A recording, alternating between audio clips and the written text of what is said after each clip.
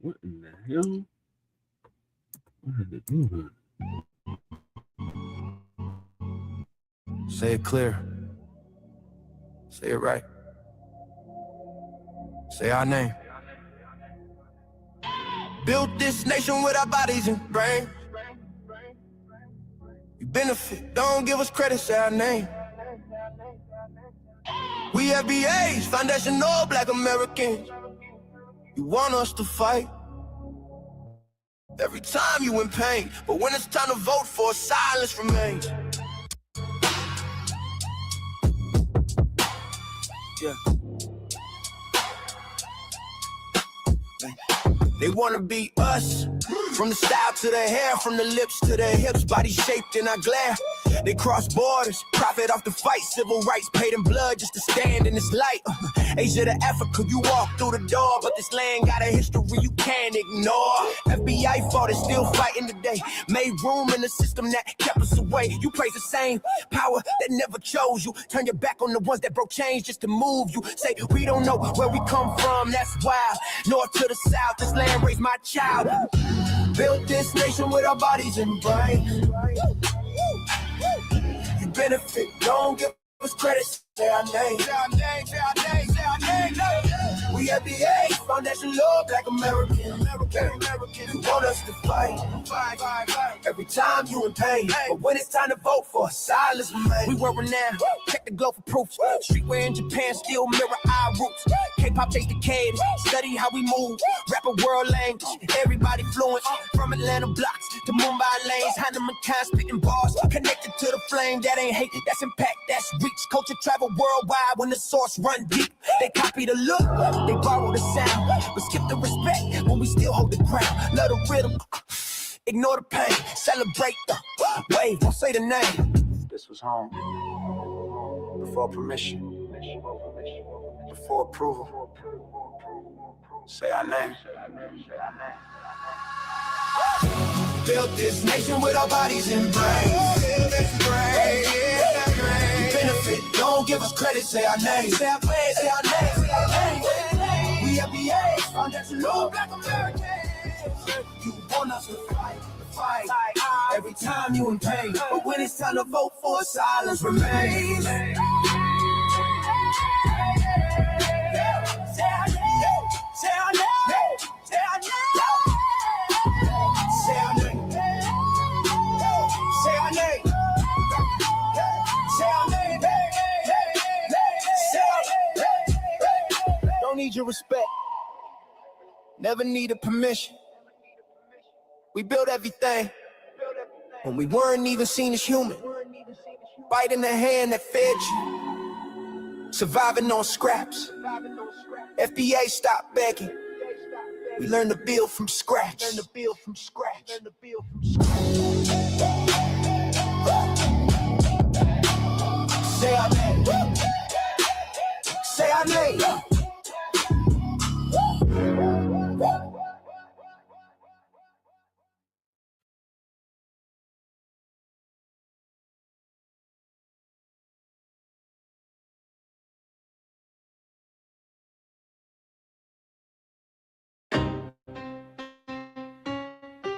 Y'all don't hear us. Pull up a seat and motherfucking listen.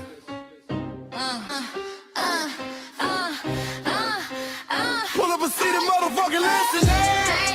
Pack your bag, time to go home. Talking crazy on our soil where our blood and bones grown. This our grind, we outside on it. While y'all fools on the outside looking, y'all show no respect to Black America, so leave. Hey. Y'all don't get it, so it's time to go home. Get the hell up out of America, take your disrespect and just fly on. Y'all don't get it, so it's time to go home. Get the hell up out of America, take your disrespect and just fly on. You landed on the tarmac, fresh off the boat, talking about building the chicken on the note. My ancestors the reason that this country even breathes. Picked the cotton, built the White House, planted the seed. Jim Crow laws, redlined the map. We was the target. You think that struggle's a costume, man? You can't mark it. We fought the wars, we bled the blood, we died for our future's chance, and you come here and give our legacy a while throwing shade on the guard. Benefit from doors we kicked down with our last breath. Now you spit on the architects who stared down death. Disrespectful, that's disrespectful, ungrateful, a slap in the face. The only people who gave a fuck. So let me show your ungrateful ass to the right place. Pack your bags, time to go home. Talking crazy on our soil where our blood and bones grown. This our ground and we outside on it. While y'all fools on the outside looking, y'all show no respect to Black America, so leave. Y'all don't get it, so it's time to go home. Get the hell up out of America, take your disrespect and just fly on. Y'all don't get it, so it's time to go home. Get the hell up out of America, take your disrespect and just fly on. Passport, the visa, the privilege to be here. Cause my grandma did march for y'all, so disappear from our land. You cosplaying our pain. Think it's a trend you can borrow, but you ain't inherit the ghosts of our sorrow. We the foundation, the bedrock, the soil, and the root. You not no branch on our tree, and unproductive people always cosplaying. Me. Talking we ain't nothing. We built this from nothing, time after time. From the beginning to now, we been the backbone and muscle. Why you look down on the struggle and cause a whole tussle? The energy style with discussing is whack. So let's make it clear, there's no turning back. This land is paid for in full. In blood, sweat, and tears, and dreams deferred. You don't get to come into a house we built from the dirt and telling Black America y'all ain't worth nothing. That's a violation. Facts. Pack your bags, time to go home. It's our soil on our soil where our blood and bones grown. Show respect, this our ground. Y'all just tenants on a leash. Or get the step. Show no respect to Black America, so leave. Don't get it, so it's time to go home. Get the hell up out of America, taking your business, I can just fly on. Don't get it, so it's time to go home. Get the hell up out of America, taking your business, I can just fly on. Yeah, fly little birdies. Fly on back to where you came from. This ain't for you. The sail is sacred. We said what we said. It's time For y'all to go home. So fly a little birdies fly. So fly a little birdies fly. So fly a little birdies fly. Fly far, far away from here. So fly a little birdies fly. So fly a little birdies fly. So fly a little birdies fly. Fly far, far away from here. So fly a little birdies fly. So fly a little birdies fly. So fly a little birdies fly. Fly far, far away from here. So fly a little birdies fly. So fly a little birdies fly. So fly a little birdies fly. Fly far, far away from here. Bye bye, little birds.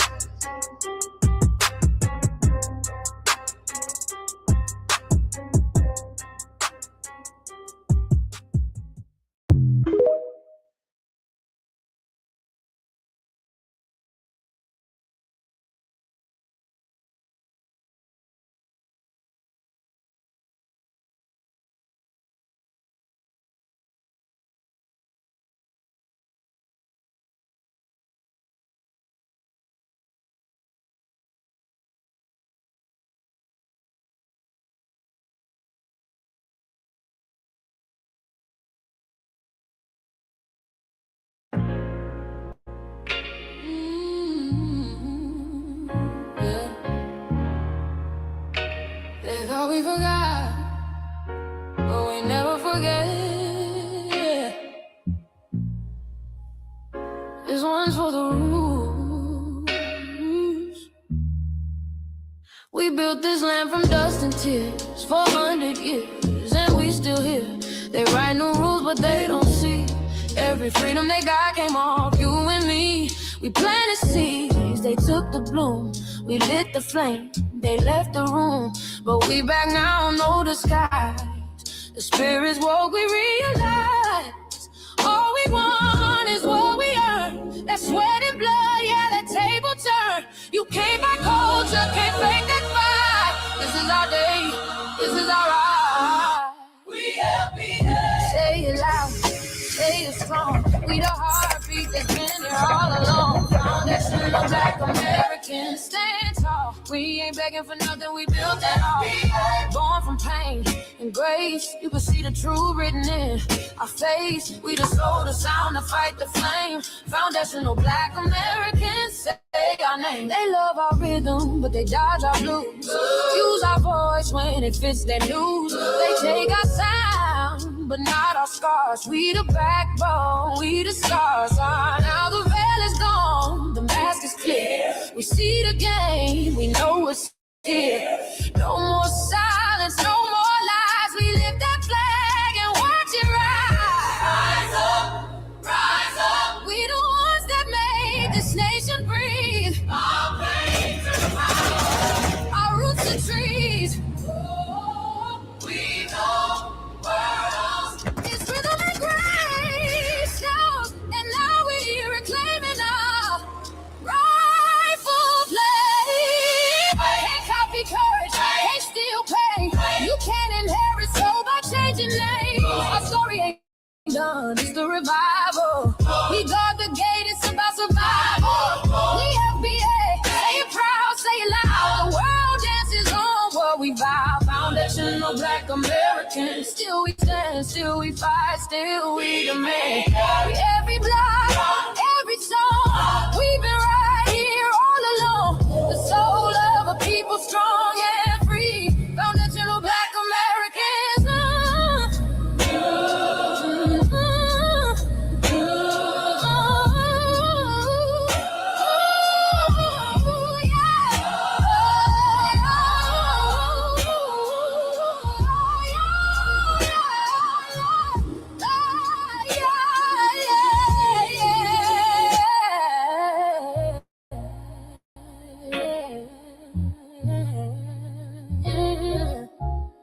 We the first, we the root, we the fire. Still rising, still here. Foundational Black American. We set the tone and they copy the cadence. Dance to our drums and deny the foundation. Wear the style but don't honor the source. Smile in the crowd and you distance and force. Say you not us but you rap like we breathe. Take the rhythm, then fuse the receipts. I ain't mad, I'm just holding the glass. Showing the mirror, now answer it back. I ain't here to cancel nobody. Just keep it honest, keep it solid. If you eat from the table we built, don't act surprised when we guard it. Do you like that? Do you like that? When I flip your sound and I ride like that. Do you like that? Do you like that? Do you like that? Cause that's how it feel when you borrow my culture. Then act like we never mattered. Hip-hop.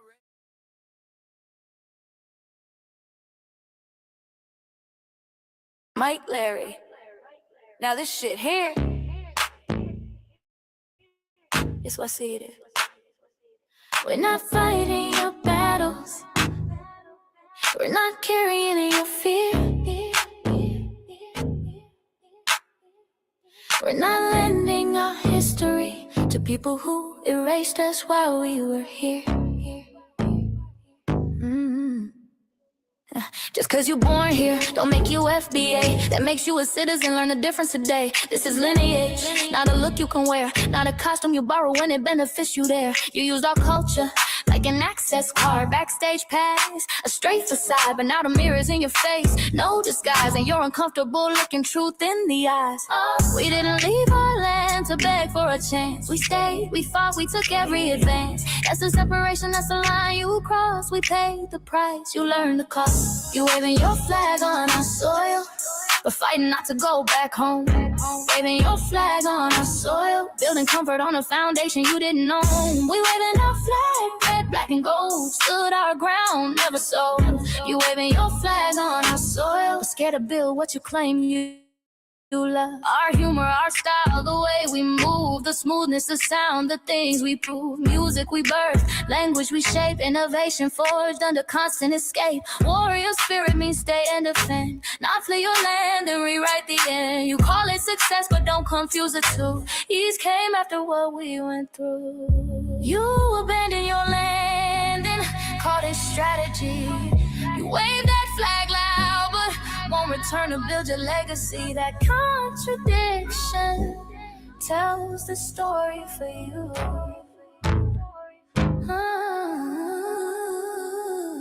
You waving your flag on our soil, we're fighting not to go back home. We waving ours where we were forged, every inch earned, every brick known. We can't be deported, and that truth changes everything. We can't be deported, and that truth changes everything. We know who we are, and now we see who you are too. Just because y'all born here doesn't make you FBA at all. It makes you an American citizen.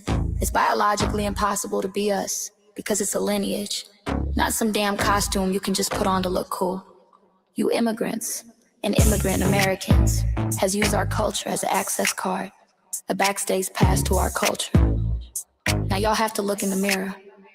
Our sense of humor, the aesthetics, mannerisms, the style of dress, the smoothness, the creativity, our genres of music, innovativeness, our slang, our warrior spirit by staying on our homeland and fighting and not fleeing to somebody else's land to beg for a better life and shit on the very people who fought to have us there. That's who we are. And we know who the hell y'all are waving your flag on our soil and fighting to make sure y'all don't go back.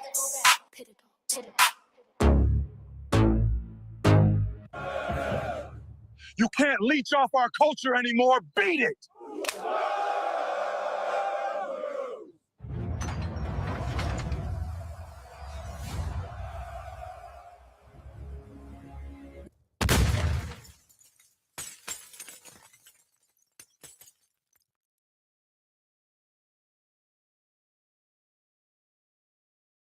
Mike Larry, man, you did it again. We really making history. Let's go. Do you like that? Do you like that? Flip your sound, how you like that? Do you like that? Do you like that? Say it loud, don't walk it back. Do you like that? Do you like that? You grew up mimicking us, now y'all switch it up. Turn the carbon copy, y'all ain't black, what the fuck? It's funny y'all connecting to our culture like it's Wi-Fi. Surfing on our waves of our culture, no more agua. Still in my culture for all these years. Look how time flies, all these colonizers in disguise. Y'all hate, y'all still hate us outside. Study dope, vampires. It's the blood of our guilt. They copy the flavor, sip the juice. Love the results, hate the truth. Who?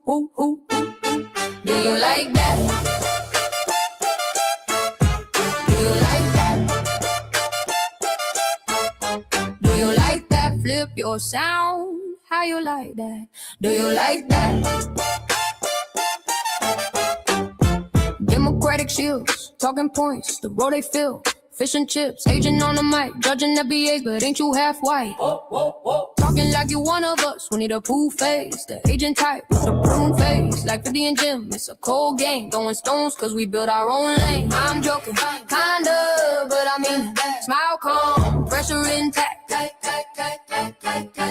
Y'all proud where y'all from, where they flag, beat they drum. But when it's us, tone switch fast, same pride, but it's too much. FBA pride, lineage solid. You can't put this on, can't try it on. Built here, stayed and fought. That's the difference. That's the car. Do you like that? Do you like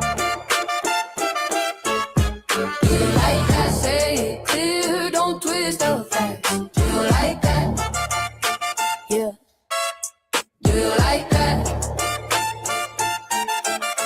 Do you like that? Point made. No edit. No care.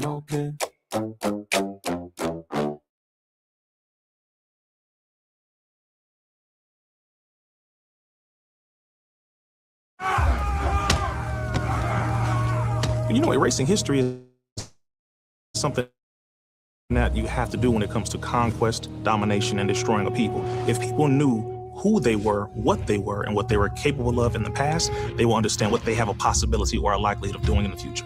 Foundation of Black Americans, we've always had a culture of resistance. We cultivated a culture of resistance on this land, and we've been resisting ever since we've encountered European domination. But nothing was really popping in Europe until the transatlantic slave trade, and that's where they amassed a lot of wealth. One thing that I think is unique about our culture as far as how we resist, how we fight back, is just the environment we were put in from day one.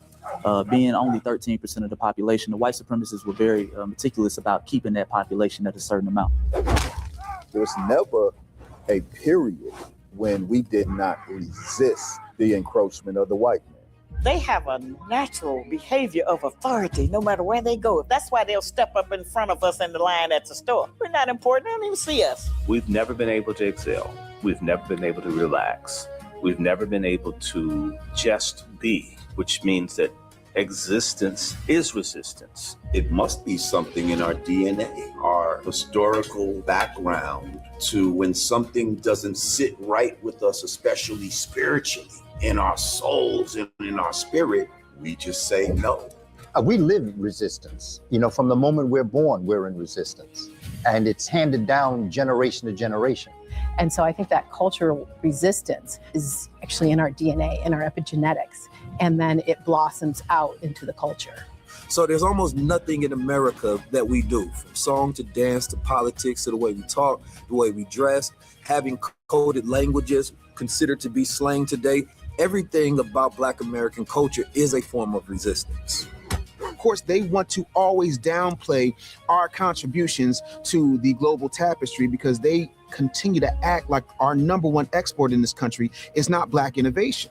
Everyone understands that our resistance has been the cornerstone of what foundational Black Americans have always done. We are the life that breathes everything into this nation. The further back you go, the further Black you go. It's just simple like that, brother.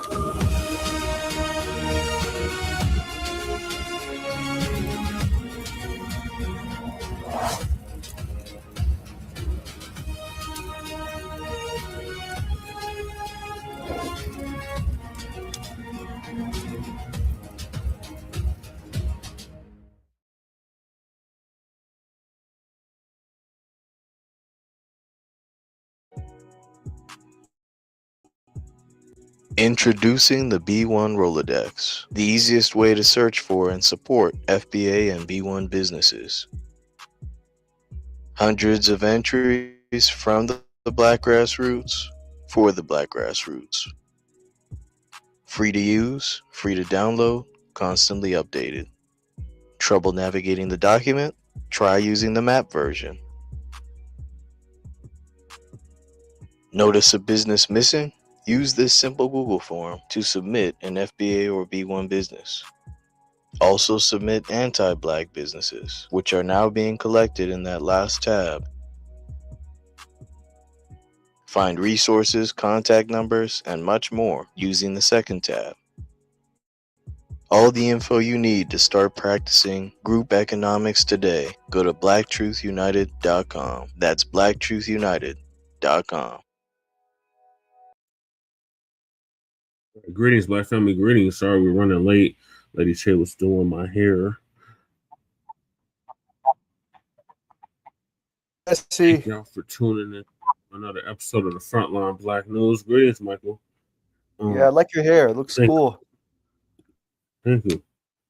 Lady Che did it. That's great. On this season 6, episode 35, or Trey 5, part 3, part Trey of the Frontline Black News, we'll be discussing several topics.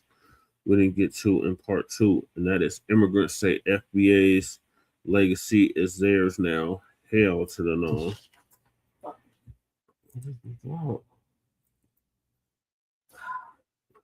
Black beauty supply owner says other groups gang up to sabotage us out of the hair industry.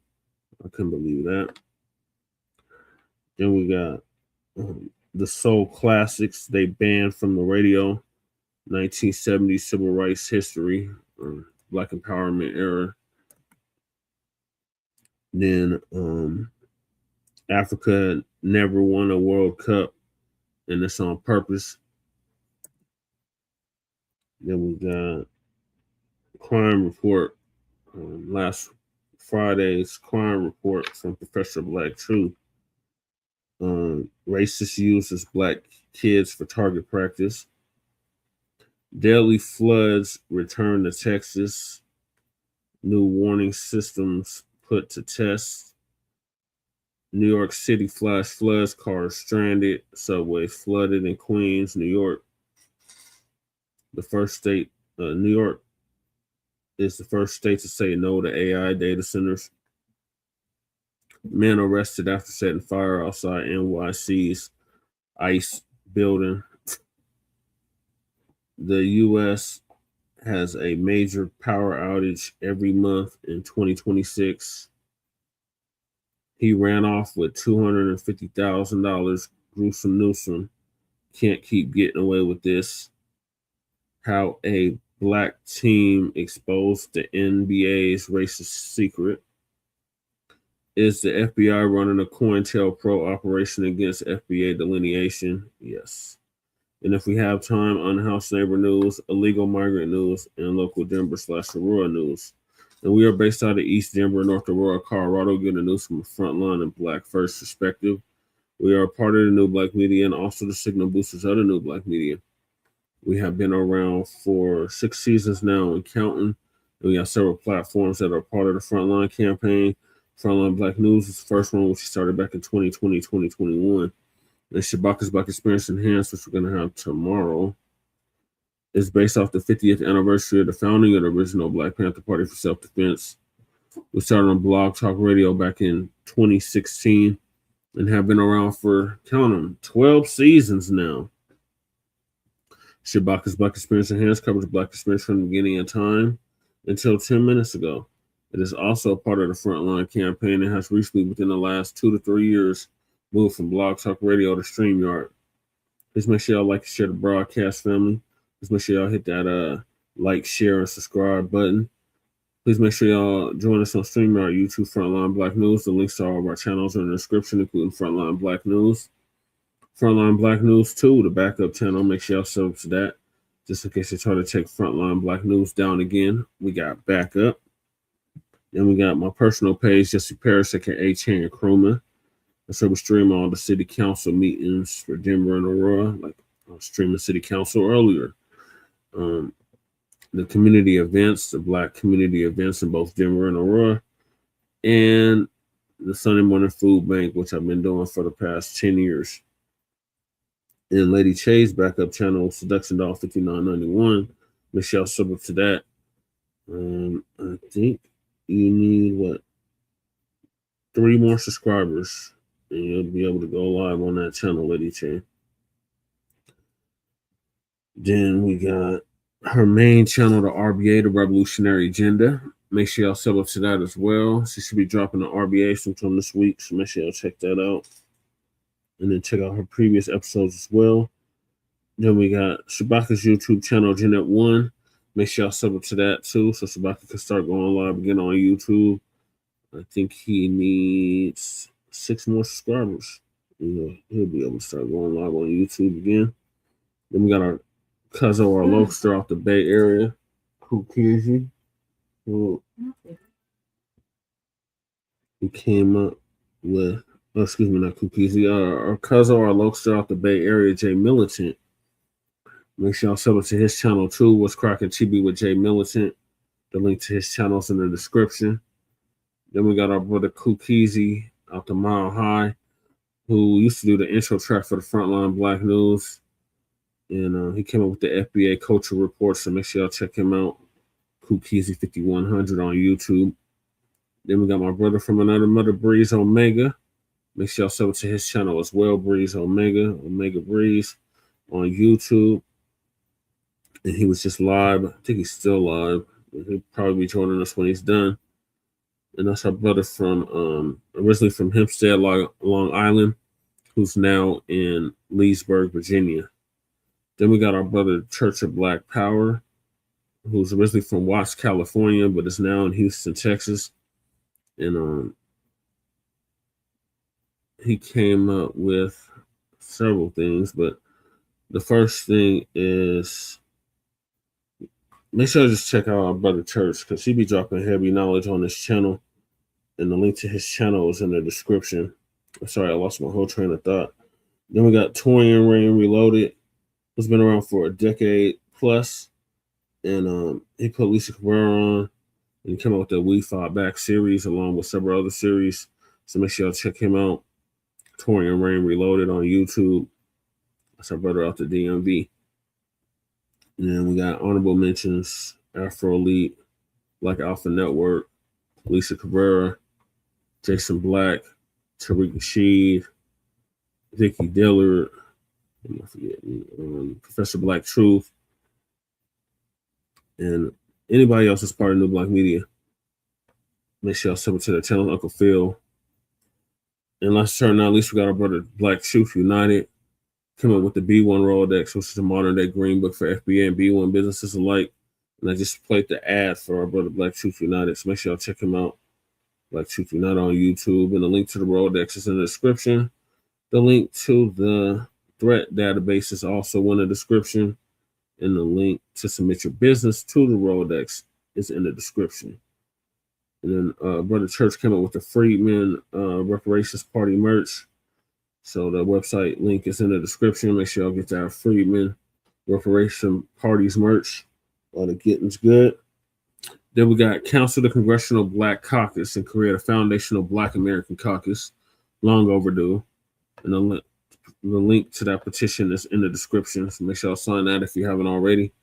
Then we got Michael's petition for Congresswoman Nikema Williams out of Georgia to introduce and fully fund the Anti-Black Hate Crimes Act now. So please make sure y'all sign that petition if you haven't already. Then we got Sister Brooke out of New York, out of Brooklyn, BK to be exact. And the link to her backup channel is in the description. And the link to her beauty care, hair care products, even melanin, is also in the description. Then we got the reparations for the Descendants of American Slaves Act. Make sure y'all sign that change.org petition if you haven't already. Then we got Lady Chase GoFundMe. Make sure y'all donate to that if you haven't already.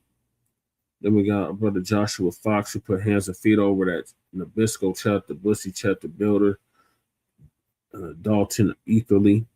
Make sure y'all sign that petition if you haven't already, or donate to that GoFundMe if you haven't already, rather. Then we got Stop Netflix from releasing the damaging docuseries about Michael Jackson. Change.org petition. Make sure y'all sign that if you haven't already. And shout out to Dr. Randy Short for putting that together.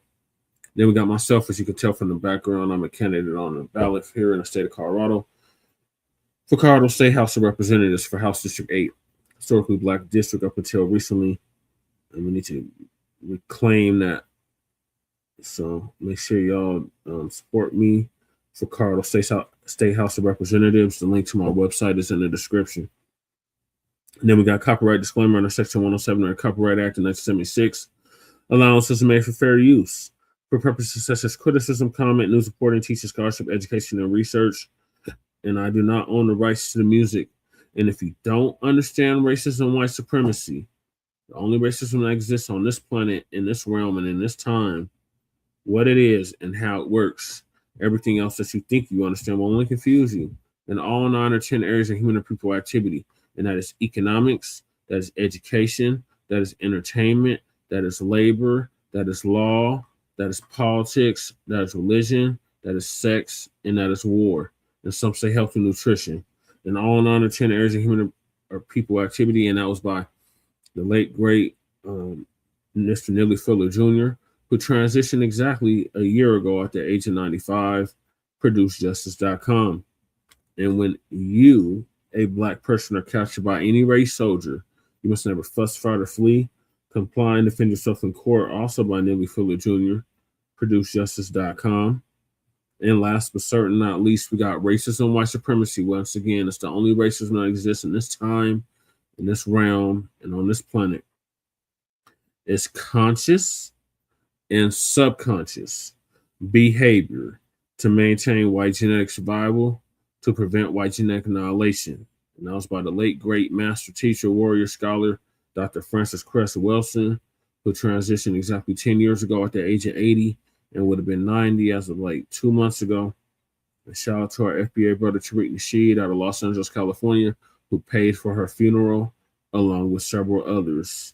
And the link to the ISIS papers, the colors, the keys to the code is in the description.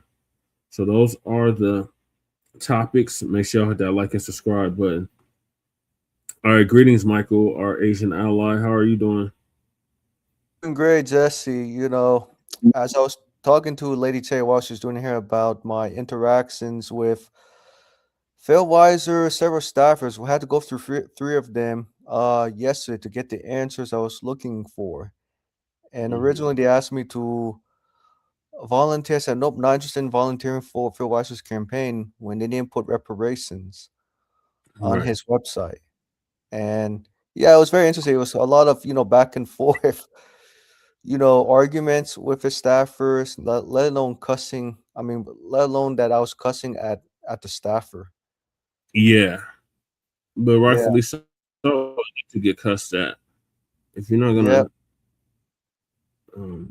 acknowledge that's owed to freedmen, then why should you get our vote?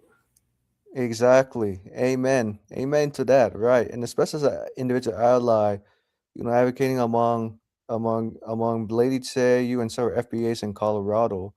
And when Phil Weiser's staffers could not even answer basic question, or they diluted to say, yeah, Phil Weiser supports reparations for Black people. In my mind, it's like, that's way too general, too diluted. It's not going to be lineage. And I had to emphasize lineage at least 3-4 times with her staffers. And right. And they don't understand that. They're still on race-based policy. Policies, right. Exactly. And then his staff who happened to be a Muslim try to dilute it and say, hey, my sister was a victim of racial discrimination. She was spared that. And I was trying to push back at the end. Unfortunately, his staffer just cut my conversation short because he knew it was getting very intense. Right. What I was yeah. Finish your thought and I get to the first topic. Yeah. Putting a lot of pressure. In other words, so I was glad I took that opportunity to take that call from his staffers, finally get the answer I was looking for. But I know that definitely is not the answers that you and Leche were not expecting. It's a marathon, not a sprint. Right. Yeah. We gonna be here. We knew that the job was gonna be like this when we took it. So, the job's gonna be dangerous when we took it. Gonna be like this, yeah. So we knew that it wasn't gonna be overnight. We knew that we were gonna have to fight our way, like with everything. Right. So we know that it's not an easy task, but it's also not one that they can just continue to shove off to the side. So, and in reality, I'm sorry, in reality, we have to keep on their helmet, or else they'll continue to just keep shoving it off to the corner. Right. Pass whatever they want to pass, and just make it an inclusive thing instead of a lineage-based thing, and will dilute the whole process. And that's not what we're here for. We're here to do a job to make it easier for, foundational Black American Democrats, freedmen, to get what they need so they can move forward. Right. Because they need it. Everybody got a representative, except for us. Right. Right. So yeah, go ahead. All right. So these damn immigrants is trying to destiny swap with us. Immigrants say FBA legacy is theirs now. Hell to the no. So Professor Black Truth gonna give us an update on that. Shout out to Professor Black Truth. If you're not subscribed to Professor Black Truth, I don't know what the hell y'all doing. He's been around for over a decade, 15 years now? Remember 20 years? He's slacking if you're not subscribed to him. He gonna give us an update on this. Family and fellow soldiers, I'm the professor, and this is the moment of truth. Talk about is nothing sacred. First, Kamala Harris decided she was going to jump on the Edmund Pettus Bridge March and the FBA history behind it in order to talk about Palestinians and to make them the focus of that day. And now we've got Somalians, Hispanics, and others who did the exact same thing this year. Back in May of this year, you had the commemoration of Bloody Sunday, marking the march across the Edmund Pettus Bridge, you know, the one that resulted in white supremacist police, as if there's any other kind, who assaulted the demonstrators. Now remember, after that incident, the civil rights activists made it a point to not just complete that march, but to repeat it every single year on that day. Now, that is something that I can actually support and get behind, because I like the idea of taking this event and rubbing those white supremacist faces in it every single year. The white supremacists need to be humiliated and demoralized on a regular basis. And that's what reacting the Edmund Pettus Bridge March does. It humiliates them. I can get behind that. Unfortunately, the demonstrators also allowed the Democrats to participate in this, even though you had a number of Democrats who were supporting segregation and all the rest of it hard as hell back in the day. And the event has hence been bastardized into nothing more than a cheap photo op for the DNC and a chance for the Democrats to promote and magnify the importance of literally every non-Black constituency imaginable and to make the day all about them, even though that march had nothing to do with these other groups. The people who marched on the Edmund Pettus Bridge and were violently assaulted for doing so, they were doing it for the rights and empowerment of Black Americans. You ain't gotta like to hear that, but that's a fact. They weren't out there for everybody under the sun. They weren't out there for immigration. They weren't out there for LGBT anything. They weren't out there for abortion, the Democrats' pet issues. And yet, the Democrats today, they make it a point that every time that they're allowed to participate in this commemoration march, the first thing they do is to talk about everybody else. They make it all about everyone except for Black people. And this is no accident. There's been a political agenda and plan by the Democrats in place that they were going to be subverting and ultimately replacing foundational Black Americans with some other constituency. That hasn't panned out because their attempts to appeal to the right of center white voters hasn't exactly worked. And their attempts to try to cobble together some Frankenstein monster of a constituency from all these other groups hasn't panned out either. But they've made it clear that's what they want to do. And it's ultimately about trying to make sure that our demands are drowned out and they hope eliminated. And that's why there's been this ongoing effort to hijack the milestones of foundational Black American protests and to graft every other group and interest on top of it. The video you've been watching was posted by a Somalian tether named Jamal Osman. He's a member of the Minneapolis City Council, and not surprisingly, he's done less than nothing for foundational Black Americans. But here he is trying to hijack our history and our legacy to try to get some of the heat off of himself and his friends running those scam so-called daycare centers in Minneapolis. This is all about him trying to protect and promote his own interest at the expense of ours. And he has the nerve to claim that this is honoring the civil rights legacy. This man was born in Somalia. His folks weren't even here until a few years ago. He's trying to graft himself onto a movement that his people, by the way, would spit on and have done so for generations here. Immigrants carrying the legacy of the civil rights movement. You had these immigrant groups like these Hispanic organizations who were not at all supporting the civil rights movement. They were still trying to get white America to give them their status as white. That's what they were doing. And as for Black immigrants, they made it a point to say that racism doesn't exist. Remember that? They were the main ones who said that because they got a job or they got some government benefits program, that proved that America's not racist. That's what the African and Caribbean immigrants were doing. That's what people like this Osman's folks were doing. Morons like Myron Gaines said that they leapfrogged over us in one generation. Not true, but that's the way that they choose to tell the story. So to them, they're showing that that's the proof, as they see it, that Black deprivation is simply Black America's fault. What they're really doing is they're auditioning for a comfortable place under white supremacy, and now they're finding out there's no such thing. The Somalians weren't the only ones out there, though. They had Latino immigrants and others out there with them.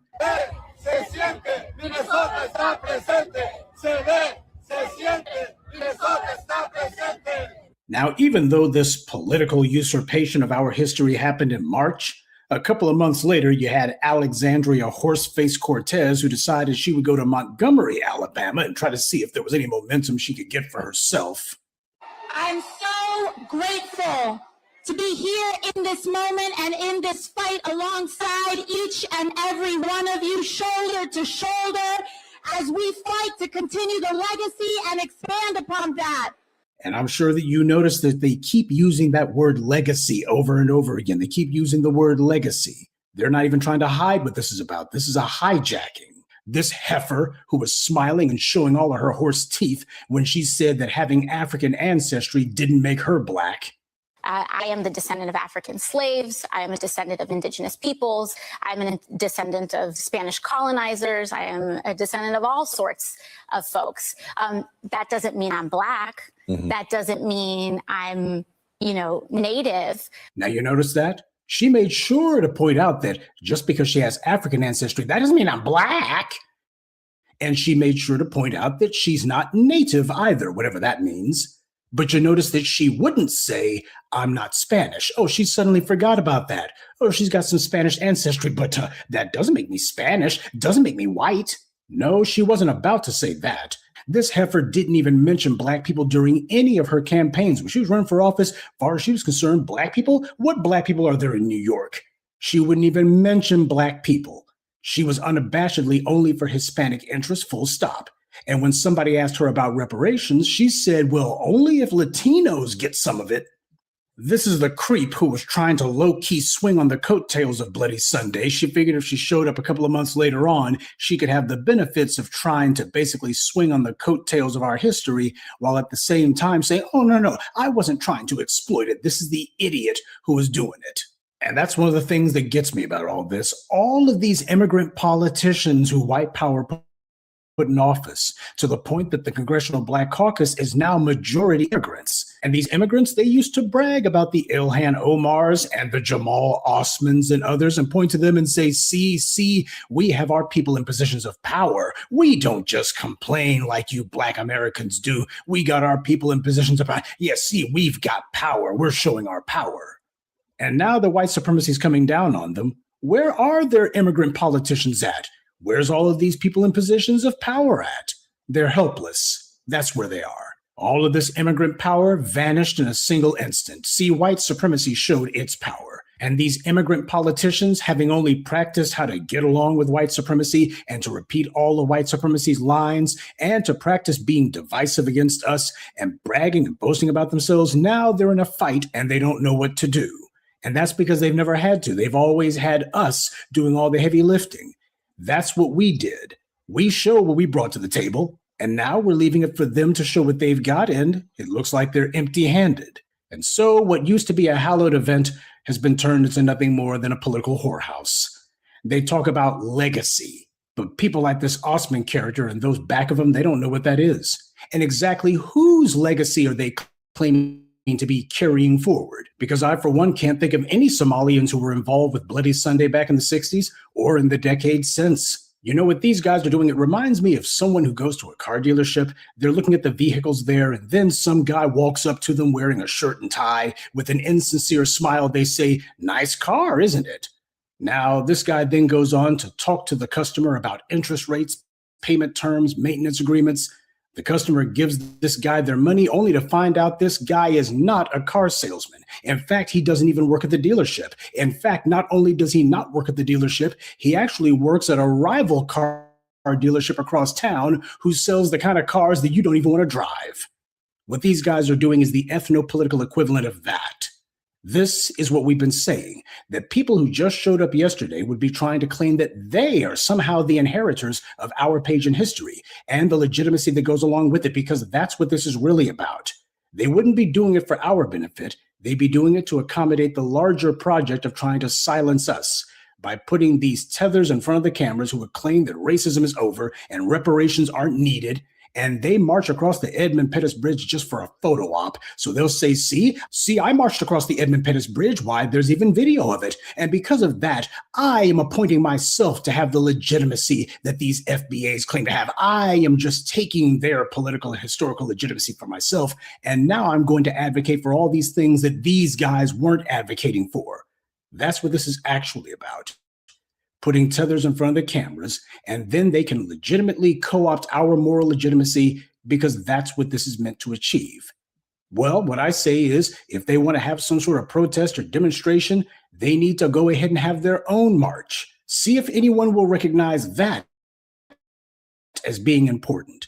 They're trying to hijack our legacy when they need to be building their own, because these are the same people who reminded Black Americans every day that we shouldn't be trying to claim any connection to Africa because we're not Africans. Why, Black Americans don't even know where in Africa their ancestors were abducted from. Remember that? They made it crystal clear that if we called ourselves imitating any aspect of Africa, be it African dress, African dance, or African music, why, that was illegitimate. And yet, here they are, here, imitating us, singing our songs, literally doing reenactments of our historical events, and literally laying claim to our legacy. And speaking of people desperately looking for a legacy, Yusuf Jackson, one of Messy Jesse's kids, was following in his father's footsteps, trying to get a photo op, so he was engaged in that stunt too. Keep hope alive! Keep hope alive! Somebody! Somebody! Somebody! I am a somebody. I don't rightly know who the hell I am, but I am somebody.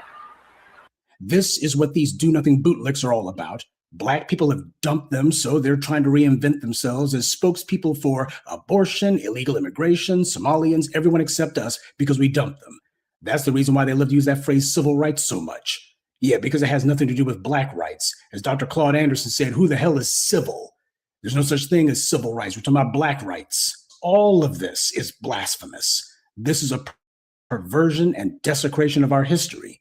And you have white Democrats who are the ringleaders of this circus. These are the people, the exact same people who have told us for generations that they're not Black Americans.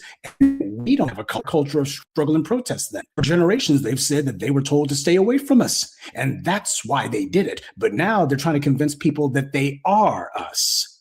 I don't get it. Whatever happened to Black Americans don't have any culture? Whatever happened to they can't identify with Black Americans because their experience was just so different from ours? Whatever happened to racism doesn't exist because I got a job with the city, or we work harder than you Black Americans. We have a culture of resistance and protest. One's tried to copy, and you got these guys literally cosplaying as us. They're saying that they are us, that they are appointing themselves the inheritors of our legacy. People who up until this year were trashing us every chance they got. The only support they have are from corrupt and crumbling boule bootlicks, scumbag opportunists, and some civil rights retreads. That's not much of a political coalition, and that's the reason why they don't have any traction. So no, neither the Edmund Pettus Bridge commemoration nor any other historical act and accomplishment of the FBA lineage should ever be infringed upon. Our struggle and the heroism that undergirded it is being hijacked by people who have called us every name in the book, who threw every insult they could at us and smiled while they were doing it.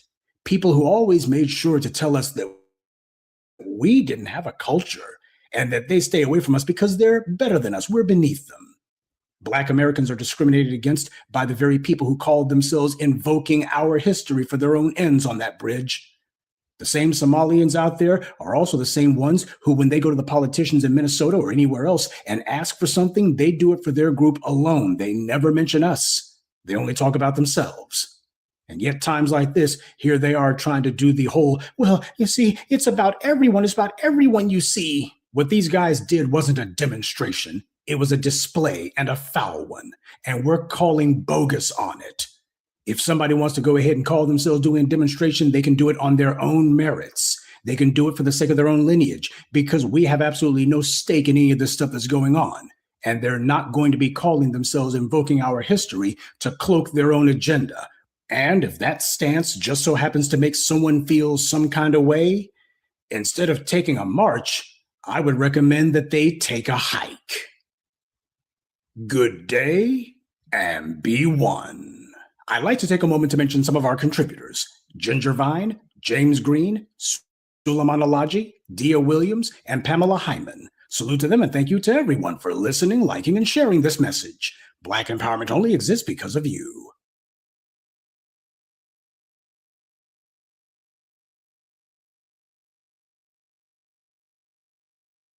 Right on, Professor. Yep, the professor makes a great point, especially when AOC said, or she said, identify as African slaves. Okay, but then AOC contradicted that. She said that she's not black. I'm like, AOC, pick one, and then Black. Right, and then Professor Truth said that okay, AOC did not want to mention about her Hispanic heritage or ethnic identity, and just pretty much pandering, to FBA voters, especially on the Pettis Bridge. If I remember correctly, the Pettis Bridge in Georgia, right? No, Alabama. I mean, sorry, Alabama, right?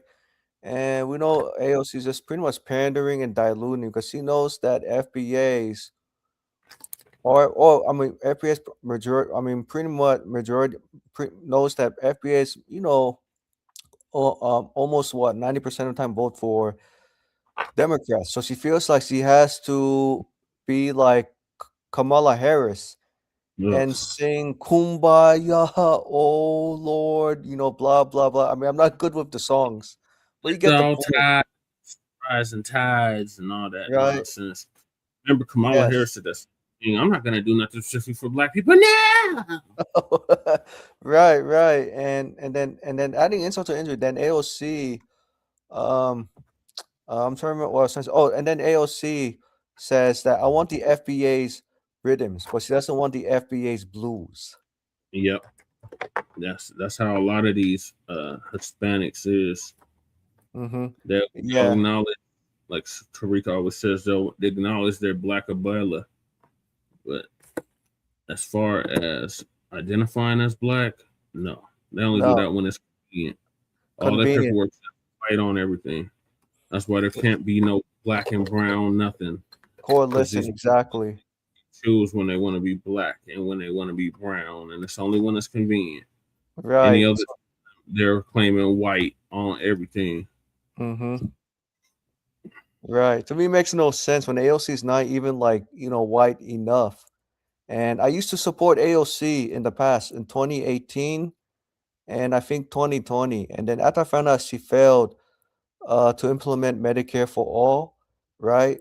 That was a deal done. That was a deal that was done. I was pretty much done with it. Then when she diluted reparations, I was like, yeah, I was completely done with her 100%.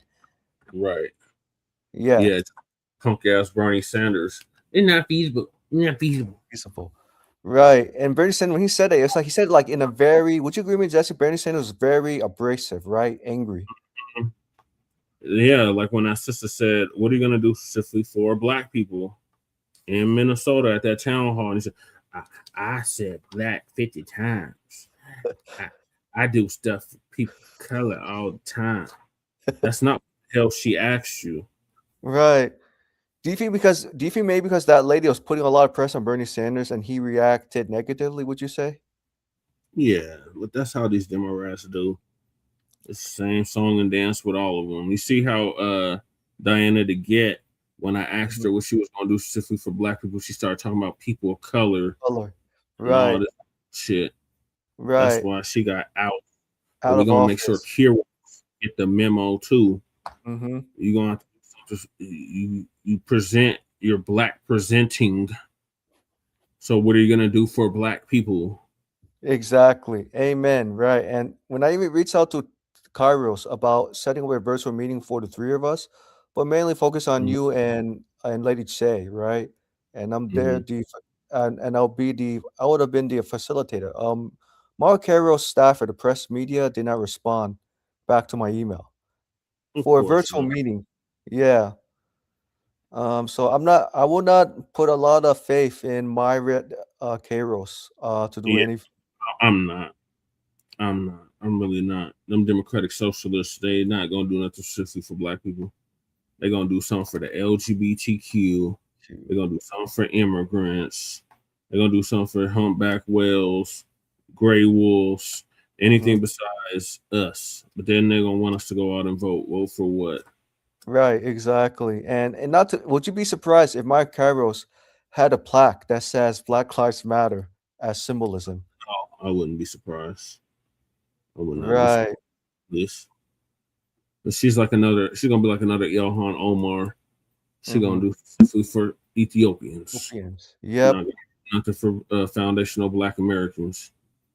Exactly. And this is where I think Philip Scott sometimes fall for the okie dokie trick when he sees Mike Kairos's profile. Mm-hmm. Because I know Philip Scott traveled to Ethiopia several times, and I know that he definitely needs to be very careful how he pokes the polar bear, especially on Myriad Kairos. Yeah. Yeah, anything you had to say to Philip Scott? Because I know Philip Scott loves Ethiopia so much. All skin folk ain't kin folk. And that brought us another damn Ilhan Omar. But who the hell was stomping like this for FBAs? Right. Like no one. I mean, outside of me as an individual ally. And outside of me and Lady Che, nobody. Nobody. Yeah, exactly. And this is my message to allies. I know some allies are watching, and I'll say this to them, especially the individual allies. Asian and Hispanics and white people who claim to be progressives, if you're really concerned about being an ally doesn't just talk the talk, they walk the walk. That's They right. show up meetings as much as possible. They put pressure on legislators. Try to assist FBAs getting reparations at various levels of government, local, state, or federal, and making sure as allies they got to continue to study and study to be effective, and also have direct remedies, and also keep changing talking points until reparations come through. Like what I learned from Carolyn Essex. Carolyn Essex said to me, when a staffer for political candidate says, "Hey, this state's diverse," the question or the pushback used to come away is the Constitution diverse? Just because the state or says diverse doesn't mean the Constitution is diverse. Exactly. Yeah, so this is something to remember. Well, I mean, it's option for you, Jesse, but something as a suggestion I learned from Carolyn Essex when she's doing the work for reparations at the state level. Yeah. And saying it like reparations as a stimulus, because that's something I think most politicians like about, especially when it comes to money. Because when we at so many meetings we went to, right, we talk about the moral perspective of space cost paying reparations. Yeah. But Yeah, it's a debt that's owed. Oh, exactly. Debt is owed, and Carolyn Essex said to me, reparations are not about charity, it's a debt. It's a legal obligation, like a Right. legal remedy. Mm-hmm. That's how she told me to reinforce it. And to all of us. Yeah, For allies and FBAs. She's right. Yep, for the next meeting, especially this meeting coming up this Thursday with U.S. Senator Maria Cantwell, and the next meeting on July 30th with Congresswoman Nakima Williams staffers. And I think you and Lady Che and Sarah FBAs can definitely relate to Nakima staffers. I think they're going to be FBA or appear to be FBA. So that'll be a perfect opportunity to put a lot of pressure on Nakima staffers. That's now tomorrow because it's Tuesday now. So Right. that's the meeting tomorrow at noon my time. Oh, right. So with the Delaware candidate, right, running for House District, that's Wednesday, 2 p.m. For you'll be, I think, 2 hours at 12 p.m. Mountain Standard, and then Thursday, with U.S. Senator Maria Cantwell will be 2 p.m. Eastern Standard Time for you. For you guys, I think it'll be 12. Yes. Okay. And how long is that meeting supposed to be? 30 minutes. And I emailed you the one-page policy brief and the Senate Bill 40. a commission to study reparations. However, I made a brief about amending the S40 and putting transparent reparations forward. Right. Like Okay. a committed, in other words, like getting the senator to commit and co-sponsor the SR40, but amend it at the same time. And that's it's gonna be on Zoom, right? Yep, Zoom. Yeah, Microsoft Teams. Or on Teams. Okay. Yep. And I also emailed you and several FBAs the S40, Senate Bill S40, Senate Bill 40. Okay. Yep. All right, thank you for that, Michael. I'm gonna move to the next topic unless Lady Shay got something to add. No, I'm just tired of everybody using the civil rights movements like it's easy, like for to push everything. They use our leaders. I don't feel great about our leaders. I'm not gonna lie. I'm like, I'm disappointed. You know what I mean? Yeah. Like for example, Martin Luther King, pick certain speeches, let's certain here, Jesse Jackson, whatever, you know what I mean? Just to prove their point. They use certain empowerment moments that FBA fought in or whatever to push their propaganda. They do it with everybody, with everything from Palestine to LGBTQ to migrants to whatever, you know? And it's really shitty because they don't give a good goddamn about foundational Black American treatment, but they do like utilizing whatever pieces are convenient to push their propaganda. That's what's upsetting me. Right. That's what upsets me as well. That's what I had to go off. I've been going off for the past 3 weeks at City Council about this shit. I remember when you and Lady Say were effective and very firm, especially when you mentioned about Juneteenth, right? Saying that the City Council likes to celebrate, like what is it? Pride. Sing Black people's rhythms, but not sing the blues. Yeah. And you guys got did a good job. 2 Black people on the council with their LGBTQ first. Right. Which meant for dilution and yeah. That the LGBTQ issue, to be honest, I think that your city council member who's Black, let the white people fight for LGBTQ. Right. That's what we trying to stress to them, but they don't get it. Right. No, you're Black first. Before LGBTQ, exactly. And have you noticed too, Jesse? I noticed that. Have you noticed the white liberals? They always put a lot of pressure on Black people to fight for LGBTQ, fight for people with disabilities. I never see white people ever fight for their own. Have you noticed? Yes. I I mean, definitely it's know. frustrating for FBAs because FBA's like, hey, we're trying to feed our own people. Right. And how can we, if we're struggling to fight for other groups of people, why would you think that we're barely supporting our own? And the shit that irritates the hell out of me is when they try to equate their struggle, quote unquote, with our struggle. That grinds my gears. It irritates the hell out of me. Right. Have you tried to use the F word on them as a way to get them to like back off? In the past, yes. Wait, what do you mean the past, but not in the present? Because that's considered a hate crime now. Really? In Colorado? Yeah, if you call them that, they'll consider it a hate crime. Oh my gosh, that's crazy. That is anything, or even if we make reference to anything salacious like that, it's considered a hate crime. Wow. That is crazy because Colorado is not as liberal as California. It's not far behind. Wow, that's my God, that's crazy. Even like the Trump supporters, they don't get charged with a hate crime. Anyway, right. You mean there's plenty of ways to destroy an agenda without going to that level. You know, like it's a very ugly thing to say. You know, it's like very classist. I mean I can speak from experience. You know what I mean? I said it one time out of my mouth when I was very little to a family member, because they kept messing with me and it just slipped out, right? And I never recovered for it. I never forgave myself because that relative passed away. like a little after that. You know what I mean? I felt like I was just being like, I don't know, the situation just was something I couldn't physically handle. It slipped up. But it was a family member that I loved dearly. And no matter how many times I apologized immediately or whatever, because I couldn't believe I even did that.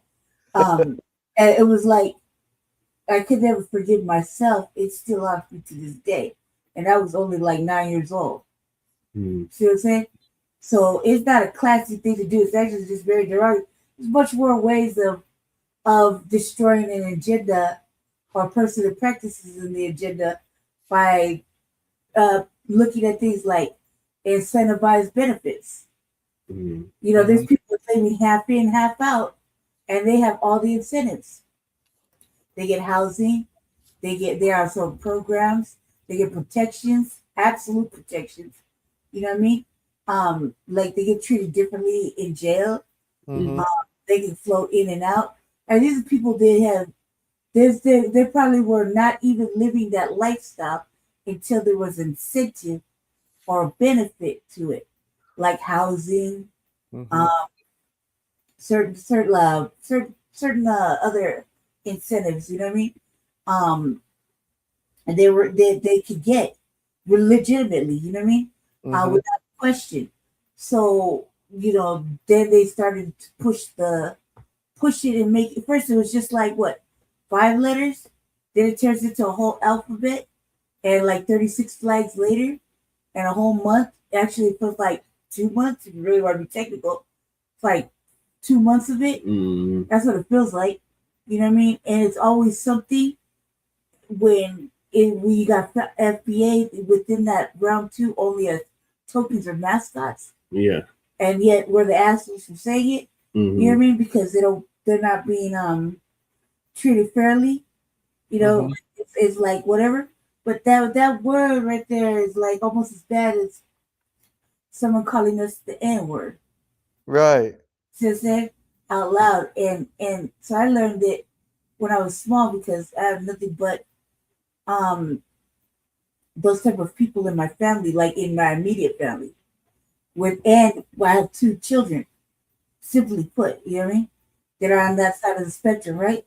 Yeah. So they're talking about immediate family and then bred 2 children. I don't know what the fuck that's about. However, I do know this, that this a classless thing to do. It's not even like an attractive win. It's a very low, very low blow. You know what I mean? And there's no recovery from it. It's just as bad as saying the N word, to somebody. You know you shouldn't. You know what I mean? Right. It definitely has its own characteristics. The thing that bothers me the most about it is that it was prophesized. It was like a pushed agenda for the last 31 years to take heterosexuals and turn them into the opposite. This goes all the way back to 1973. Which is that's what I'm talking about. That's longer than 31 years. You know what I mean, cuz come on years. now. Don't ask me shit if you're not gonna react like this. That's like 51 years. Okay, fucking 51 years. That's been a plan, right? So now you've got all these men. If you look at 2026, I shouldn't be confused on what side of the spectrum you are. But I'm not confused because you got a whole beard and mustache, and yet you wearing dresses and talking about things that women probably talk about. It's very disturbing. I don't know how to treat you. Because a woman's a man and man's a woman. Yeah, the mustache and the beard and the deep voice is really throwing me off. So, and I'm an asshole for saying that, right? No, you're not, Lady Tay, because I'm not confused. I'm like, it's very clear when I was young in the 80s. You were either this, that, and there was no in between. You dressed up for money on the weekends, to entertain at the clubs that were specific for that type of shit. You know what I mean? You didn't push your shit onto nobody else. You didn't force anybody else to go along with your program. You just did you with your friends and family, and everybody knew. And they didn't know but they sure as fuck weren't shocked when they found out, right? Mhm. But you weren't walking around with a full motherfucking beard, a lace front, and a mini skirt with a deep ass voice. You Like were a man, right? You were living that life for. There was people that were living as, like, say for example, that body dysmorphia shit. They were living their life, if they were a man, as a whole woman. You could never tell because they did everything like a woman. They dressed like a woman. They lived like, slept like a woman. They took their care. They took their medicine. They did all this extra shit. You would never be able to tell that they were anything but a woman. Right. Woman being a man, you would never be able to tell. And now, now you don't even have. Man, me and Jesse go on the bus and shit, and I'll be like, "That's a man, cuz." Wait, Yeah. Because Lady other J. people, it's me. What? I can't deal with it. Go ahead. Yeah, but how could you tell? Lady J, how could you tell that person was a man on the bus? I could never tell. I'm a real woman, and real women can sense other natural women. It's just like we just walk past each other. Like, yeah, that's a woman. And when we walk past something like a man in a dress or a man who's, a man's cosplay, it's a different type of masculine. It versus, a women carry divine, feminine, and masculine, right? But this is a masculine essence, right? Right. So it's like I would say for entertainment purposes. However, I can feel it, I can sense it. Any real woman, a natural woman, can sense where they're in the presence of a man, regardless. No matter what you do, at the end of the day, you're still a man. Right. Doesn't matter how you feel. The universe don't make mistakes. You came in this world with a fucking swiller. That's who you are. Exactly. No matter where you stick it, tuck it, cut it, whatever, it don't matter. Because we can sense, by naturally, we can sense we're in the presence of a man. Right. Right.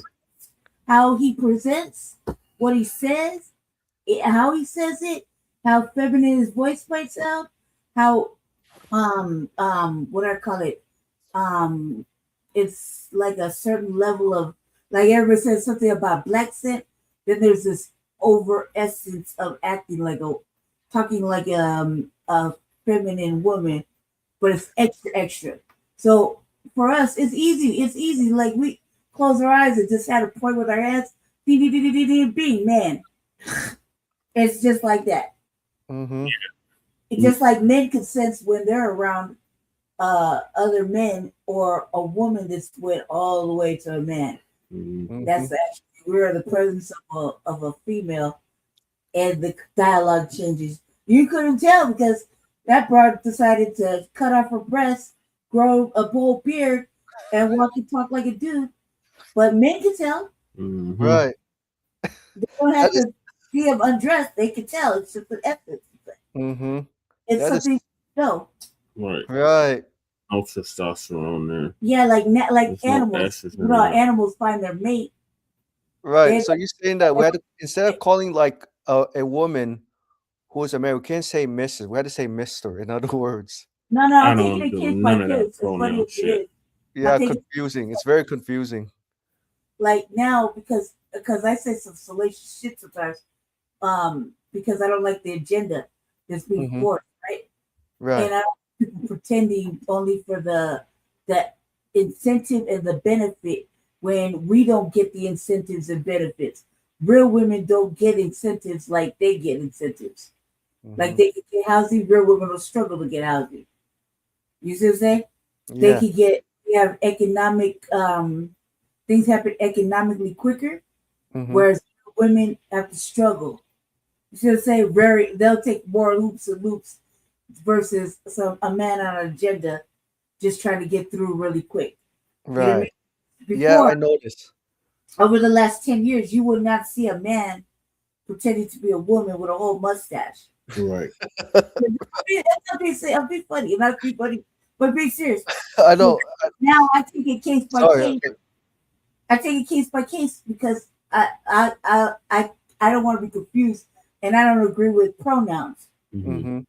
If you don't look, my name is Miss Brandy Marie Espinosa, or Miss Brandy Marie Majors, whatever, right? So it's Miss, okay? I don't have to tell you what it is. You can look at me and say I'm a whole woman. Right. That's why I identify as one. Right. That's stupid.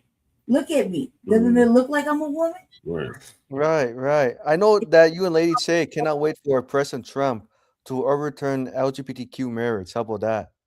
No, because I have family that got married and love each other. You know, there's people Wait. Lady Che, hold on. You telling me that you know someone who's gay? Oh, I didn't realize. Sorry. I have a very immediate family, and I gave birth to 2 gay children. Oh, okay. I just thought that maybe you and Lady Che would be excited for Trump to overturn gay marriage. And That because I gave I knew my children, my first and the last one, were going to be gay. That's not an issue to me. I come from a mother that was my mother, my villain, my mother's, and I had gay uncles, right? So that's not a trip. It's not a trip for me because I understand they raised me, so I understand what happened. I'm not even tripping on any of that. What I'm upset about is the cosplay. right, cosplay. I see. Okay. None of my immediate family or my children that I had brought into the world that are grown now are cosplaying another gender. Mm-hmm. Just gay. Right, because your uncle, Lady Che, Donovan Sadiq says, Trump, go ahead, overturn same-sex marriage. No, I think that hey, look, we shouldn't judge anybody who loves whatever. Just because we Right. don't think it's not for us, that just means it's not for us.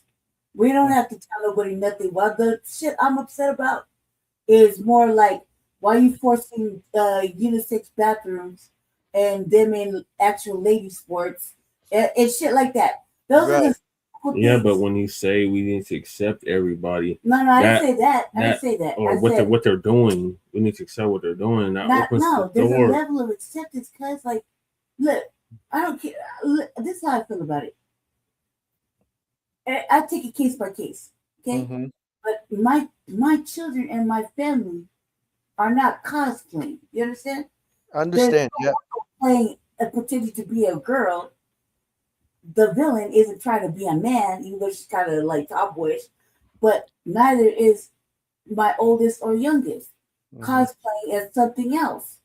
They are strictly just gay. That's it. That's all. Right. Right? They're not doing anything different. They live regular lives. You wouldn't even know unless they told you. Mm-hmm. Right. I see. Right. I understand. Now it's clear. But I'm just for Donovan Sadiq, your uncle, right? Dimitri K. Donovan's like, go ahead, Trump. I don't care what you do. Go ahead to overturn everything so that we can go back to the 1950s, 1800s when there was no, gay people. There's no such thing as gay marriage. That's what Donovan Sadiq wants. Well, there wasn't, but people were hiding. People weren't able to live like that. The problem is the cosplaying, Cosplaying. the force shit onto the public, then creating a hate crime based on nothing. That's the problem. That's the problem. That's Right. to do with anything else. It's the cosplay because it comes with incentives. It's not like you're doing a show on the weekends. You know what I mean? No, you're actively cosplaying, and then you want us to address you by the way you look, and that's different. But if you get the wrong pronouns wrong, you're committing a hate crime, and that's wrong too. See, it's saying when all it is look, I'm confused. If the jail is confused, I'm confused. Right. Me too. I will be confused as well. Right. Of course. Yeah, that's natural. Just tell me what look. What is your name? Cuz that's it. You know, like don't confuse me. Just that's it. I just try to get through the motherfucking afternoon. I'm not trying to set your balance.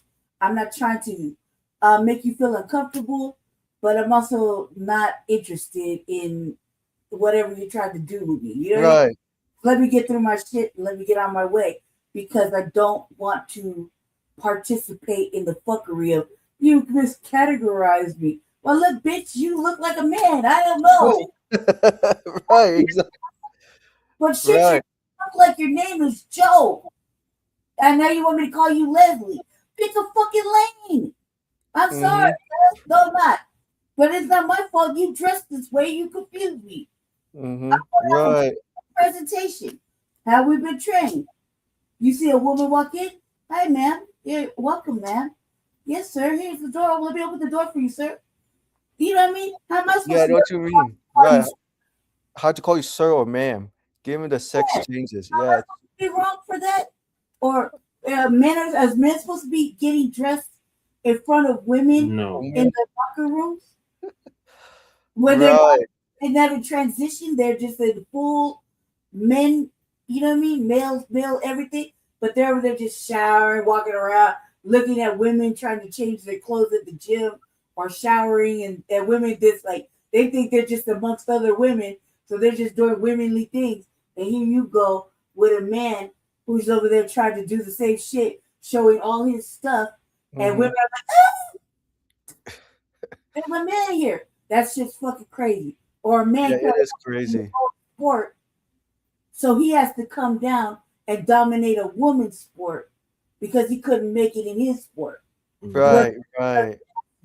Right? Or what the fuck is a man doing in a beauty pageant? Right. Exactly. Right. Beauty pageant. When I was a little girl, we used to watch beauty pageants with my father. Right? And they come out Miss America, Miss Universe, right? And all the ladies come out and they have they do their little dresses and bathing suit things, right? There was the first year they had a man in pageantry, right? And they were forced to give him the win.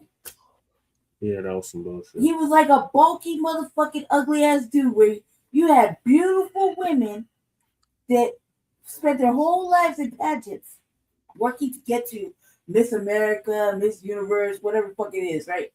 And then you got this man, a boxy ass man who tucks the tapes, right?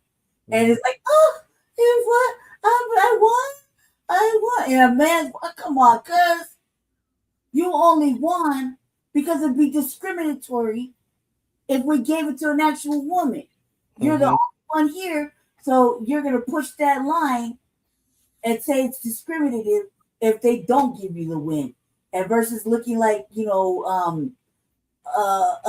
what is it called? Not inclusive. Yeah. Not inclusive.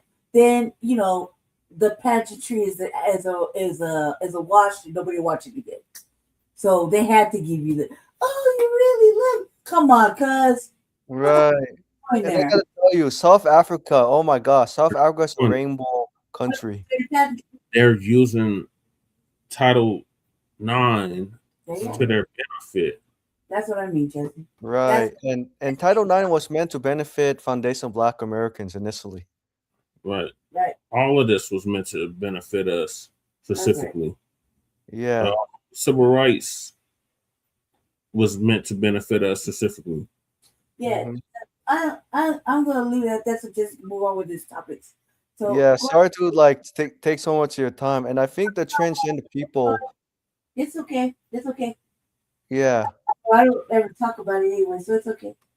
Let's move forward though. Yeah, let's move forward. Yeah. Yeah, so moving on. Black beauty supply owner says other groups gang up to sabotage us out of the hair industry. So Phil will give us an update on that.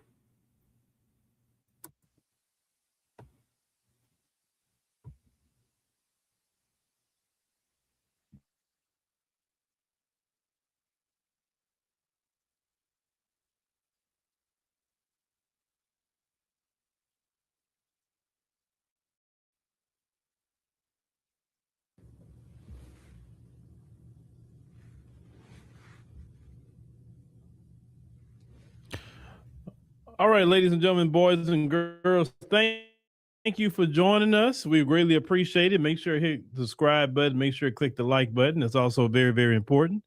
Tonight, we got a brother that we want to talk about tonight. Let's talk about more and more about these tactics these other groups are using to keep Black Americans out of businesses that serve our community. These other groups feel like they own the Black dollar. And this is economic warfare, ladies and gentlemen. Everybody wants access to the Black dollar, even sabotaging FBAs. And we have to be so strategic in what we're doing, where we're spending our money, because these people can't control where we spend our money. They can't control it no matter what tactics they do. We got to start having certain rules that, hey, I'm only buying from Black people for certain products, period. Especially when it comes to things with our hair. It's a, hey, Black people only.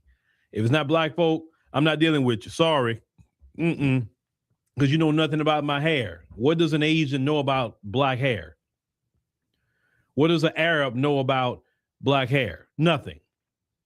In these other countries and other groups, they look down on Black Americans. They don't have nothing. They don't look at us as something positive. They look at us as a lick. They immigrate to this country to get a lick off of Black people. And for a long time, we facilitated that. But now, so we're paying attention. Now, because of the wealth transfer that we're doing, ladies and gentlemen, we're not going to sit up here and just willingly give away all our money that should be circulating in the Black community. We are focusing on trying to get the Black dollar circulating from 6 hours to 30 days. That's the focus of the wealth transfer. And if we can get our dollars circulating in the Black community for 30 days, that's when we start having wealth stay in the Black community, and we can start building and making our community the best in the world.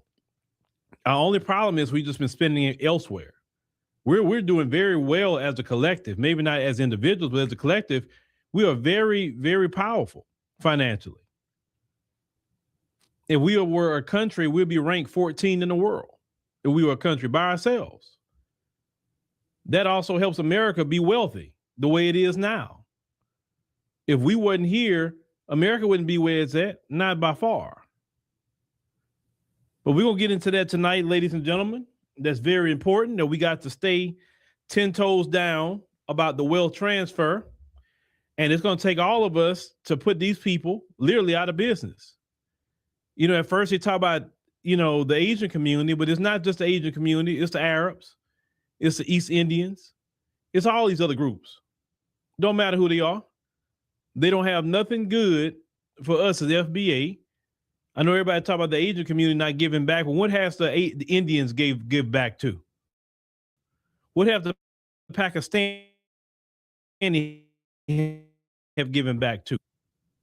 And they no different than the other ones. They don't hire Black people a lot of times in these stores. Maybe here and there they may do it, but it's not like the norm. They have stores in our community and never have a Black person working there. They've committed crimes in our community. They have allowed crime to happen at their stores. They're selling, the Arabs are selling pork in stores that they won't even eat. I never forget one time we went to one of those stores with Brother Derek Muhammad, shout out to him. He said, "You a Muslim and you selling pork in here." He said, "How you selling pork in here but you're a Muslim? You wouldn't eat that pork. Why are you selling it here to Black people?" You know, he got on to him about that. We got to talk about these other groups, man. They don't, no. It's time for Black people to clean house in our community. And we can do it economically. We ain't got to do nothing illegal. We won't have to do nothing immoral. None of that. It's just time for us to say, nope, you're not part of the community. We just not spending with you right now. We're not spending with you. We won't support our own. Hey, Bruce. But definitely thank everybody for joining us tonight, ladies and gentlemen. Also, a little later, we're going to always, we're streaming on the African Diaspora News Channel app. Always. Now, that is commercial free, so you don't have to deal with no commercials. Somebody say, I don't like commercials. Well, if you have the African Diaspora News Channel app, you have to deal with that. But on YouTube, you're going to deal with it. It's just that simple, unless you choose to buy YouTube Premium or whatever. I do that because I don't want to deal with that. But some people may not want to do that. But with our content, if you're on the app, you don't have to worry about a gang of commercials running on, okay? And so we're going to go to the app a little bit later toward the end. And I want to run a video by you and talk about something also real quick. The app itself, very easy. It's $9.99 a month. We normally put it. Did I do it today? Hold on. No, I didn't. Let me go ahead and do it right now. I forgot. Let me see. Give me a second. I used to put a pinned comment in the chat. Let me put that right now. Boom. That take you to our landing page.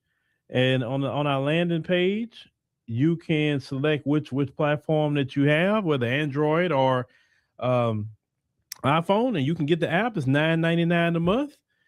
It's very affordable, and we want to keep it very affordable for everybody. As I said before, we are still going through the process of our, rigorous testing for the update of our app. Like I said, we're about 95% complete. So we got just one little thing we need to fix that I'm looking at, maybe tweak a little bit, and then we'd be ready to go to the app stores and have a launch day and all that.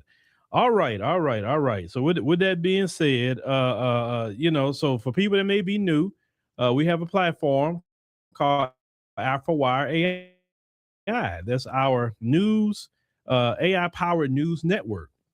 And we launched that June of 2025, actually last year. And, we have 3 distinct reporters there. We have LaSherica, Sister Samila, and Layla. That's our 3 that we have there.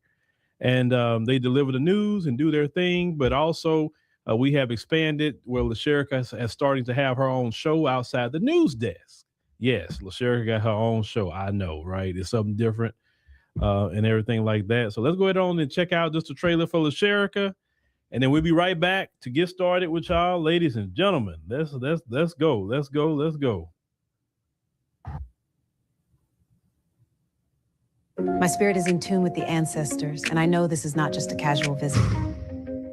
There she is. Look at you, finally coming home. We do not need an 8,000 square foot home anymore. Sell the house? Oh, that is deeper than I thought.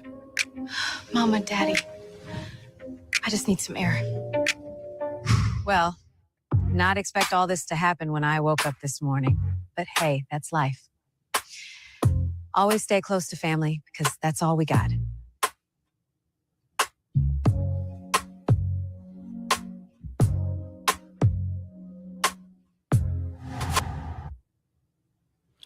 All right, ladies and gentlemen, let's go ahead and get started. I saw some people saw LaSherica already, the first pilot episode, and we're getting some great feedback. So shout out to all of you who checked out LaSherica. All right. So let's go ahead on and get started because we got to play what our brother had to say and take our time with this, as always. And later, like I said, we'll switch over to the app. I got one other video I want to talk to y'all about on the app. So let's get to our brother. We'll go down here to our brother, and our brother's right here. All right, here we go. Everybody wants to talk about owning a beauty supply store, but nobody ever considers what will happen when you start winning. I built a multi-million-dollar virgin hair company from the ground up, and I'm not talking about just selling some hair at a store. I'm talking about 14 locations in multiple cities, hair shipments, multiple kilos of hair being shipped all around the country. And just like with anything, once you get too big, the gatekeepers start to notice. And they ain't talking about them looking at me as a competitor. I'm talking about a coordinated effort by the Asians and the Arabs to strangle my supply and put me out of business.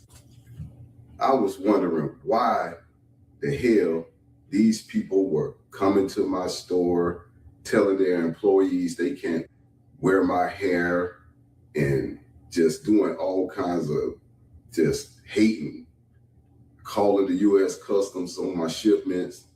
And then it came to me. These people feel entitled to Black dollars. They never spend any money with Black people, but they feel entitled to Black dollars. So much so that I ended up having a restraining order put against me before by one of these people. They thought that cutting off my supply chain, complaining to them, and all the little dirty tactics was gonna stop me, but all it did was strengthen my resolve. All right. So y'all heard what our brother had to say, and that's, you know how I like to do. I like to play it so y'all can hear it. Then I stop it as I go along. Let's cue our brother back up one more time, and we're gonna stop. Everybody wants to talk about owning a beauty supply store, but nobody ever considers what would happen when you start winning. I built a multi-million-dollar virgin hair company from the ground up, and I'm not talking about just selling some hair at a store. I'm talking about 14 locations in multiple cities, hair shipments, multiple kilos of hair being shipped all around the country. All right. So let me tell you what's so spectacular about that brother.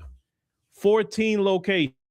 Let me tell you something. It's hard to run one brick and mortar location. You hear me? He not only had one, he had 14. He had international shipping to all his different stores nationwide. He had a pretty good plug, right? And for that alone, see, they love to say black people are lazy. Black people are on welfare. Listen, they want you lazy. They want you on welfare. Because if you're on welfare, if you're on the government, you're in abject poverty. The government is not going to give you assistance if you're doing well. They're not. So if you're getting government assistance and living on that, you're in poverty. That is not nothing that any of us want to obtain. But they know FBAs will work hard. They know we are entrepreneurs. They know we are trying to get 7 and 8 figure salaries. Forget that 6 figure stuff y'all talk about online. We talking about 7, 8 figure salary is what we talk about over here. That's what we need to be looking towards, 7 and 8 figures. I want my people to be in that range, 7, 8 figure range. Now this brother say multi-million-dollar a year business. Shout out to him. See, anytime we do good for ourselves and understand nobody gave that brother anything. Nobody gave him a handout or nothing. He had to get it from the mud. Like everybody, like anybody else, especially us, we got to get it really, really out the mud.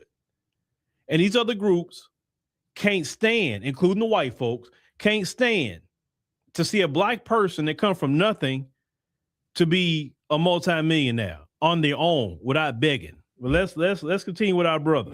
And just like with anything, once you get too big, the gatekeepers start to notice. And they ain't talking about them looking at me as a competitor. I'm talking about a coordinated effort by the Asians and the Arabs to strangle my supply and put me out of business. All right. They didn't want to compete against him, right? They didn't want to say, you know what, let the best business win. No. They use the same tactics white people have always used. Let's go on and sabotage a black person's business. You understand what I'm saying? Oh, they all learn from the white folks. Let's sabotage it. Let's sit up here and try to go after his suppliers.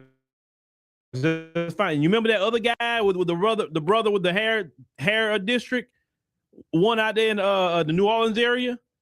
Well, what did that Mike guy ask him? Who are your vendors? Why was he asking that question? This brother answered why he was asking that question. Because he wanted to go and sabotage that brother's business so he can't get no supply to sell to the community. This is why we need more and more black people making products on our own and be able to supply these beauty supply stores in our community. We need people to make shampoo, conditioner, combs, bonnets, anything that you sell in there, black people need to be making and manufacturing. Even if you got a plug in China and hey, you just got a plug. And look, when I went to CES, they had a whole Chinese wholesaler section. And they was like, hey, look, you can pay X amount of dollars. We can hook you up. Look, you can come over here with us to the factory and everything. They even had a thing where in China, you could have went there on a 10-day visa free if you're going to do business, right? Black folks need to listen, China is the Walmart of the world. Let's call it what it is. Get you a plug at one of these Chinese factories. Go over there yourself. Don't do everything you can't do online. Sometimes you got to go touch grass sometime. Fly over there, go over there, get you a good plug. Okay, now you got a direct plug like the dope game. You got a direct connect. Now you got the connect. Now you just do your business directly with the connect. You're not even fooling with none of these Asian vendors here who's all racist and tired. No. My plug is directly over here. I don't deal with you. I get my hair directly from this one. All your connects should know you. All of them. I don't want to talk to no middleman. I want to talk directly to the factory myself. I'm going over there. I'll fly to your country. I would take time to do it. To protect my business, you doggone right I'm coming. And if I need to show up again, I'm showing up again. Let me tell you something. People respect you a lot more when they see your face. You can't always send your representation. Sometimes you got to show up. And I've seen some black people talking about that. We got to get our own connects. We got to get our own plug. We got to show up at these places so these people can't sabotage us in business. Prime example. They're the Chinese when I was at CES telling me, look, if you want your own headphones, well, they sounded good. They said, look, we can manufacture this and whatever logos you want to put on it, you can sell it. It's X amount of dollars for so many. I'm like, oh, really? So I can do my own headphones? I was doing this. And they gave me a price. Like, man, that price not bad.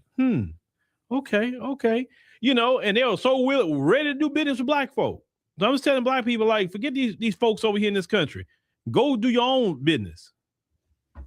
We are international people, man.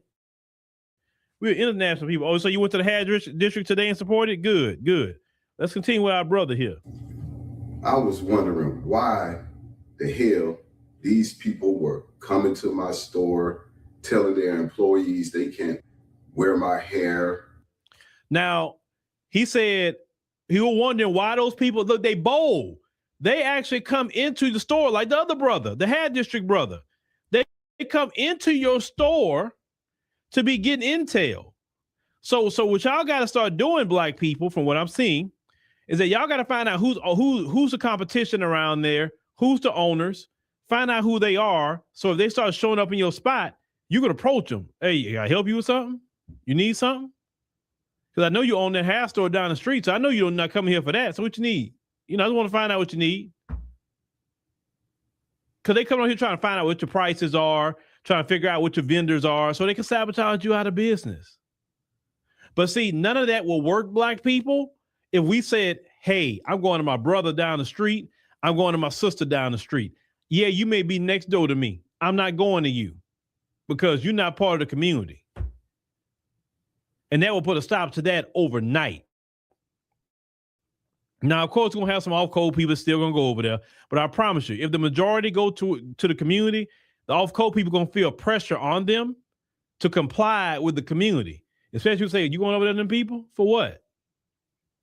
Well, I'm going to go over there. Okay, go over there. Whatever. We over here. We don't shop over there with these people. They don't like black people. Let me tell you something. These other groups don't like us like that. They want our money but don't like us. They feel they have an ownership of our dollar. And the only one who can correct that is FBA.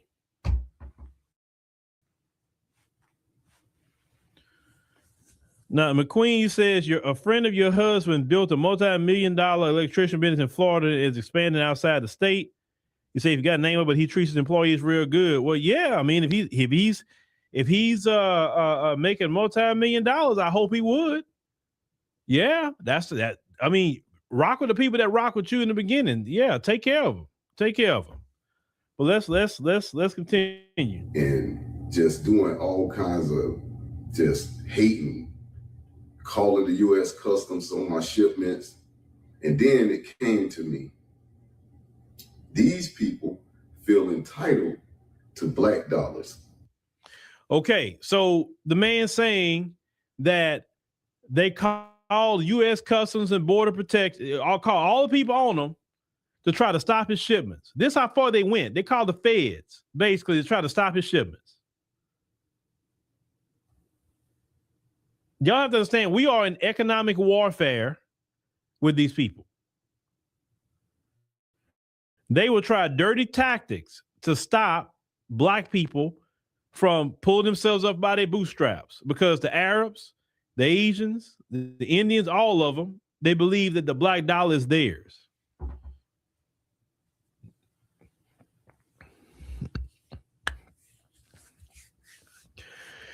Y'all could call them names. They don't mean anything. What means something is taking your dollar and making sure you find a brother or sister and get your supply from them. And if you can't get it locally, get it online. We have to be so intentional because these people are using dirty tricks and dirty tactics. And it's not the first time I've heard this either. But this is what I heard today. They don't want us to be able to think about it. All the businesses he's creating jobs. Okay. And the beautiful thing you can do in the Black community is create a job for Black people. That's a Black person. They ain't got to go beg white folks for a job. They got to go through hair discrimination, all kind of other microaggressions and all this BS you go through with white folks on the job. So he's doing what's right. Opening businesses, creating jobs for Black people. You understand? That alone is why we should be supporting our Black businesses so they can create more Black jobs. It's on Black people to create Black jobs. It's not on white folks to create Black jobs. Let's continue here. They never spend any money with Black people, but they feel entitled to Black dollars. And that's another thing right there. We all know they don't spend money with Black people. So why in the hell have y'all been giving y'all money for years, decades, not years, decades? Y'all giving all y'all money to the Asian nail shop. They never go and give it to the Black nail tech. You give all your money to the Asian restaurants. They never go to the soul food spot and give money back in return. You give your money to the beauty supply store. They don't shop no store with us. That's a fact. Once again, it's on Black people, though. We have been willingly, because they ain't been forcing us to, we have been willing to give all our money, but now it's a time to stop that. Now it's a time to transfer that wealth to the Black community. Now, I saw somebody said that they saw a Chinese restaurant boarded up because y'all doing a wealth transfer. That's why they boarding up. And shout out to y'all out here for continuing the wealth transfer. But this is a serious thing. We talk about reparations. Let me tell you something. We have a lot of money in our community. Once we get all that money out of other people's hands and pockets and put it in our pockets and circulate that money into the Black community, we got so much wealth in America. We're gonna look up and say, we've been suffering financially all this time for nothing. We got a bag in this community. We do. We're very educated. We're very wise. We have style, culture.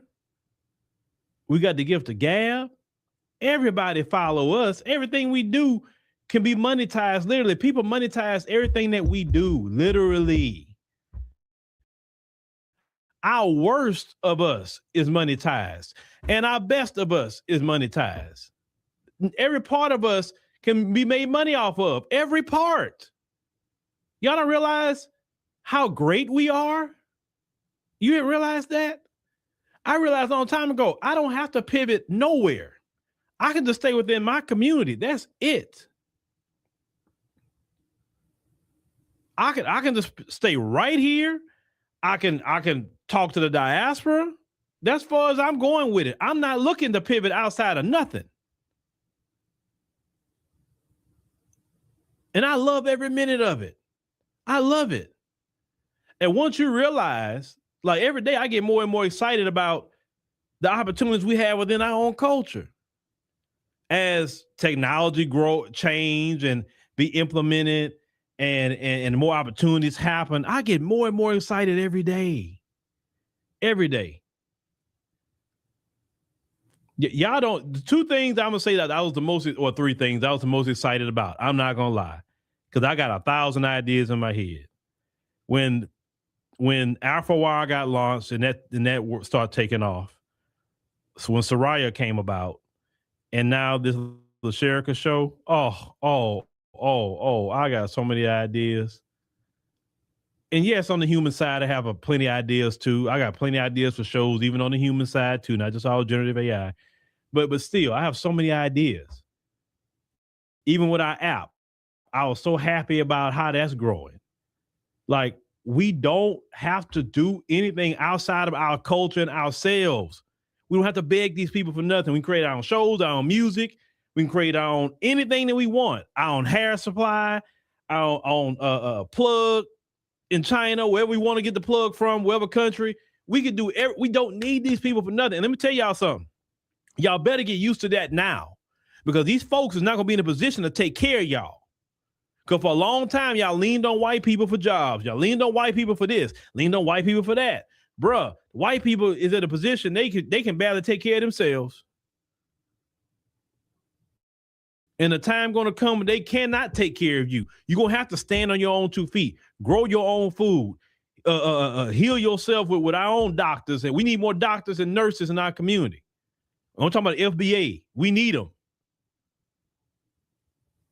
We got enough rappers. We got enough of all that. We need more doctors. We need more nurses, radiologists. We need more medical professionals in our community. We got to have that. That's very important. The reason why they keep importing foreigners into this country because they don't have enough medical professionals. We FBA's got to get back into the medical field, man. And it's a good bag for you there.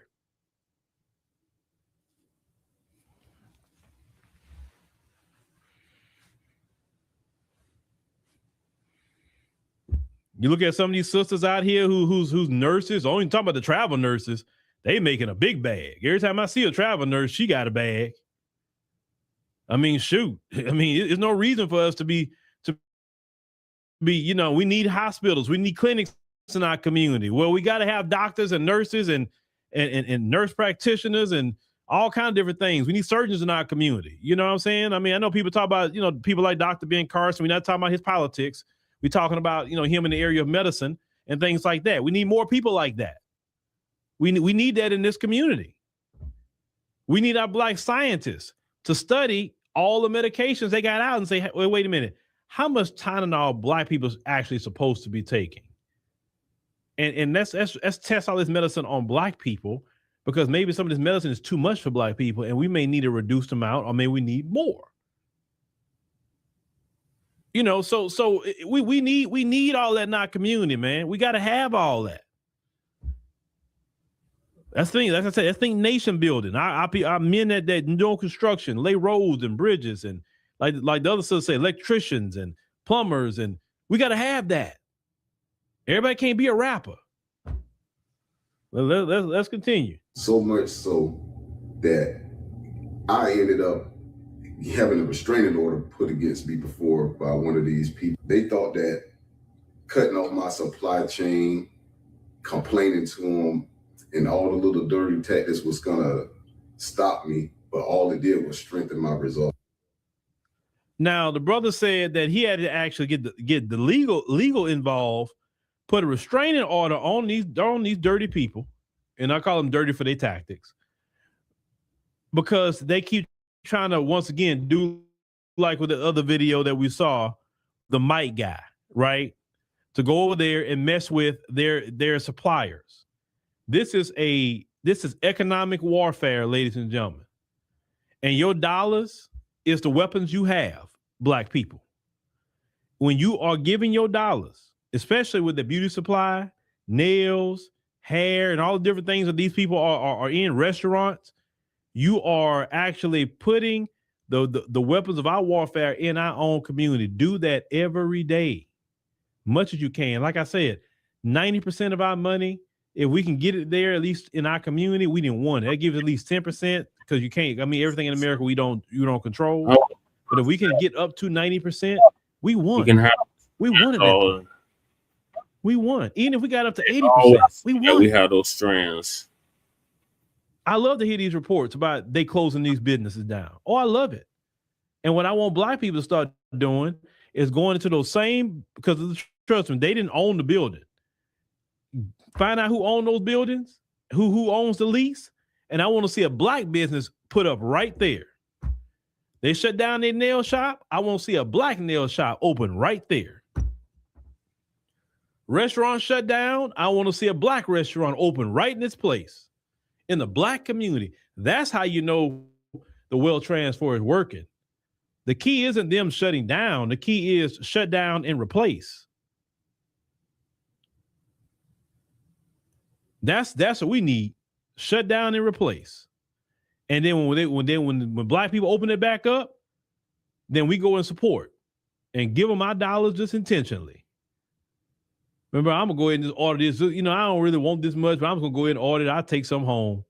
I just want to give and just help out. Start taking, you know, ladies, when you go on dates, require these men to take you to a Black-owned restaurant. So you know what? I like this restaurant. Can you take me over there? Them men will take you. Trust me. They want to go on a date with you. They'll take you wherever you want. Trust me. I promise you. Start making like that. Instead of giving our money to the white folks on these expensive restaurants, that's store in Patriot. Because in Houston, we got nice Black-owned restaurants that you can go to for a date night and all that. Start going to the Black restaurants for date night. These men will pay for it. I promise you, ladies. If they interested, they'll pay for it.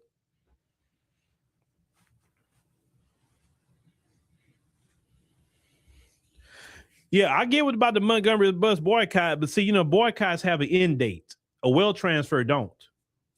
So that's why I don't use the term boycott. No, that's temporary.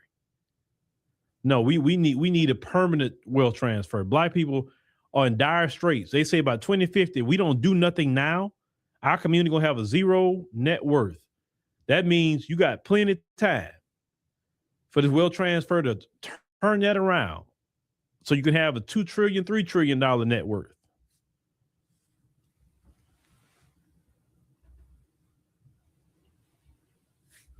Well, you know what? You say that'll make your ears perk up if a Black woman said that. Well, that's why you're putting this message out to the sisters. Hey, tell that man, take me to this particular restaurant. I like this. You know, trust me, we will take you. Wives, tell your husbands, hey, I want to go to this particular restaurant. We will take you. Trust me, as men, we will oblige. I promise you, we will oblige. You ain't got to pay for it all the time. Sure, them people in them other restaurants don't appreciate Black people.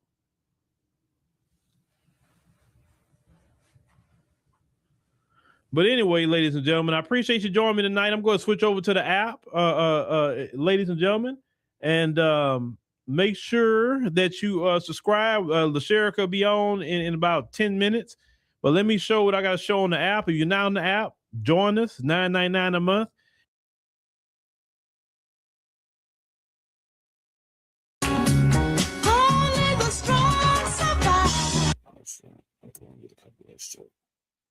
All right. Michael, what are your thoughts on what Uncle Phil just went over? Yeah, Philip Scott, makes, perfect sense, really, for FBAs, because boycotts are effective, but at the same time, they don't lead to permanent wealth transfer. So I understand why he emphasizes time for a permanent wealth transfer, because permanent wealth transfer, it's indefinite, and there's like no end in sight. Well, I'm sorry, there's no expiration date on it, because it's supposed to be intentional and strategic. And I understand Phil Scott said, hey, brothers and sisters, when you see a restaurant, when you see other restaurants and other businesses are for sale, make sure you take on sale. I agree with Phil Scott on that. However, in order for that to happen, the city council definitely has to be majority FBAs, because if the city council is not majority FBAs, it's going to be very difficult for non-FBA city council members to allow FBAs to take ownership of restaurants and other industries being sold on the market. And that there needs to be like what Dr. Claude Anderson said in his book Crownomics. There needs to be like local control of jurisdictions, right? In like the mayor race, the mayor's office, or the mayor's, and in city council, for that to happen effectively. Just how you see in California, where it's majority Asians, Hispanics, right? And of course, white people who control the local government. And so it makes it very difficult for FBAs to own businesses there. So that's why I say it's very important for FBAs definitely get involved in local politics, becoming like a city council member, So that Right. way you have a lot of power to distribute resources and grants to FBA residents so that they can have a permanent so they can definitely purchase the business at a lower rate with grants. And Right. by the way, Philip Scott, the clip Philip Scott wanted to show, but he goes on YouTube. It's about a white man calling FBA's ghetto. Mm. Yeah, it was on his website where you had to pay like $9.99 a month. Oh yeah, on the app. Yeah, I was on there. Yeah, so I just want to give you like a brief summary. And Philip Scott was calling the white man out, saying, "Hey, sir, what are you talking about? Whose ghetto are you talking about? We in Mhm. the black." I mean, I'm just paraphrasing what Philip Scott said, but he was saying that, "Hey, Brad, we did not create the ghetto in the first place, Brad. You're living in poverty, so Brad, you're supposed to be focused on yourself, not on FBAs." Right. Right. And yeah, I know Phil Scott is definitely, he definitely wants brothers sisters definitely to buy that restaurant, buy the property as quickly as possible before other groups are going to make a purchase. And I took down notes that back in the last, and Phil Scott's correct, in the last several decades, not years. Yeah, the racial tensions between FBAs and non-FBAs, definitely have been getting worse. Have been getting worse, if not better, right? Yeah. And even learned that the more immigrants that Democrats and Republicans want to like import from overseas, it compounds anti-black racism, or it makes it worse than it already is. Mhm. And that's what I noticed and noted as well. The only way for anti-black racism to be mitigated is stopping the flow of immigration. Because Yep. now, like 2026, I'm surprised. Now I'm seeing like more Asian Hispanics than I ever have in my lifetime. Yeah, it's ridiculous. Yeah, even like I was born in the '80s, Buffalo, New Mhm. York. Didn't see not too many immigrants, right? Right. In the early '90s, when I started kindergarten, my school has become relatively diverse, but not totally diverse. Unlike now, it's like, gosh, if I had to go back to the same elementary school I started 34 years ago, I Mhm. think I would be lost. I don't know where I'm at anymore. Right. Would you say it's the same thing with you, Jesse, or a little different? Mm, slightly different because there's more Latinos out here. Oh, I'm It saying like when you went to elementary school in the early '90s, it was mainly FBA and white folks. FBA and white folks. Okay. It wasn't I s- until I like to middle school and high school I started interacting with immigrants. Immigrants, wow. And for the immigrants you said in middle school, like late '90s, right? You missed it. Damn. No, I didn't. Yes. No, I didn't. Yeah. It's the 21st now. Yeah. Starts up now. Look. Coming out. Look. Okay. I'll have all the sweet, right? Yeah. So the finally the boot camp is back. Yeah. I can learn. Yeah. That's what I'm talking about. Okay, go ahead. Oh yeah.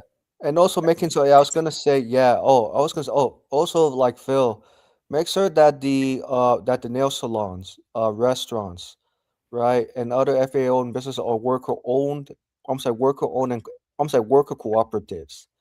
Because Right. I see a lot of times when businesses want to sell or they want to retire for good, I noticed that they never transfer the ownership to workers. They always transfer the ownership to potential business owners. Yeah. Yeah, I've noticed that too. Yeah, Um, because with worker cooperative owned FBA businesses, the money is more likely to stay in the community, and also the businesses are more likely to stay in FBA areas compared to businesses that are not worker cooperatives. mhm. Yeah, right, and of course, capital is needed as well, making sure it's being preserved, and also the rent for these restaurants and businesses for FBAs to purchase. Make sure the rental costs are cut in half. Like Yeah. there's no need to continue. There's no need to like keep continue to raise rent every year, and then restaurants and other businesses can't survive. Right. And grants definitely need to replace loans. Because if a business suffers the first year, then how is the business owner supposed to pay back the loan to the bank or financial institution? So with grants, you don't have to pay the money back. Right, but you are under stipulations. That's With true. that. With you mean with grants, right? Yeah. Oh, right. I just thought that with loans, there are more stipulations than grants. There's stipulations with both. Okay, with both, right. So that's why I think with grants, there needs to be modifications or corrections on it, like eliminate the stipulations or reduce them as much as possible. Yeah. Yeah, and this is where I think a community, what Phil Scott said, credit union banking comes in. Yep. Yeah, but other than that, Phil Scott's pretty much like, on point, consistent, and I understand why he wants brothers and sisters to embrace AI as quickly as possible. And what did you think when Phil Scott mentioned about doing business with China? I know this was probably like a surprise. He's just a businessman. He's just trying to take money wherever we can get it. We can Like, get it because I have to tell you about the Chinese because I'm kind of part Chinese. yeah. I would say be careful about doing business with Chinese people because Chinese people may smile in your face a lot, but be careful, they're snakes at the same time. Hmm. I'm just saying, when businesses do business with the Chinese, just be very, very careful. Make sure you have a lawyer and a third eye. Yep. Treat them like you would in Nabisco. Exactly, yeah. Because I could tell with my own people, I don't trust their smiles, especially when they try to be genuine. You know what I mean? Like I Yeah. never smile. You hardly see me smile. I keep it real. Hmm. Yeah, Why is that? because I'm a guy. When you see me happy, right, or I celebrate, you'll see me cry. So when you see me cry, that means I'm more happy, right? Hmm. I don't believe in smiles. It's just fake. You know what I mean? People don't mean what they say. And sometimes it's just a spell they put when they smile too much. Yeah. Yeah. I mean, you see me laugh. So when you see me laugh, of course I'm smiling. I'm happy. But other than that, I'm pretty much very stern and Hmm. serious. And it's funny. Some people want me to smile. I'm like, why should I smile just to be happy? Right. Like, I would rather cry to be happy. Well, I don't want to do either. Right, you don't do either. Right. Understandable. Right. But you don't get Right. I Like, guess and because you're laughing. I mean, I'll like laugh, of course, for sure. Absolutely. Yeah. I guess it'll be the same with me when I'm laughing. Right. I've gotten more stern over the years. I don't smile as much as I should. Right. I understand because you guys are fighting for reparations, and reparations is definitely a business. Right. And once death is old, it's definitely stressful.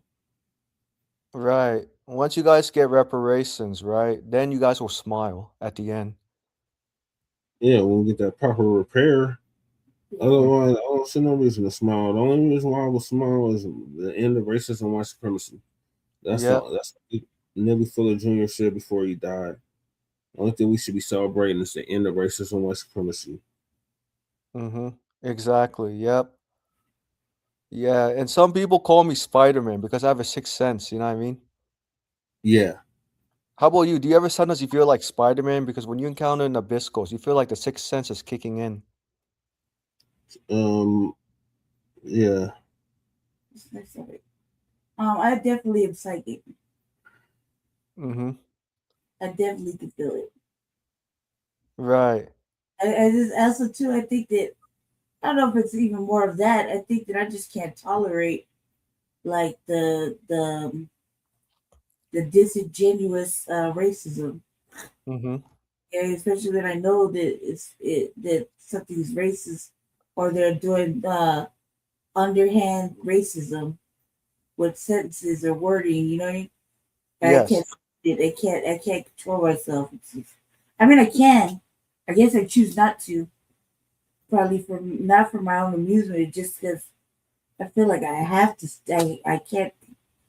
I must say something. It's almost like maybe I could be a little less reactive. I don't know. And I feel like if I don't say nothing, it'll never get said. Right. Right. Yeah. Because you want to address, right, you definitely want to make a point, because you don't want the Nabiscos to control you, especially with their disingenuous anti-black racism. Right. So moving along. Yeah. Thank you for that, Michael. You're welcome. And Lady Che. The soul classics that were banned from the radio in the 1970s. Civil rights history, as we call it, Black empowerment history.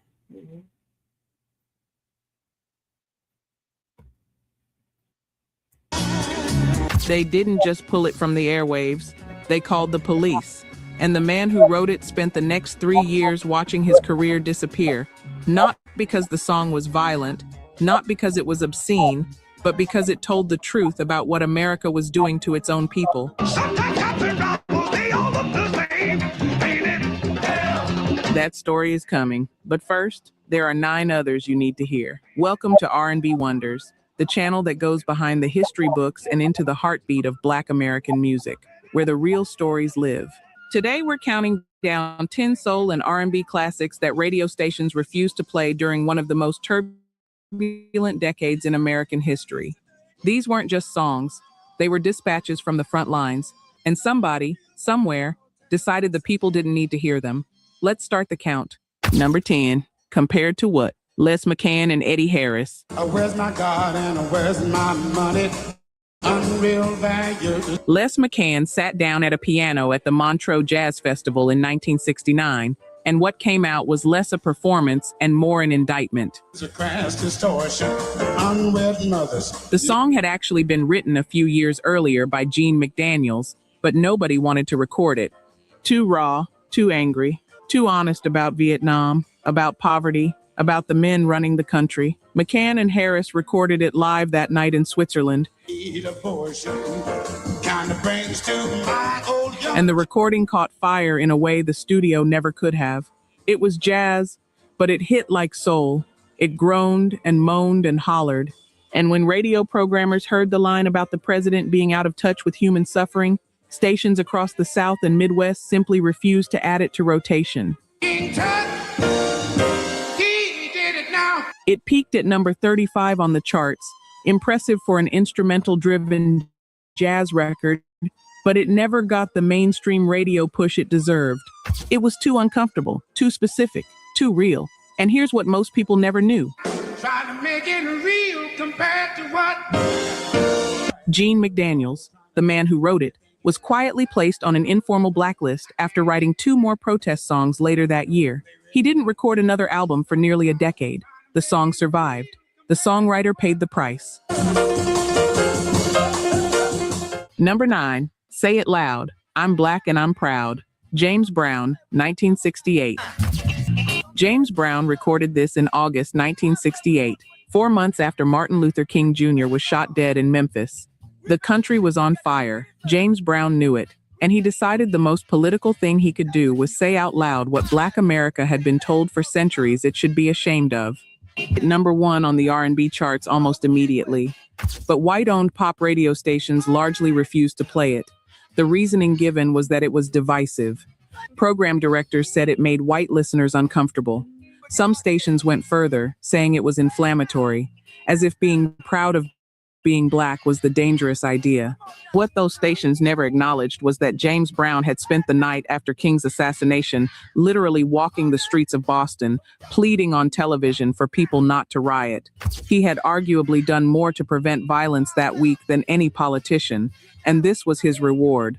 The song was protest without apology. History punished him for it in ways that didn't show up in the sales numbers, because the sales numbers were massive. What it cost him was crossover radio, mainstream festivals, the white audiences he'd been carefully courting for years. One song, but he said it loud anyway, and 50 years later, it still rings. Number 7, The Revolution Will Not Be Televised. Gil Scott-Heron, 1970. The revolution will not give your mouth sex appeal. The revolution will not get rid of the Gil Scott-Heron was 21 years old when he recorded this, 21, and he had already seen enough of America to know exactly what he was looking at. because the revolution will not be televised, brother. The song was spoken word over percussion, not quite rap, not quite poetry, not quite jazz. Radio didn't know what to do with it, and that was before anyone even got to the content. But the content was the real problem. There will be no pictures of you and Willie Mae pushing that shopping cart down the block. Scott-Heron ran through a catalog of American consumer culture, television shows, brand names, diet fads, and systematically dismantled the idea that watching the news from your couch was the same thing as participating in change. NBC will not be able to predict the winner at 8:32 on Report from 20. No program director was going to play that between commercials. The irony was too perfect. The accusation too direct. What made this even more painful in retrospect was what happened to Scott-Heron personally. The revolution will not be televised. He spent the 1970s and 80s producing some of the most vital political music in America, fighting addiction along the way, watching artists who borrowed heavily from his blueprint become millionaires while he scraped. There will be no pictures of pigs shooting down brothers on the instant replay. He was foundational to hip-hop. He never saw the financial return. He died in 2011, largely broke, in a New York City apartment. The revolution, as he predicted, was not televised, and neither was his legacy, not until it was too late for him to see it. The rare earth. The revolution will not be televised. Number 6, Ball of Confusion, The Temptations. 1970 Motown was a machine built for crossover appeal. Berry Gordy understood white radio. He understood white audiences. He had spent a decade engineering music that could walk through doors that had been built to keep black artists out.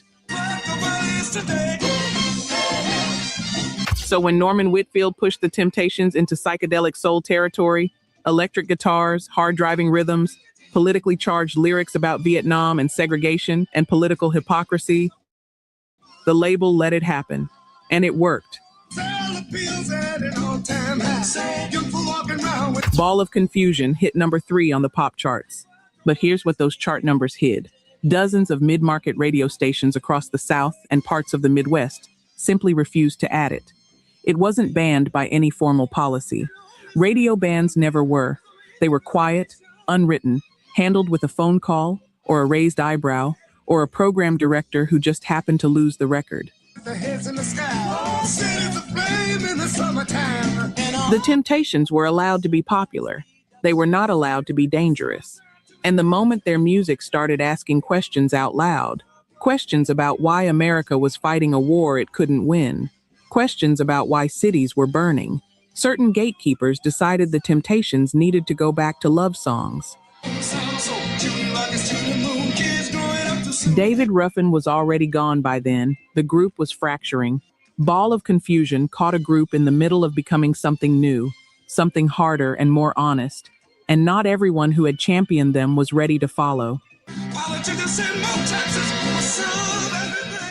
Number 5, People Make the World Go Round, The Stylistics, 1972. The Stylistics are remembered for soft, lush, string-drenched ballads. You Make Me Feel Brand New, Betcha by Golly Wow. Beautiful, delicate, emotionally perfect. Which is exactly why it shocked people when producer Tom Bell let them loose on something as pointed as People Make the World Go Round. The song cataloged urban suffering, rent collectors, unemployment, drug dealers, broken infrastructure, with the kind of specificity that sounded less like pop music and more like a newspaper. Over those sweeping Philly sound strings that should have made it radio-friendly, it described a world where systems failed ordinary people every single day. Radio largely ignored it, not with outrage, just with silence. It was the quiet ban. No announcement, no controversy, just a record that didn't get added, didn't get spins, didn't get pushed. and the Stylistics, who had real commercial momentum at that point, never pushed back publicly. They were a group managed carefully, positioned deliberately. The song became one of the great lost entries in the Philly Sound catalog. People who loved the Stylistics often didn't know it existed. That's what a quiet band does. It doesn't make the art disappear. It just makes sure the next generation never finds it. Number 3, Masterpiece, The Temptations, 1973.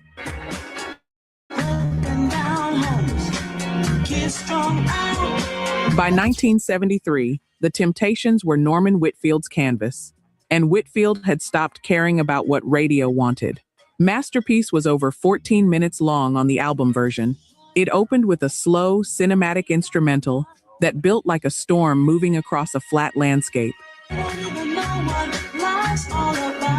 When the words finally came, they described Black American life in the inner city with a panoramic sweep that felt more like a film than a song.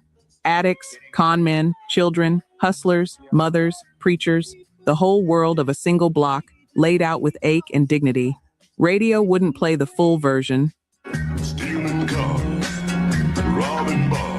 The edited single was trimmed to under 4 minutes and stripped of much of what made it extraordinary.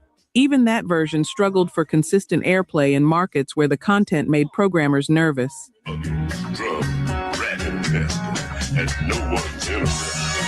What's heartbreaking is that by this point, Whitfield and the Temptations were making some of the most ambitious Black music ever put to tape. Nobody was doing anything like it, and the commercial apparatus that was supposed to carry music to the people kept cutting it down.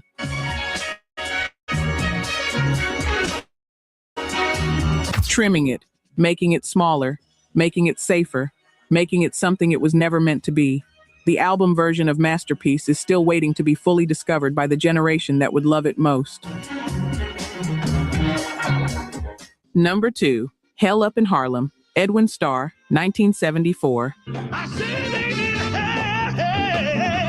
Edwin Starr had already survived war. That song, recorded for Motown in 1970, had become an anti-Vietnam anthem so massive that even the Pentagon noticed it.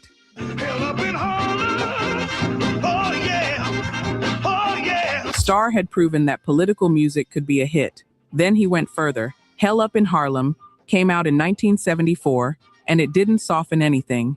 It described the violence, poverty, and institutional abandonment of one of America's most famous neighborhoods with a fury that radio simply refused to accommodate. There are 2 million names, but you know the game. By this point, Starr had watched war pave a road he thought he could keep walking. He discovered the road had a gate. He left Motown not long after, moved to England, where audiences treated him with a reverence he never quite found at home. And those who decide who live and who's gonna die. He spent years performing in clubs and theaters across the UK, keeping a career alive through sheer force of talent, while American radio pretended he'd never existed. Edwin Starr died in 2003 in Nottingham, England. He was 59 years old. The obituaries mentioned war. They barely mentioned everything that came after it. The songs that got buried, the career that got pushed across an ocean by an industry that only wanted the parts of him that didn't ask too many questions. He asked anyway, and somewhere in Harlem, the people he was singing for already knew the answer. Number 1, Message from a Black Man, The Temptations. Yes, my skin is black. This is the one. This is the song that actually got people called into offices, that actually had stations receive letters, that actually made certain program directors pick up the phone and tell distributors not to bother. But that's no reason to hold me back. Message from a Black Man was written by Norman Whitfield and Barrett Strong, first recorded by the Temptations in 1969 for their Puzzle People album. The message of the song was simple and seismic. Black Americans were not going anywhere, not going to disappear, not going to be erased. Just like you. not going to accept the terms the country had set, and that idea, delivered over a relentless building groove, with the Temptations' voices stacked like a wall of sound that wouldn't move, was apparently too much for certain corners of America to absorb. The song was quietly buried on the album. No single push, no radio campaign. When Whitfield remade it 2 years later with The Undisputed Truth, a newer group he was shaping into an even more explicitly political outfit, the second version got a small single release that again went largely unplayed by mainstream pop stations. But here is what makes this story different from every other story on this list. The song never stopped circulating. It moved through communities the way truth moves, person to person, hand to hand, mixtape to mixtape, decade to decade. By the time hip-hop arrived and producers began digging through soul records looking for samples and inspiration, Message from a Black Man was already a foundation stone. Its DNA is in records you know by heart. And it's white. Does that make you right? Norman Whitfield never got the recognition he deserved for the full scope of what he did in those years. Barrett Strong, who co-wrote Money, That's What I Want, and I Heard It Through the Grapevine, and contributed to songs that generated hundreds of millions of dollars, spent decades in legal battles trying to secure royalties and credit that should have been his without argument. He won some of those battles. He lost years he couldn't get back. And the Temptations, who delivered that message with a ferocity that should have made them the most celebrated political band in American music history, are remembered mostly for My Girl, a beautiful song, but not the whole story. This is a message to you. Not even close to the whole story. What radio band history kept. What the gatekeepers tried to bury, the music refused to stay buried. And what those songs said about America, about who was being seen and who was being ignored, about whose suffering counted and whose didn't. Together we stand, divided we fall. It wasn't revolutionary in the sense of being extreme. It was just the truth, plainly stated, clearly sung. And America, in 1971, was not yet ready to hear it on the radio. Some of us are still waiting. Black is a color. Wow, those are all Africa has never won a World Cup. or timeless classics that I grew up on, Lady Che grew up on. Mhm. Yeah, it's very interesting. I was taking down notes that you're right, Jesse, that these are the songs that Americans didn't want to sing or listen back then. White Americans. White Americans, sorry, white Americans, correction. Back then, white Americans, let me correct that. White Americans back then, the 60s, did not only want to listen to black people's rhythm, but did not want to listen to black people's blues. Yeah. And how a lot of songs got banned or they never made it to mainstream media. I'm sorry, mainstream radio Mm-hmm. on purpose by design. They still ban the songs. They ban Big Brother K Reno's song "Secret War." Mm-hmm. There's truth in that. They ban that off of all major music platforms. Right.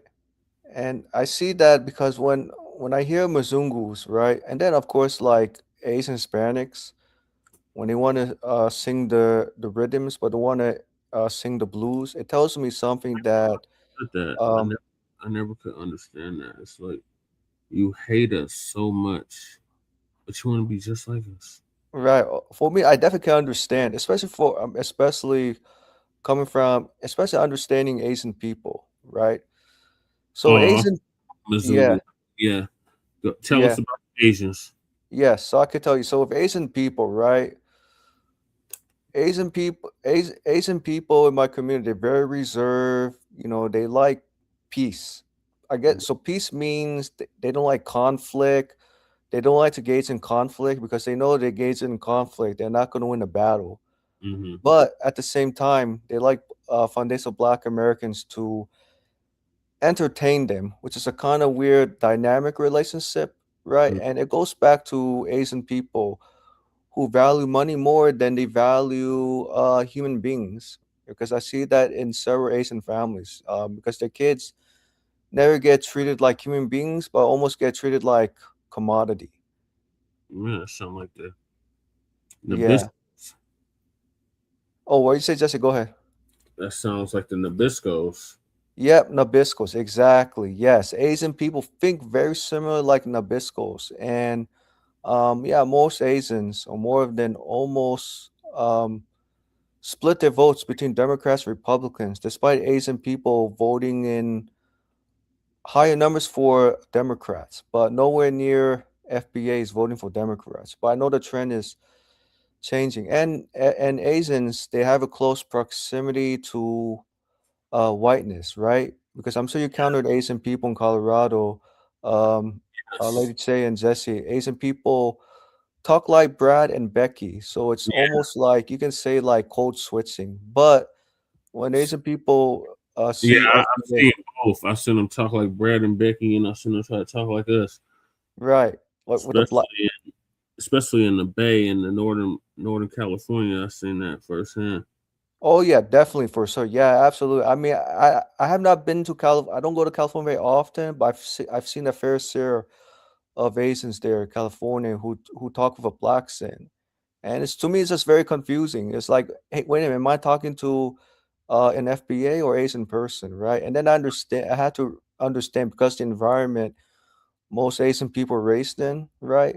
Mm-hmm. But at the same time, and even I noticed too, when Asian people who grew up with FBA friends, after maybe 10 years or so, um, environments change, right? So Asian people who get into white spaces change their black scent. Yeah. And now they want to, not say they want to sound like Brad, but they change it to like Brad and Becky to Mm-hmm. get, to seek economic opportunities, and also because Asian parents put a lot of pressure on their kids. Yeah. What kind of friends their kids can make, Mm-hmm. or have like or develop a professional relationship. Right. Yeah. So yeah, that's pretty much where I come from the Asian perspective, and I don't speak for all Asian people, but what I've noticed too and studied, and also growing up as well, because I used to live in an affluent area. Saw a lot of my sister's classmates, and of course neighbors who were very snobbish, just want Yeah. to be white in the 1990s. But after I left 2018, it changed. Mm-hmm. Yeah, and then for the for Hispanics, I mean, I don't want to generalize Hispanics, but I'll say this: Hispanics think that they share something in common with FBAs. You know what I mean? Like, I don't know. I guess like the dances, the songs, also I guess maybe the black scent. So that's why I think it makes Hispanics want to be more in line with FBAs. But you're right. At the same time, they don't want the FBA's blues, but they want the FBA's rhythms. Mm-hmm. They're culture appropriate everything, but it's really sad because up in California, they hate us too. Mm-hmm. Mm-hmm. Especially Right, because right, right. they think that they think with the immigration shit like this are a lot of fucking entitlement. They can't have them, and then to because we didn't go outside and help them.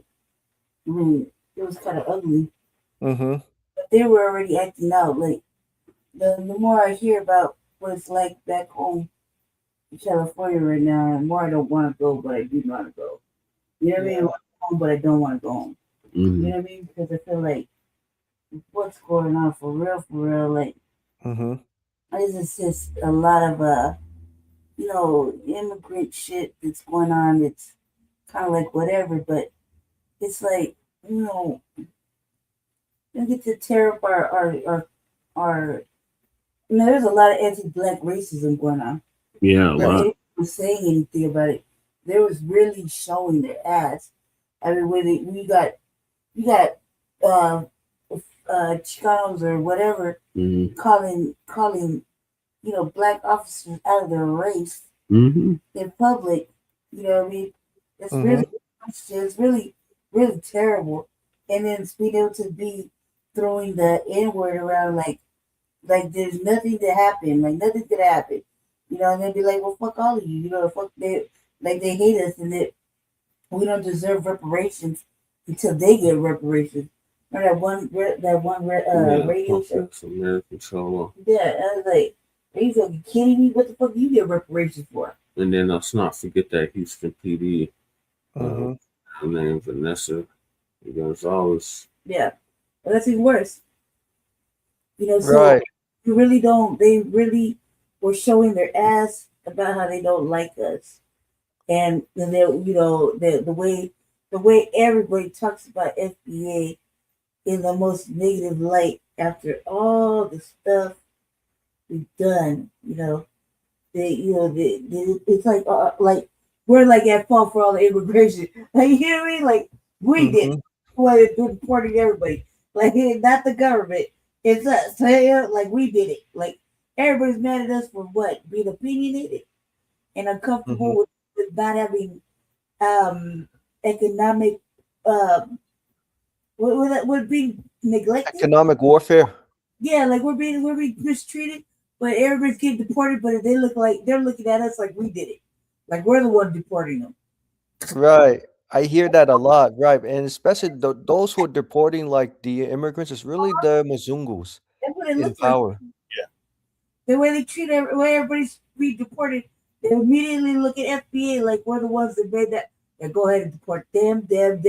Just because we have opinions, didn't mean we're the ones that fucking, signed the work. With the way they're acting, the way everybody's acting is like we did it. It's all for we're the ones, which is really stupid. All I wanted you to do was respect us and fucking stop talking to us like we ain't shit. So and all this shit and go along with the program. But no, instead we're like the one. Everybody looks at us like with the Haiti thing or the Mexico thing or whatever. Looks at us like, yeah, fuck FBA. Like we're the ones that did it. Right. Right. Like we made that executive order. Yeah. We sent the fucking ICE people there. We're the ones that did. Like we have that kind of control. Right. It's assumption. I'll say this because Hispanics, right? Taking the couch opposed to voting for Kamami. Right. Or the dump. Oh, sorry. I didn't mean to interrupt. Sorry. Wish we didn't, dude. We can actually take responsibility for something so heinous. Like we have the most fucking, like we have the control. Like power, right? Like you guys have the power and pay for it. Like we have the economic funds to pay for it all. Right. National Guard and all this shit to do all this. Like we financially could afford it. Like we're the ones that did it. Like did it last time I checked, FBA don't got no. We're demanding reparations. Where do we have the money to deport anybody? Right. Exactly. Right. And I'm sure you noticed too, right? Those immigrants who are parents of FBAs. Have you noticed the FBA? Have you noticed the immigrants are sounding like Becky's and Karens? I have to say that loud. It's funny now. I'm laughing because I said it out loud. Oh no. Lady say you're fine. Trust me. I understand because I heard you said that you want that FBAs want to be respected, right? Not only respected, but also FBAs want to be left alone. Because because respect alone is not enough. I think to have respect and to be left alone are going to be equally effective. I'm just saying this from from A's and Hispanics because they have not changed at all, even though your people have done a lot for my people and Hispanics. The reason why you're even here. Right. Non-white immigrants. We're the reason why y'all even here. Exactly, right. And that's what I'm saying for your guys' safety and FBA safety. Just pretty much, I know it's going to upset a lot of, Asian, Hispanic, white progressives. I just think leaving FBAs alone is going to be the best solution and permanent solution because I would rather die to save FBAs than FBAs risking their lives. And when I tell FBAs to run, I really say run, like yelling. You know what I mean? That way, the monsters can eat me up. You guys can have safety, seek safety, and then you guys won't remember to see me anymore. When I tell you guys run away as soon as possible. I mean, I'm serious. I mean, I'm not joking, but I'm just saying because when I've seen FBA save other people's lives, FBS get eaten up by monsters. And what did the other groups of people remember? They didn't remember FBA's courage, freedom, liberation. They did not remember FBA's were frontline activists. So I'm now being like Kevin Costner, the bodyguard. When Kevin Costner tells Whitney Houston, "Do not go to Academy Awards. It's not safe." That's how. I hope it makes sense what I'm trying to say. Yeah. Save yourself, yeah. You get it? We got it. We're gonna move forward because we got like a couple of topics to tackle before like shut it down because we have a long day too. Right. We have a really long day, like crazy ass long day. Yeah, but Lady Che, you're definitely safer with Jesse. There's no point of going to California unless you want to go to California. Make sure you go with Jesse. I don't know, man. I'm from California. I know, but I'm just saying the environment has changed in California in the last 30, 40 years. I'm only saying this for your, for your concern, safety, and freedom. Look, I come from California. I have feared nothing about the shit. What I want to see is I don't want to see areas I knew were purely black or not black no more. That kind of my soul. Other than that, I go wherever I wanted by myself and didn't need a male escort. I'm not worried about shit. All right, at least you have Jesse. At least Jesse can be your backup when you go to California. Right. Yeah. Trust me, Lady Che. You will know. You'll appreciate you'll appreciate what I'm saying. Because I've seen other groups of Asians never protected FBAs, especially in California, especially when they've been friends for over, 20 plus years. I'm saying this because I'm a forecaster. So my forecast might be off, but I'm pretty sure I'm correct. Maybe 80, 90% of the time. Maybe I'm 10% off. Right. All right, so moving along, we got Africa has never won a World Cup, and it's on purpose. Oh yeah, that was like really crazy. Not once. In almost 100 years of trying, no African men's team has even reached the final. Not Cameroon, not Nigeria, not Ghana, not Senegal. Never. Now look at who those same countries produce. George Weah, an African who won the Ballon d'Or, the award for the single best player on the planet. Didier Drogba, Samuel Eto'o, Sadio Mane, Mohamed Salah. African stars winning the Champions League, breaking records year after year. The whole world already agrees on this. African football talent is second to none. Here's the fact that should stop you cold, family. When France won the World Cup in 2018, around 15 of their 23 players were of African descent. And I do not mean the bench warmers. I mean the stars, the best men on the field. Kylian Mbappe, father from Cameroon, mother from Algeria, was the finest young player in the entire tournament. N'Golo Kante, family from Mali, was the beating heart of that whole team. Paul Pogba, roots in Guinea, scored in the final itself. The spine of the world champions was African. So say it plainly, African blood does not just play at the World Cup. African blood wins it. It has been the best talent on the planet this whole time. It just keeps winning in the wrong shirt, under the wrong flag, singing an anthem that was never theirs. And that should make your blood boil. So do not let anybody tell you Africa is not good enough. The talent has always been there, in overwhelming supply. The real question, the one they never ask on television, is this. If African players are good enough to win everything for Europe, then who decided they would never be allowed to win it for Africa? Because this was never a talent gap, family. It was a gate. And today, I am going to show you exactly who built that gate and why it has been held shut on purpose. And look at what that talent has done for everybody except Africa. Walk into almost any great European club of the last 40 years, and you will find an African star at its heart. Drogba did not just become a legend in England. He went back home to the Ivory Coast and helped stop a civil war with a single speech. Eto'o won trophy after trophy across Europe. Egyptians, Senegalese, Ghanaians, Algerians, and Nigerians have lit up every major league on that continent, filling the trophy cabinets of cities that were never theirs. And here is the cruel part. This is not almost good enough talent. This is champion talent. World Cup winning talent. It just keeps winning for everybody except the nations that grew it. That is not bad luck, and it is not a coincidence. It is a design. So let me show you exactly how that machine was built. The first wall is the simplest and the most insulting, the door itself.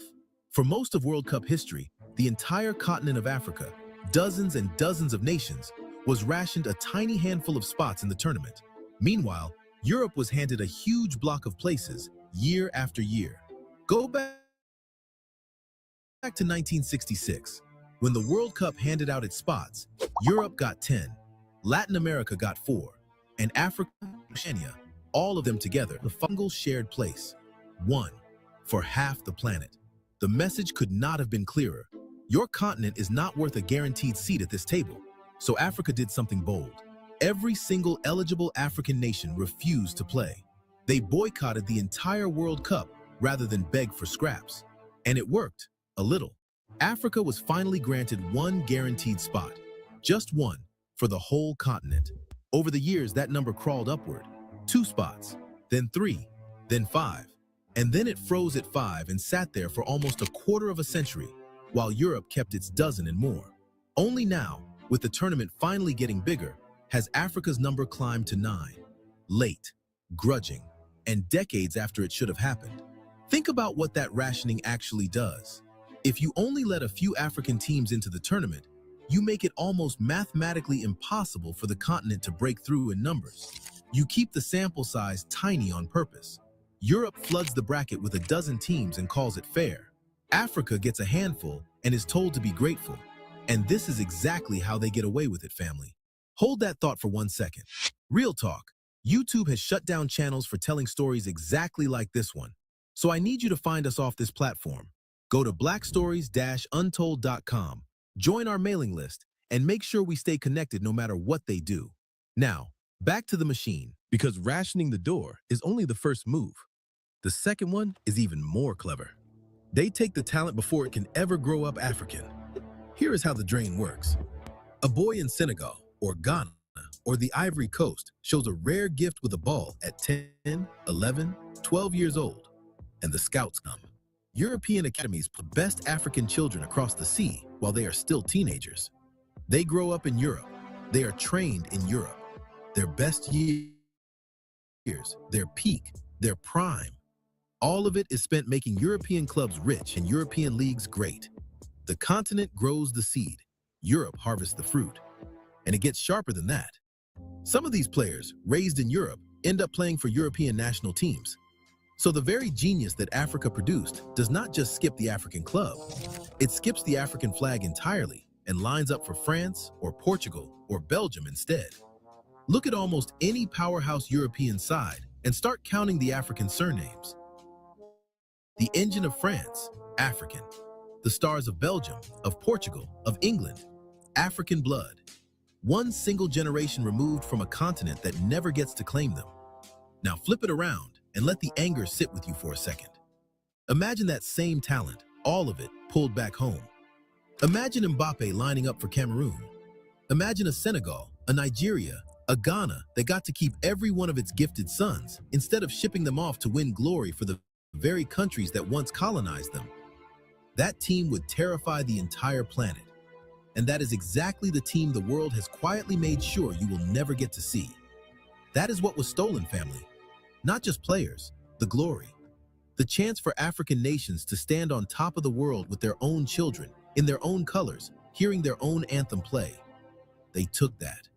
And when an African nation does try to call its sons home, even for a few weeks, the European clubs fight it. There are club owners who have said out loud that they do not want to sign African players because those players might leave to represent their own continent in the Africa Cup of Nations. Let that land. They will take the talent. They just do not want it remembering where it came from. So now you have 2 walls, a narrow door and a pipeline that drains the best players out before they ever mature at home. But there is a third wall, and this one hits at the worst possible moment: money. African federations run on a fraction of what European federations spend, and that gap does not just sit quietly in the background. It explodes at the exact moment an African team is about to do something great. Over and over, at World Cups, African squads have been thrown into chaos by disputes over unpaid bonuses, right in the middle of the tournament. This is documented. It is not a rumor. At the 2014 World Cup, the Cameroon team refused to even board the plane over unpaid money and showed up a day late. That same year, Ghana had to physically fly about $3 million in cash across the ocean to Brazil just to stop its own players from going on strike mid-tournament. Nigeria's players boycotted a training session over their bonuses right before they were knocked out. Picture that. You are one of the best teams on the continent. You have fought through everything just to get there. And instead of resting and preparing for the biggest game of your life, you are arguing over money that should have already been paid. European giants do not spend their tournament like that. They cannot even imagine it. That is what an empty treasury does to a dream. It sabotages you from the inside at the very moment you are closest to the top. And that brings us to the closest they ever came. The moment that tells this entire story in a single kick. This is the part that still hurts. For years, the ceiling for African teams was the quarterfinal. So close to the top four and never through. Cameroon reached it in 1990 and thrilled the world. Senegal reached it in 2002 in their very first World Cup ever after beating the defending champions in the opening game. But the one that breaks your heart is Ghana in 2010. It was the World Cup, held on African soil, in South Africa. The whole continent was behind Ghana. They fought their way to the quarterfinal against Uruguay, one win away from becoming the first African team in history to reach the semifinal. The match went to extra time, and in the very last minute, Ghana sent in a header that was going into the net. The goal that would have ended it. The goal that would have made history for an entire continent. And a Uruguayan player, standing on the goal line, reached up with both hands and slapped the ball away. Like a goalkeeper, he was thrown out of the game for it. But the damage was done. Ghana was given a penalty kick. One kick to win it for all of Africa, on African soil. The striker stepped up, and he hit the ball off the crossbar, inches too high. The whole continent's breath caught in its chest and then collapsed. The game went to a shootout, and Uruguay won it. Ghana went home. One hand on the line, one kick off the bar. That is how close the door came to opening, and it slammed shut again. Do you see the pattern now? It is not one thing, it is everything, all at once. Ration the door so few can enter. Drain the talent so it grows up somewhere else. Starve the budget so the team cracks under pressure at the summit. And then, when a team fights through all of that and gets one hand on history anyway, the smallest cruel moment slams the door one more time. And the world shrugs and says, well, impressive for an African team. Impressive for an African team. That phrase is the whole crime in 4 words. It is a ceiling disguised as a compliment. But here is where the story turns and where the payoff lands. Because in 2022, Morocco did something no African team had ever done. They did not just reach the quarterfinal, they smashed through it. They knocked out powerhouse after powerhouse and marched all the way to the semifinal, the furthest any African men's team has ever gone. And the whole planet watched an African team play like it belonged in the last 4 of the world, because it did. Morocco still did not reach the final. The ceiling cracked, but it did not shatter. And that crack is exactly why this story matters more now than ever. Because for decades, they sold you the idea that it just could not be done, that Africa was simply not built for the final. Morocco proved that was always a lie. The moment the structure loosened even a little, an African team surged toward the top, which tells you the only thing that was ever really holding them back was the structure itself. So here is the grand truth this whole story was built to show you. When an African player wins the Ballon d'Or for a club in Europe, the world calls it a beautiful talent story. They celebrate the genius. But ask them why the nation that raised that genius, that fed him, that gave him to the world, has never once lifted the World Cup. And suddenly the whole world goes quiet. Because there is no talent answer to that question. The talent was never the problem. The talent was never even in question. It was the gate. It was always the gate. This is the same machine again, just wearing a different jersey. Take the raw genius out of Africa, grow rich on it somewhere else, and make sure the place it came from stays capped, subordinate, and grateful for the scraps. They did it with gold and diamonds and cobalt, and they do it with the beautiful game too. The players were never the problem, family. They were always the proof. The proof of how much was there to take and how carefully someone built the walls to keep Africa from ever holding up the trophy its own children keep winning for everybody else. This was Blacc Stories Untold, and as always, thanks for watching. If you want more stories like this, click the video on your screen right now. And like and subscribe to Frontline Black News. All right, what are your thoughts on that? Family and fellow soldiers. Oh yeah, my thoughts on that. Yeah, my thoughts on that. Europe. I'm not surprised because Europeans know that African soccer players are very talented, and that Europeans definitely need Africans need Africans to play for the team, but not give ownership to them, right? And it's not that different from the transatlantic slave trade, right? And convict leasing, and also the Europeans rig the system because why would they rig a system when they know Africans are going to win, right? It's about competition, and so that's why I think the Europeans did it intensely, especially with Belgium. I'm not so I'm not sure if Belgium played against Ghana or South Africa in the tournament, but she was telling me that yeah, Europeans were getting angry, upset, the European soccer players, and they told the referee to pretty much, you could say like cheat, like pretty much like cheat the system. Mm-hmm. And so that's why Phil Scott said, "What's the point of going? What is the point of traveling from America to Europe? They're like cousins. They're like best friends. Yeah, Sure, they they are. speak like And you different see, languages." they gave it to Spain as if Spain ain't a racist ass country. Yep, Spain. Yep, exactly. Yes. And by the way, I'm seeing some FBAs going to Spain. What do you guys say about that? And then we just had somebody recently that lady said I moved to Spain. I mean, not just. I mean, yeah, some move to Spain, but travel to Spain. I mean, what do you guys got to say about that to your FBA brothers and sisters? I mean, that's a form of Moorish. If you got the passport, you go anywhere you want as long as you come back. Oh, okay. I just thought that Phil Scott. Yeah, I really thought you agree with Philip Scott that it's better to travel to the African continent where you're not dealing with so much Beckys and Karens unlike European countries.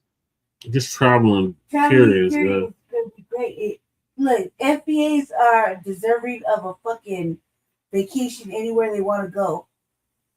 That's not fleeing. We're going on vacation. Right. We're right back.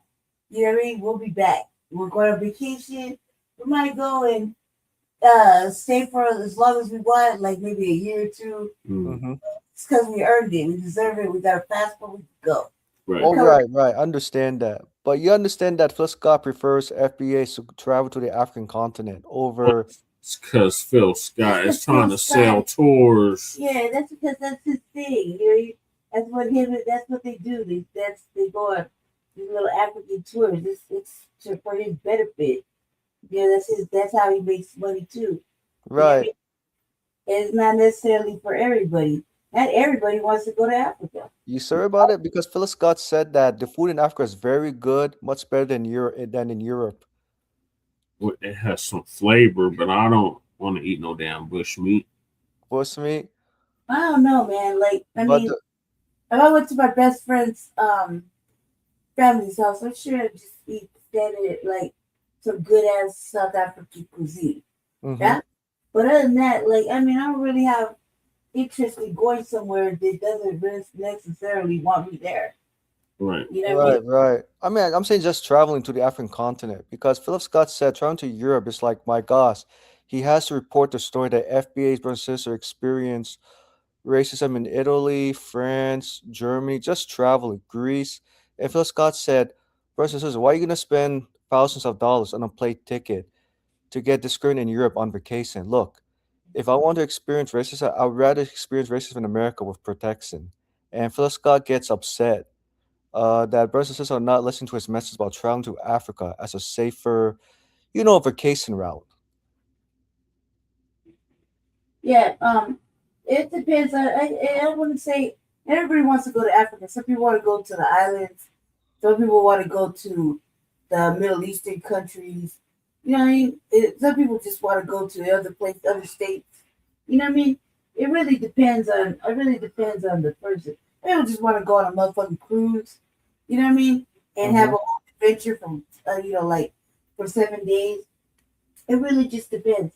I mean, I don't say that it might not, there's places that just want our economic Dollars?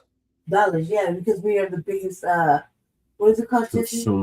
Consumers. We have the most money in the world. Spending power. Spending power, thank you, Jesse. So yeah, I think that's where that lies. They just want us there for that. Or that's where sometimes we get to certain places that's overcharging or super taxing, we don't know rules or how much things are. So people are paying out their pocket. You know what I mean? Right. I would think that it really just depends, but in America, as long as we fucking have a passport and all this shit is good, we should be allowed to go on vacation to wherever we want to go. We're not. Oh yeah, absolutely. I agree. Right. But you understand because Philip Scott doesn't like to hear brothers and sisters traveling while black abroad, especially into Europe and Asian and Latin American countries. That's because he's selling a tour to whatever country he wants to go to. Right, tour. Right. Right. So, that's what he's doing. There's other people there. It's not just you and your family and his family. There's like 12 other motherfuckers and their families going. Right. So it's a thing. But I don't want to go nowhere right now where there's a lot of conflict, and right now they're on a purge of everybody go back home to their own country. Yep. So that they're let them do what they're doing because that's what we're doing over here. So it's like everybody go home in every country. Everybody just take your motherfucking ass home. If you really pay attention, Europe's doing it. Africa's doing it all over the continent. Right, we're doing it. So everybody's like, now you know what, man, fuck all this shit. Everybody take the motherfucking ass back to their own country. Right. So until that chills out, we should just travel to places where we're gonna be welcome, and instead of being in the way of whatever cleanup and purge is going on in Right, but you also understand where I'm coming from because I remember FBA's sister reported not so great treatment in Japan on vacation. She had it's racist in Asia too. exactly. Yeah. Where So on exactly experience it. Right, so it's global. So right. So you're more than others, but right. It's there. Why would we want to a country that creates dolls and is based on our African children to abuse them? You know what I mean? Only for us to see it right there in person. And some places are just not black accommodating. Right, exactly. If you think you got one moving in, it's all of a sudden it's like an Asian flight or a white flight. You know what I mean? And you think we're coming to live there forever, and that's not really the case. It's just want to just check it out and maybe stay for a few months to see what it's like. Right. Well, I mean, I understand that, but I'm just saying, like, to exercise caution. That's what I'm saying. I mean, I'm not preventing FBS from traveling where they want to go, but I'm saying this because because I used to have a utopia of thinking back then. Seeing FBA trying to ace, okay, great. But then I was naive or blindsided about the racism. So you can understand where I'm coming from because I'm following Philip Scott's message. Telling brothers and sisters, be careful where you travel abroad because anti-black racism is global, and don't want their vacation to be ruined because they're traveling while black, and that can be very frustrating, especially when you spend so much money on plane tickets that you can never ask for a refund to come back to America after what few nights, even though you're there for like 2 weeks because of that one incident of anti-black racism, whether it's in Asia, Europe, or Latin America, because you want that $1,000 plane ticket to be worth that money for 2 weeks, right? And not Yeah. have to worry about anti-black racism. While Charlie, it's funny. Even Breeze probably disagree with me, and Breeze probably tells me I'm crazy. No, I'm looking out for FBAs when they travel abroad because I don't want them to have a negative experience when they travel there for 2 weeks. Whereas Muzungus, when they travel to Asia, Europe, or Latin America, they never had to experience racism given their white privilege, and they can have and that $1,000 they spend on plane ticket, they don't have to worry about booking a flight home quickly. I mean, early. I know Right. I know I kind of sound like Kevin Costner in the movie The Bodyguard. Mm-hmm. I never went abroad, but when I was a small child, I did travel back and forth to Mexico. One of my grandfathers would have able to go back and forth, right? But I'll tell you this right now: everywhere we go, there's anti-black racism, and then there's anti-black FBA racism. Mm-hmm. So either way, we're under the assumption that it's everywhere and at any point in time, even if the skin complexion matches your own, you're subjected to such things. Mm-hmm. The fact is, we don't want to just act out and do bad things in other countries. So we just mind our business, have a good time, and go back home. Right. If you do any more than that, you could be stuck there serving time. Like family member I know, that I have served 2 years because they acted out one time. Did something like a drunken, I don't know, egregious thing, but he could have did the same bullshit in America. But took it to a whole new place and spent 2 years in motherfucking locked up abroad, and being black and from the South, locked up in another country because you got drunk and a little bit too handy. Yeah, so you can really suffer the consequences for that. So we know, we've seen it. Okay, right. I mean, I understand. I mean, I'm not trying to like restrict FBAs where they go on vacation, right? They want to go to Asia, Europe, or Latin America. I'm just trying to like not it for coming up with the FBA threat database. So we know exactly what areas are safe for FBAs and which areas is not. The global database. That was nice. Yeah, I know. I kind of like sound like Bruce Willis telling FBAs to exercise caution. Shoot, we've been living with it for decades. Right. But thank you Yeah. for you. Right. It's nice to know somebody cares. Right. So moving along, we got the crime report. Yeah. Last Friday's crime report. Racist uses black kids for target practice. So Professor Black Truth will give us an update on that. Where everybody go? Everybody fell asleep on this.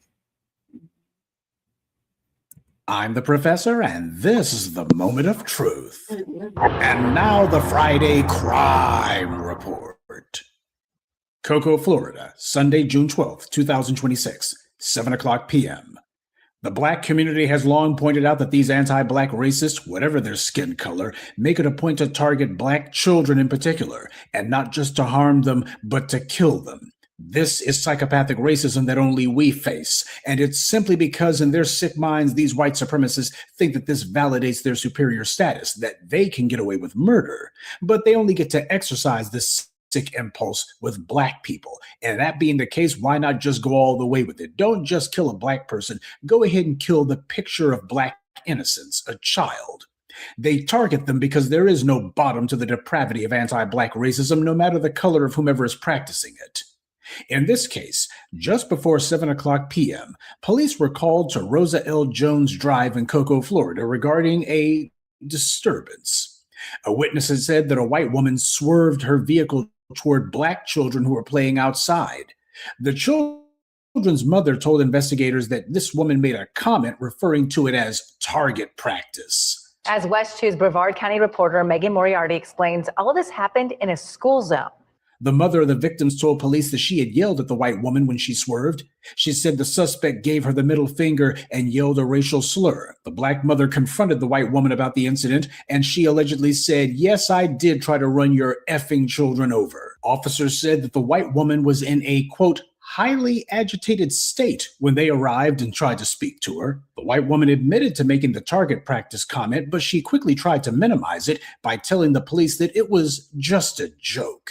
She also said that she had made a wide turn and she denied swerving toward the children. She told police that once she drove past the kids, she operated her vehicle in a dangerous manner, commonly referred to as a donut. So she started spinning donuts is what she started doing.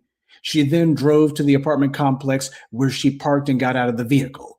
Police said that while they were on the scene trying to get both sides of the story, this white woman then started to threaten the officers. According to the police, as they prepared to talk to witnesses, the white woman allegedly said that she would soon be delivering a special present to the officers and said that it was a threat. Now, this white woman was threatening the police to their faces, and yet you notice they didn't use deadly force when they arrested her, even though she had been behind the wheel of a vehicle. Well, why would they kill her? She's not black. For some reason, their training, which always compels them to kill black people who are totally unarmed, rarely ever compels them to kill a white person who's armed, and almost never compels them to kill a white person who's unarmed. Apparently, that's how their training works. And that's the only reason that she was arrested. That and nothing else. Had she not threatened the police, they would have let her off with a ticket, if that. See, under white supremacy, genetic immunity from the law is the highest rule, because that is the chief tangible benefit that white supremacy bestows on those it classifies as white. So you have to really try, and I mean put in some real effort, in order to get the police to impose upon that principle, right? Now, the racist white woman has since been identified as 59-year-old Pamela Dresser. Dresser now faces 10 charges, including 2 counts of making a threat against a public servant, 4 counts of child abuse without great bodily harm, and 4 counts of aggravated assault with a deadly weapon without intent to kill. Notice how the white media lists the least important crime that she committed first, threatening the police as the first offense that they list, and they listed the most serious offense, the one where she tried to kill those black children, dead last. That's to let you know that they recognize the only reason that this woman got arrested was because she threatened the police. They know that's the only reason that she actually got booked. And also to list this as being without intent to kill, just understand, had she succeeded in hitting and killing any of those black children, the authorities would still have listed it as without intent to kill. They would say, well, we can't know what was on her mind at the time of the crime, even though she admitted that she was using the children for target practice.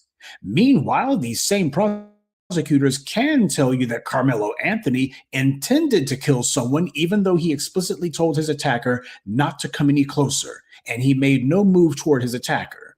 So your skin color is the sole determinant of what you get charged with.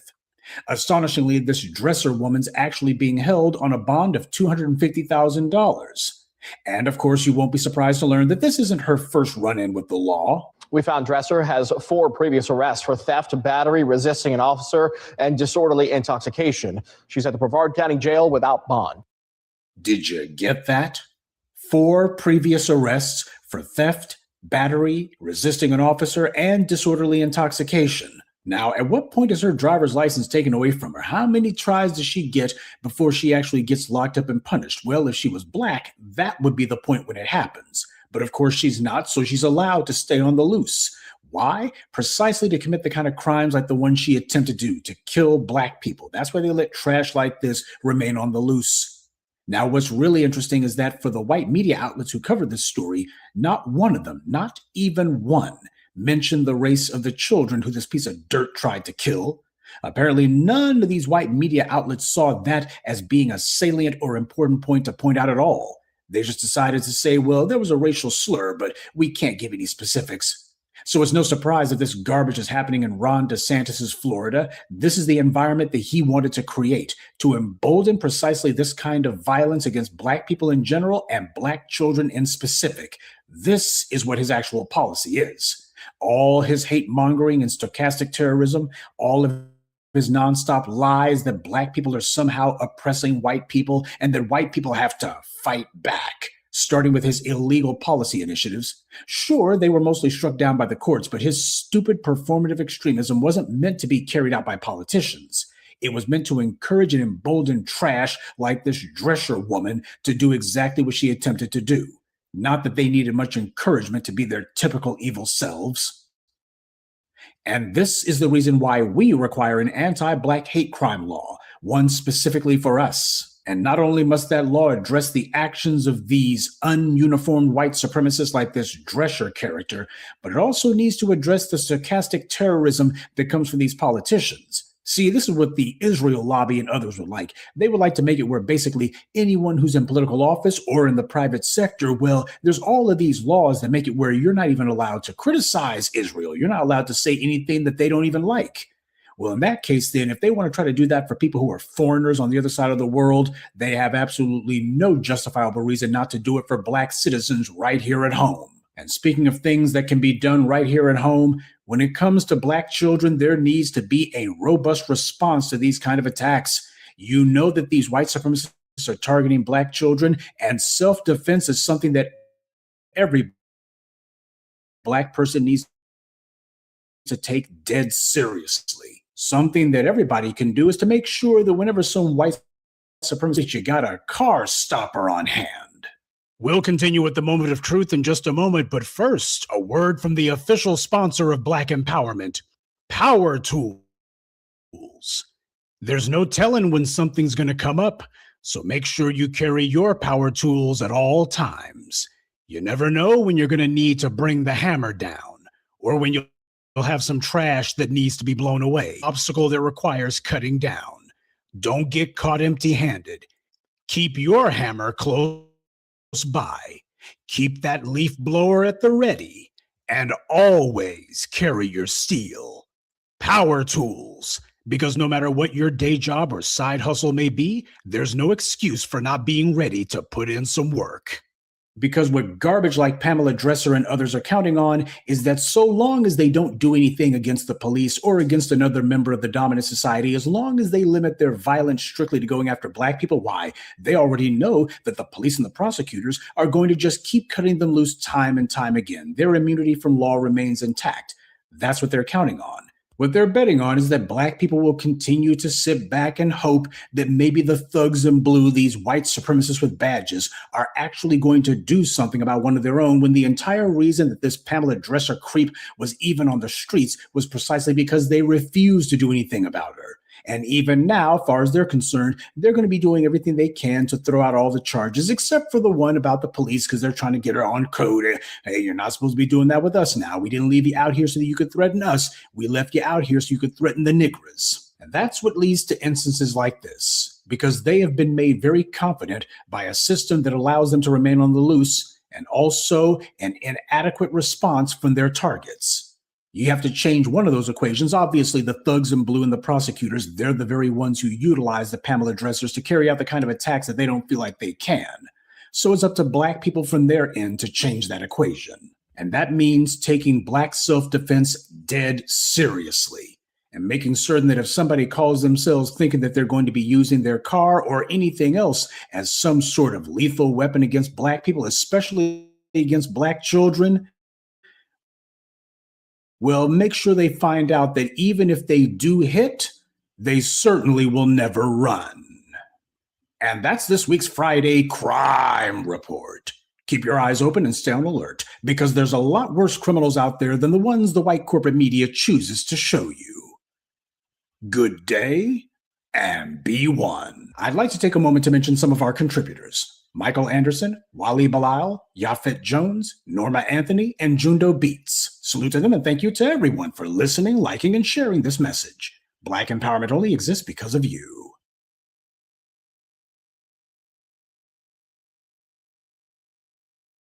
Please. All right, what are your thoughts on that, Michael? Oh man, I'm surprised, man. I'm surprised Phil Scott didn't even cover that, but I'm glad you covered it. Yeah, you know, that lady, she looks very sick and evil. Like, she needs to be in a mental Shabbat Shalom, health family. We're having institution. a And very I loud. definitely Oh yeah. under strict supervision, and then for her to drive a car and crash into black children like they're a target practice. Yeah, that tells me something that Mzungus have not really changed in this country at all, and they definitely want to use black children as a target practice for economic reasons, whether it's to make coats, clothing, food. So yeah, these people have not changed, and yeah, and yes, and foundational Black Americans, right, especially children, number one victims of police brutality. So that's why the anti-Black hate crime bill needs to be passed, because it's not only civilians who practice anti-Black racism; it's also the police. Mm-hmm. Yeah, and I would not be surprised if the court and the jurors give her probation. She needs to be charged with a hate crime. Yeah, Right? definitely a hate crime. Yeah, I was like, I highly doubted I highly doubted the police officer charged her with evading police. I'm like, there's no way. If they did charge her evading police, then how can the police? Why did it take the police a long time to stop the civilian from attacking the children further? You know what I mean? Because they're in on it. Right, exact right. They're in on it, right. But if it's if it was FBA's, the outcomes will be very different. Oh yeah, completely. Yeah. But yeah, I'm surprised Phil Scott didn't cover that. I thought Phil Scott normally would cover everything. But wow. Yeah, you can't cover everything. You can try though. hmm Um, Yeah, well, but Jesse, would you agree with me that foundational Black Americans face are number one in hate crimes from police yes, brutality? from everybody, especially the police. The police, right? I noticed something like on your so you mentioned white people first, then you mentioned Asian Hispanic. Is there a reason why you go by orderly number? I'm just curious. That's the pecking order in this country. Because I know that, yes, that's true that three groups of people practice anti-Black racism. But I noticed that every YouTube content creator start with white supremacists first, and then they work their way down to Asians, Hispanics, who Yeah, practice anti-Black racism. yeah, because we're fighting racism and white supremacy, so we got to start with the whites. The whites. Got it. Yeah, yeah. Sorry to ask a silly question, but I was just curious. That's just the pecking order in this country. So it's Right. white, I guess yellow, Asians and then Hispanics. yeah, and black. Black. So when you say black, you mean the Africans, right? It's just black. Period. Okay. Right. But yeah, what do you think of that old lady? She looks sick and demented, right? Mm-hmm. Yeah, I was like, wow. I'm like, even when she was, let's say if she were in mental health, I can't believe how the mental health institutions did not keep a close eye on her. Yeah. So we need to bring a silence back Mm-hmm. with people like Yep. that. And we can all thank cool Ronald Reagan for deinstitutionalizing mental health Mm-hmm. in the 1980s. Yep. And closing down all the mental asylums. Asylums. Yeah, what is your reaction on that when you found out Reagan had to do it because he wanted to privatize government service and said, let the free market take over? He's just doing what a typical damn capitalist Republican does. Mm-hmm. That Reagan said, government is not the solution to the problem. The government is the problem to the solution. Yeah, well, Republicans are always about small government. Right. And even like centrist, even like I think some Democrats in the 80s joined Reagan to make cuts to mental health services. Yeah, those are neoliberals. Yep. And then Bill Clinton came in, did not reverse Reagan's economic policies or partially reversed. Now he doubled, if not tripled down on them. Mm-hmm. Right. And that's why Bill Clinton is called, what is Bill Clinton? Oh, Bill Clinton's called the great communicator, just like Ronald Reagan. Get it? Yeah, Slick Willie. Mm-hmm. Yep.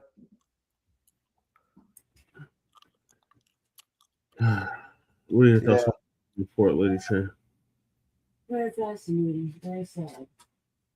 Yeah, it's very sad. You know, those kids definitely do not deserve to be chased like that, especially like as a crash dummy or as a target practice. That is like unacceptable. Like, why couldn't the white woman do that to her own community? I mean, do that with her own children in the white community. Because she knows she wouldn't get away with it. Mm-hmm. Right. Yeah, that's sick. Like I said, she's very sick and demented. Yeah, I agree with you, Jesse, that yeah, she definitely needs to be charged for what'd you say for attempted manslaughter, right? That too. Yep. It And I highly definitely doubt yeah, I highly doubted the police ever took a breathalyzer from her, took her alcohol test. no. They gave her a slap on the wrist. Yeah, just Straight up it just doesn't make any sense. And also they didn't disclose also her alcohol content level to say that she was intoxicated. And they're not because who's she targeting? Black children. Black children, right, right. And then when the police say, "Oh, she was just having a bad day, confused," but okay, she was having a bad day, confused. But then why was she so? Say is, I was correcting them, and they didn't listen. So I tried Right. because the Casual Killing Act never got overturned. It's Mm-hmm. still in full effect.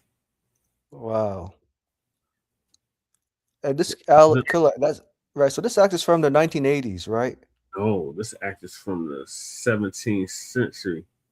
Wow, that is so wow. That's like several centuries back. That's crazy. Yeah, it's from like 1740, where they said 1740.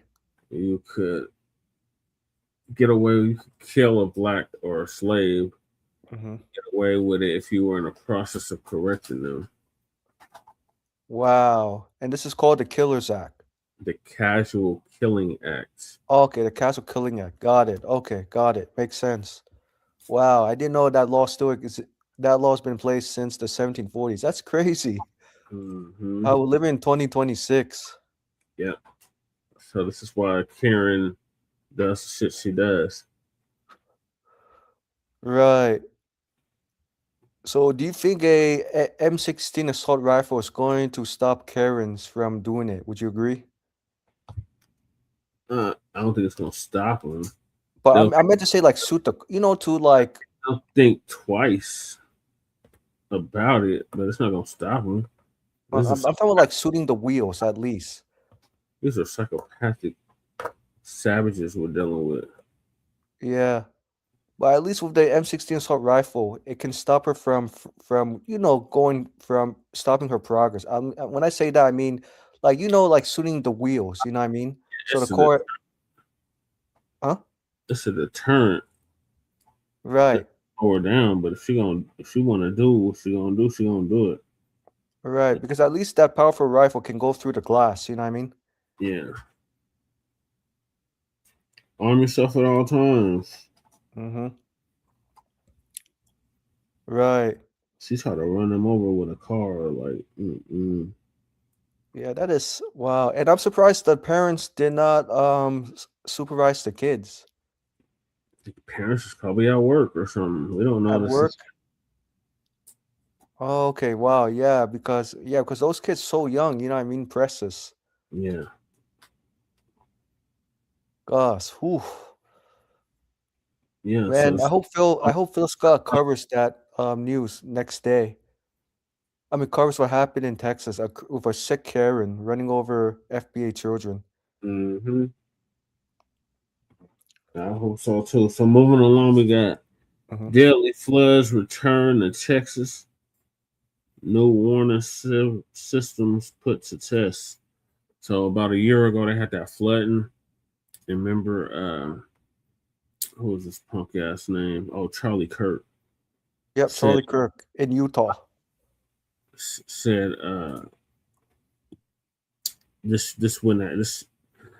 this shit had happened to these white children or some crazy shit where the flooding took place, and it was like around a bunch of sundown towns in Texas. Thunderstorm right now.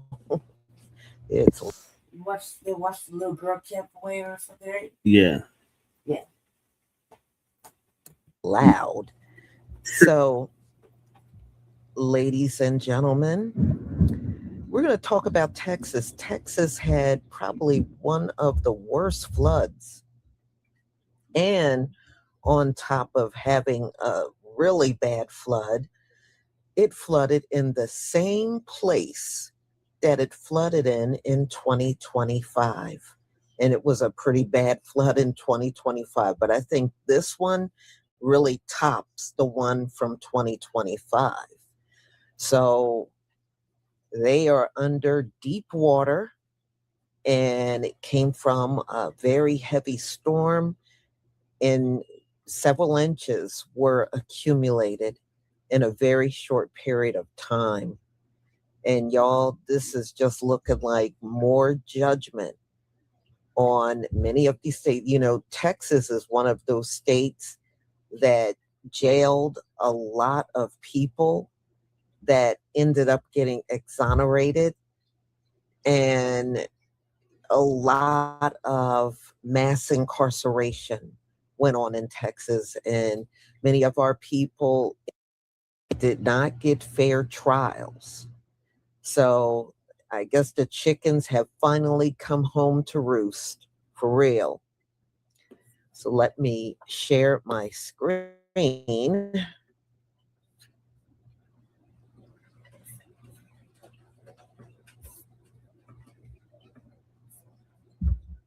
Boy, it is buckets pouring out here. We may end up with several inches. I mean, it is really coming down. All right. Please give me a 1 if you can see my screen.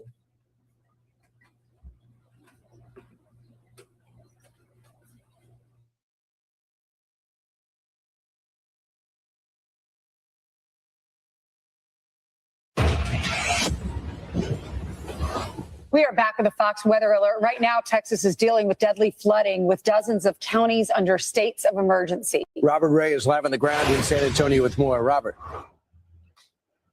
Yeah, good morning. 2 dead, unfortunately, according to Texas Governor Greg Abbott. And look at these images from the past couple days as floodwaters inundating towns like Uvalde yesterday. Over 2 feet of rain blowing up creeks, streams, and rivers. In fact, that town of Uvalde was completely inundated. Nobody could get around. First responders having problems getting into areas where people needed to be rescued, and evacuations continued. We are told that over 230 water rescues have occurred in the past couple of days. And then on top of that, from the air, helicopters circling regions, plucking people out of harm's way. All of this with rounds of storms that all began on Monday, including tornado warnings and tornadoes that touched down north of San Antonio. And you look at some of this video from the air and you realize just how intense these neighborhoods were swamped. Here's Texas Governor Greg Abbott on the situation. One is a male near Comfort who was swept away in an RV.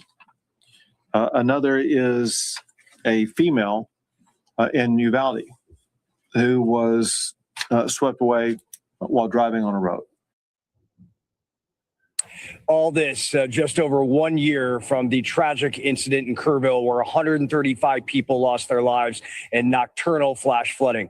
There is trauma in this region, and the hope is that no more of these systems come in anytime soon. Next week looks to be dry. This is Goat Creek, and it is close to Kerrville. And the people who live along this creek tell me they've never seen, in fact, they've never even heard of it doing what it did this week. Sure, it floods. It flooded last July on July 4th. But did it do things like this? Did it put 2x4s that high up in the trees? No, they've never seen that. Look across the creek. There's a pickup truck. They don't know where that came from.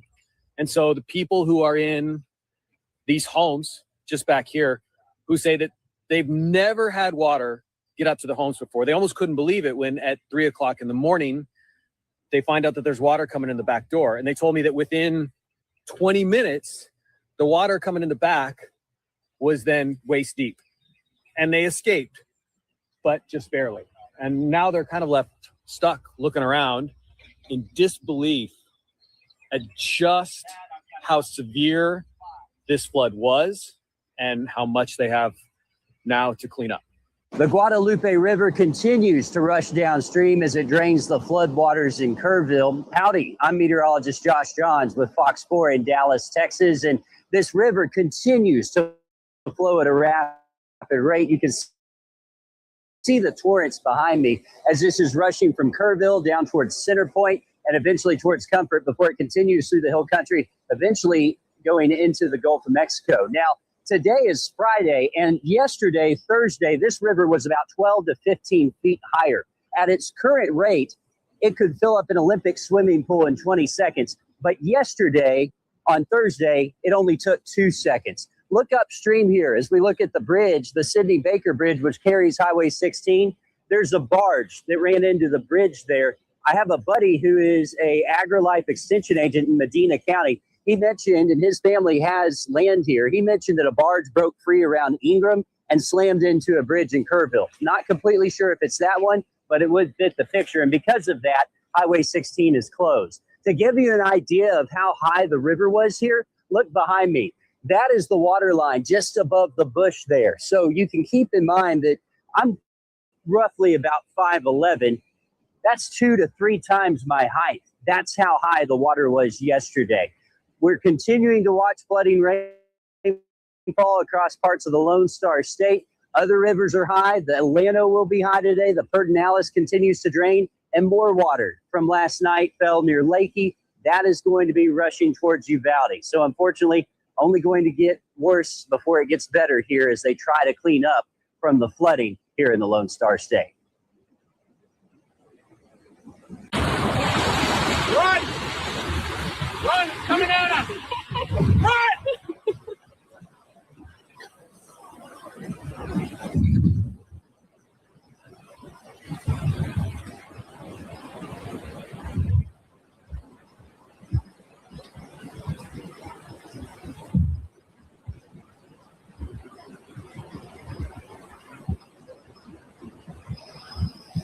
That's gonna get crushed by this bridge.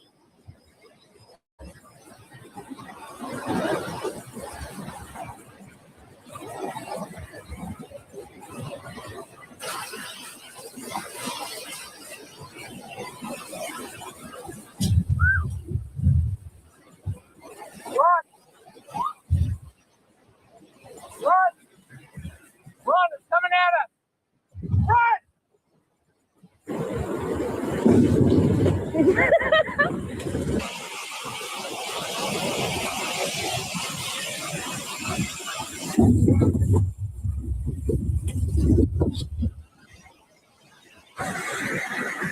The dry Devil's River is about to overtop the bridge here on Main Street in Sonora. You even see debris starting to stack up against the bridge. It's about to overtop. Very dangerous situation here, life threat.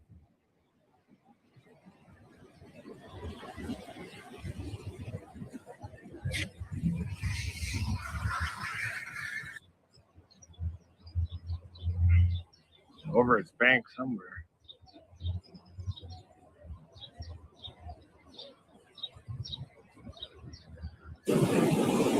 This is a flash flood emergency, life-threatening situation. PDS flash flood emergency in Sonora, Texas on Dry Devil's River.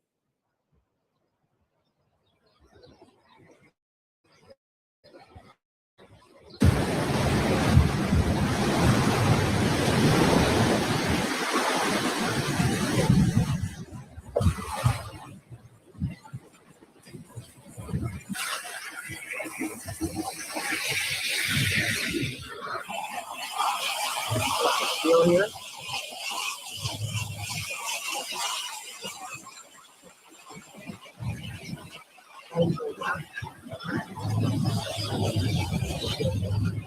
Water boat.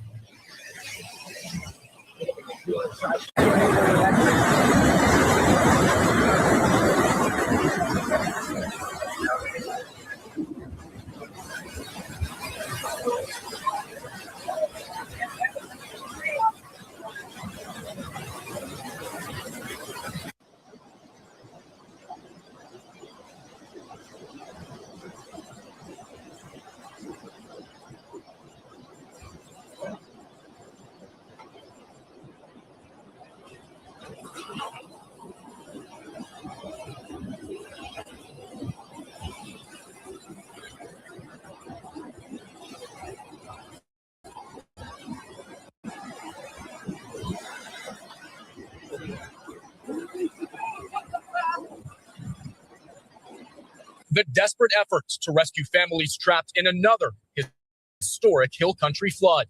The Guadalupe River again pushing a deadly surge of water downstream. When they talk about a wall of water, it is literally a wall of water. First responders battling their way through black water to reach those trapped in the middle of the night. Rescuing Robert Shelton and his family from their flooded home in Kerrville. Within a blink of an eye, it was already waist level, and then the door broke open and more water came rushing in. He says they sheltered in the attic for more than 2 hours until rescuers could save them. I was scared the house was going to break apart. Daylight revealing the heart-sinking scope of yet another disaster here in Texas. 2 people are dead, more than 70 already rescued from the waters. It's the second 1,000-year flood in just over 1 year. The devastated community still reeling from the unprecedented 4th of July flood last year that killed 119 people in Kerr County alone. It happened again. Unbelievable. A memorial dedicated to the victims of last year's floods unveiled just 2 weeks ago, now underwater. The major highways left impassable in and out of the area. The water swelling into homes here, leaving some, like Carolyn Lampy, unsure whether they'll have a home left. Well, my husband is fixing to be 90 years old, so this is really, really hard on him. He's having a really difficult time wrapping his head about maybe losing everything, at age 90. What is being called a large and deadly flood wave is surging through the Texas Hill Country, and it's happening in many of the same communities devastated by last year's historic disaster. Flash flood emergencies, the highest level of flood warning, have been issued for parts of Kerr County and all of Uvalde County as slow-moving storms dump up to 20 inches of rain. Dozens of water rescues have already been reported as floodwaters sweep across south central Texas. The Guadalupe River in Comfort rose nearly 25 feet in 1 hour and topped the crest level seen last July, when flooding in South Texas killed more than 130 people, including children and counselors at Camp Mystic. The threat today is far from over. High risk of flooding remains in place, with catastrophic flash flooding and dangerous river rises still possible as more torrential rainfall moves through the region today and tonight. This isn't just heavy rain anymore. Parts of Texas are now under a life-threatening flash flood emergency, and the situation is changing by the hour. A powerful storm system has triggered dangerous flash flooding across parts of central and south central Texas, turning roads into rivers and forcing emergency crews into nonstop rescue operations. Officials say at least 2 people have died, while more than 230 people have already been rescued from rising floodwaters. Rescue teams have been using boats, helicopters, and specialized emergency units to reach stranded residents as water continues rising in several communities. The hardest hit areas include parts of the Texas Hill Country, where days of relentless rain caused rivers to rise rapidly and forced road closures across the region. Authorities are urging people to stay off flooded roads, warning that conditions can change within minutes. Governor Greg Abbott has declared disaster areas across dozens of counties and says thousands of emergency personnel and rescue equipment have been deployed as Texas prepares for the possibility of more heavy rainfall. Officials continue monitoring river levels and weather conditions closely, saying the danger isn't over yet as additional rain could quickly worsen flooding in already saturated areas. Follow for latest updates.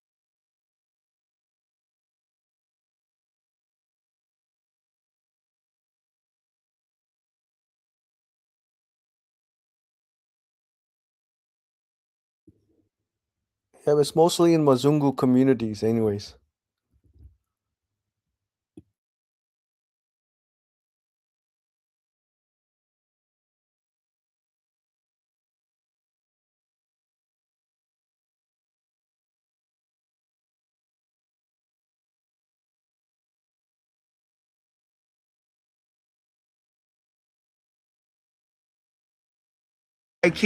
It's like you guys don't listen to my videos. I mean, I keep saying Texas is terrible. It's an awful place to live because of storms and tornadoes and hurricanes, and the awful summer weather is just wet, and the bugs, and I can just go on and on and on. And last year at this time, these floods, yeah, massive floods. Oh yeah, it's a 100-year flood, 1,000-year flood. It'll never happen. Here you are again. with massive flooding. What are you doing? I have to question your sanity at this point. This is not a good place to live. Texas is an awful place to live. When you have to worry about weather constantly, believe me, I've been there. I've lived in Florida. So yeah, there's something about having peace and quiet. You know, peace and quiet. That's what this is. I live in Vegas. I don't have to worry about weather at all. Just occasionally it's a little hot in the summertime, but it's hot everywhere. But Texas, stop. Get out. Leave now while you still can. Because that 100-year flood is going to be next year, the year after that, the year after that, the year after that. Disturbing new video here. It shows several deer being swept away by floodwaters in Boerne, Texas, northwest of San Antonio. No word tonight on whether those animals survived this. Heavy rainfall causing rivers and creeks to rise, forcing evacuations. City leaders are warning people there the flooding is a serious, life-threatening situation. Avoid flooded roads and never drive around barricades. As the saying goes, turn around, don't drown.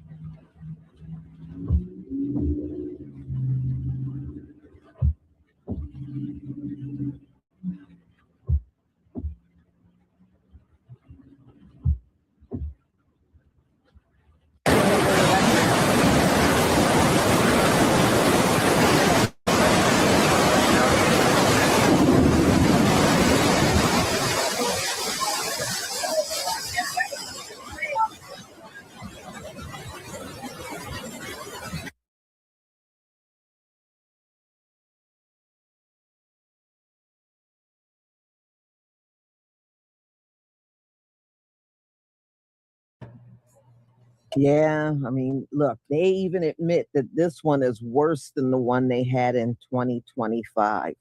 But y'all, it hit in the same exact place. Yeah, I felt bad for Bambi out there, you know. They sure didn't know what hit them. And it looked like it was about 4 of them floating out there. Maybe they made it. I mean, it doesn't mean they didn't make it.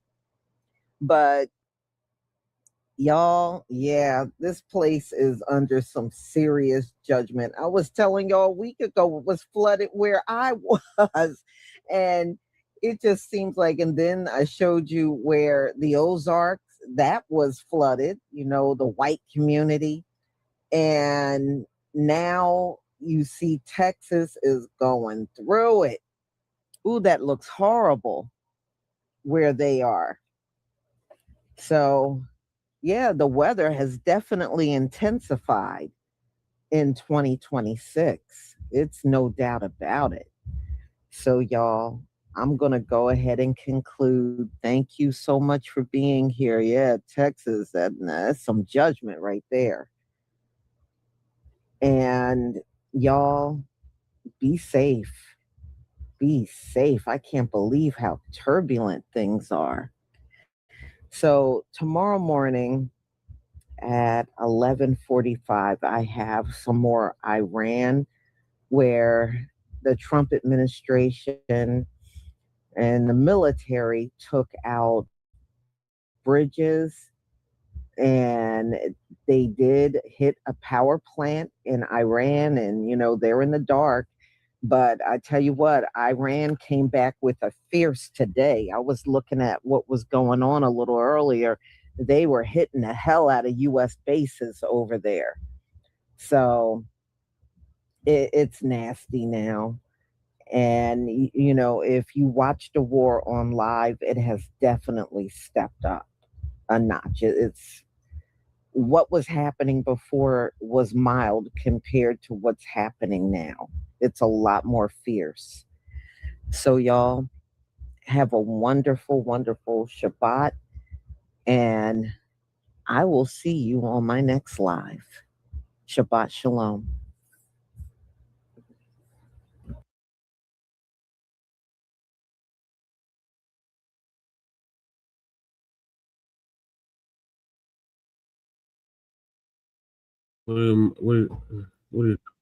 What's up, world? Let me tell you about this beard growth oil. Yeah, my thoughts are, you know what?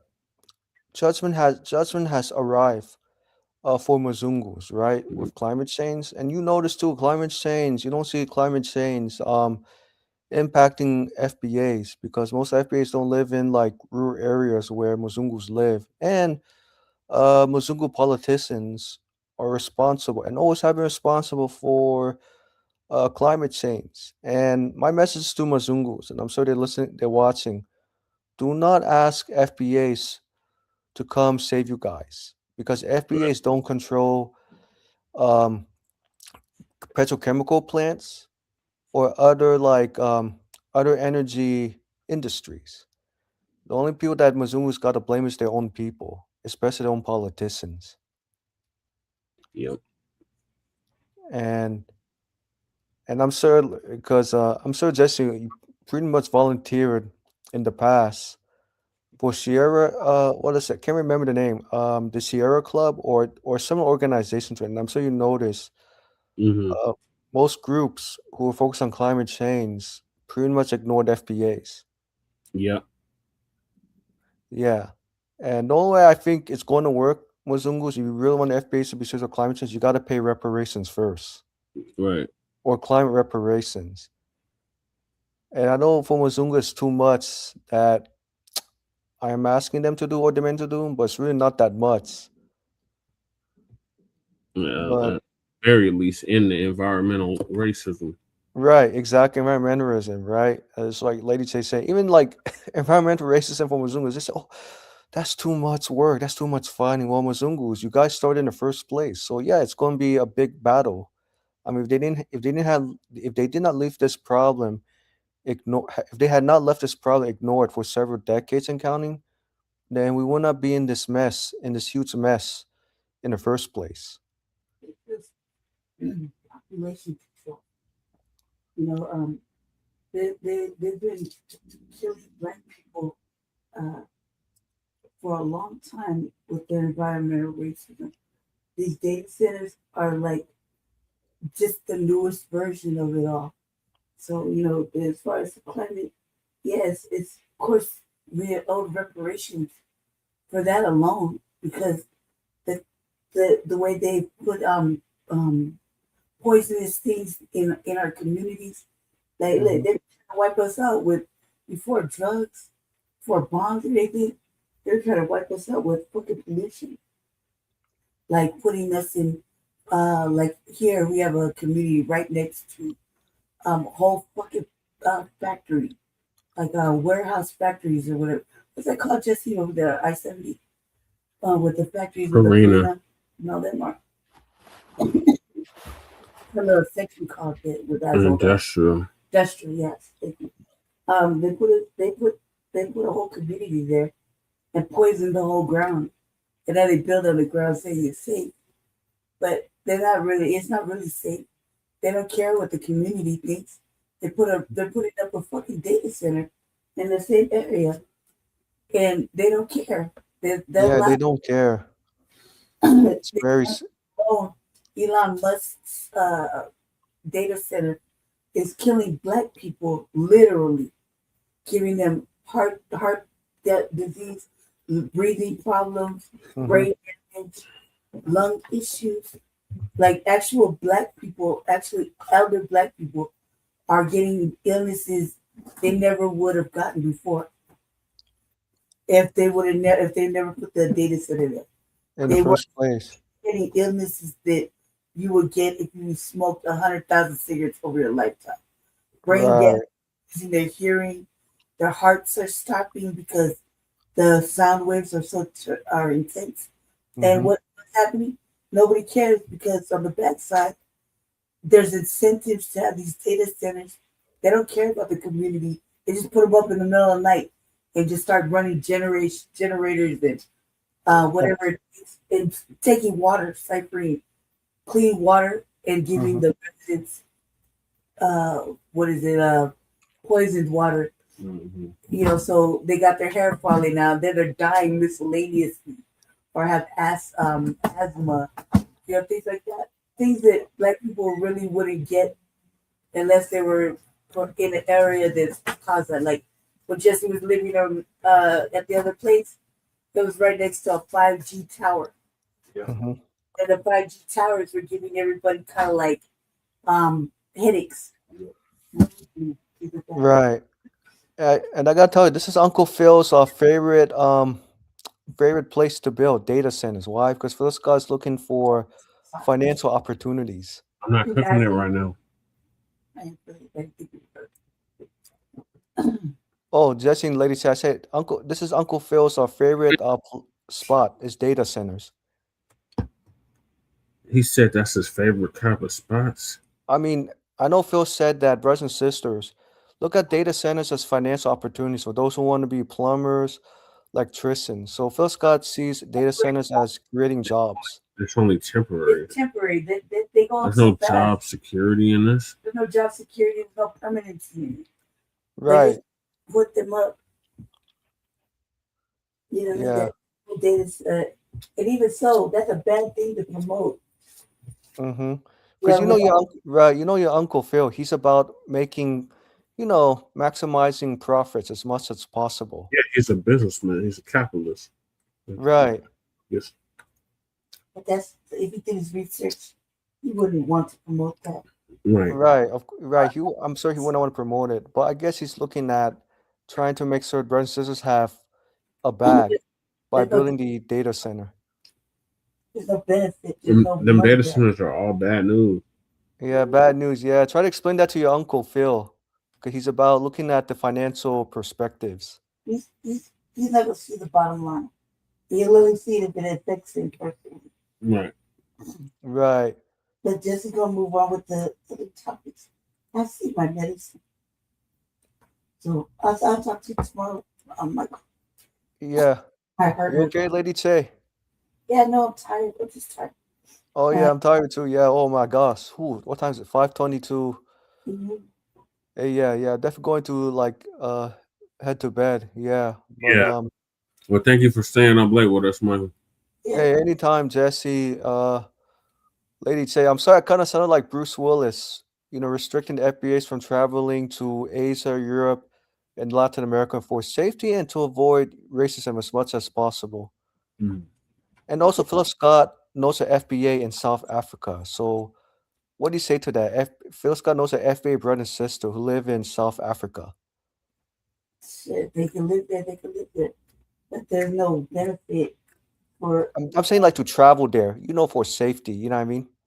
I'm not I could dig it. I got a best friends in South Africa. Yeah, he says it like there's no racism there. He acts like it's totally safe there, but just keep in mind we're tourists, and they right now are doing like a purge of that. So Mhm. they let them do what they're gonna do until things are calmer, much more calmer. Yeah, the March and March. Yeah. Mhm. Then we gotta respect the country. They're kicking out Africans from other states, right? So other Right. parts of Africa. So we need to respect them. Let them get their things back in order.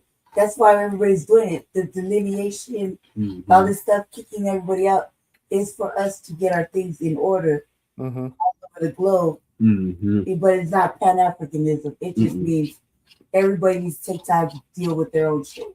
Right. I definitely understand it, definitely respect it, right? And like I said, you take no issues from me at all because my goal is to definitely accelerate the trend for, accelerate the delineation trend.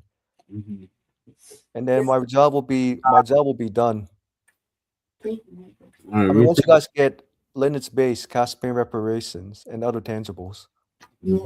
Thank you, Michael. Yeah, you're welcome. Anytime. Listen, I gotta go to sleep. We appreciate you, Michael. We appreciate Yeah, and also remember, once you guys get reparations, you guys won't remember me anymore. Trust me, because you guys would. No, we'll No, definitely.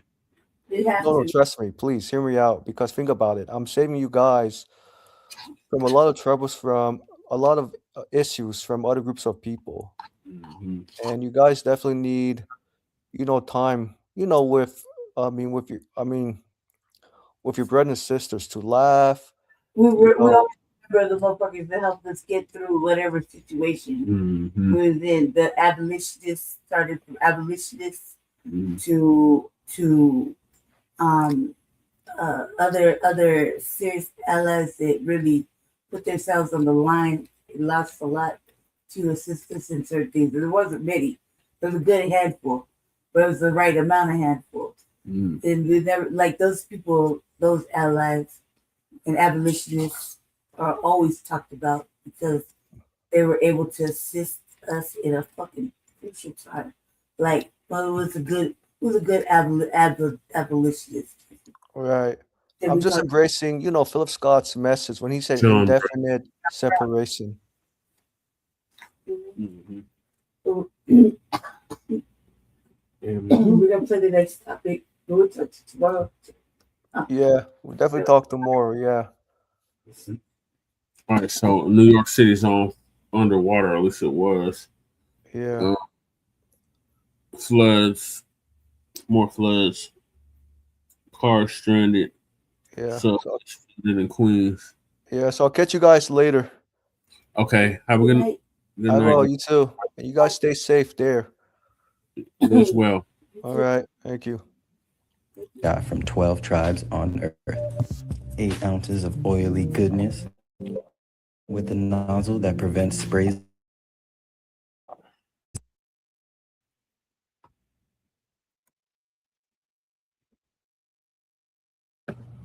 Shalom, family. Good to see everyone. Hope you're doing well. Boy, there have been probably more floods than I think I've seen in my lifetime in 2026. It is definitely something different about this year between the, recent heat waves to all of the flooding, the tornadoes. It has really been a different year. And at 3:45, I have a live with people that have gone through, blackouts during right in the middle of a heat wave. And the power is not coming right back on, y'all. Sometimes the power will go out on a Saturday and it does not come back on until Wednesday. That's what these folks have been sitting in. And it's happening more frequently out in the Midwest. Some people are reporting 2 and 3 blackouts in one day. So it is getting bad. Now, there are many that are blaming data centers taking up so much power that when people turn on their AC, it knocks out the power. So we'll see that. But we're going to talk about the flash flood that hit Queens in New York. And y'all, it was bad. This happened about one day ago, and it was bad. Now, people are saying clogged drains and everything, but, that's up to the city to stay on top of that kind of stuff. But once the water get up in there, it does not drain right away. And it's a lot of people that have lost virtually all kinds of items in their homes because of the flood. So we're going to get into that. And I mean, these flash floods are now becoming a common thing in America, where you can get now, like I told y'all, in my state about a week ago, it flooded in my town and 3 inches in 1 hour. 3 inches of rain in 1 hour. So that's what we're seeing and it's becoming very common all across America. Now, we've been talking about the heat wave in Europe, but America's really been going through it too. So let me go ahead and share my screen. Please give me a 1 if you can see my screen.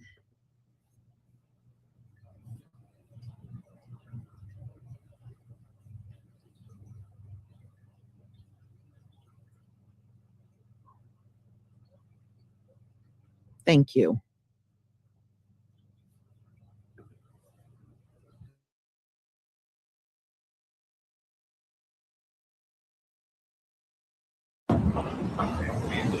Yeah, Joe, it rained and it poured everywhere today. But as we know, there are certain communities that are hit especially hard. And this is one of them, 153rd Street and Peck Avenue in Flushing.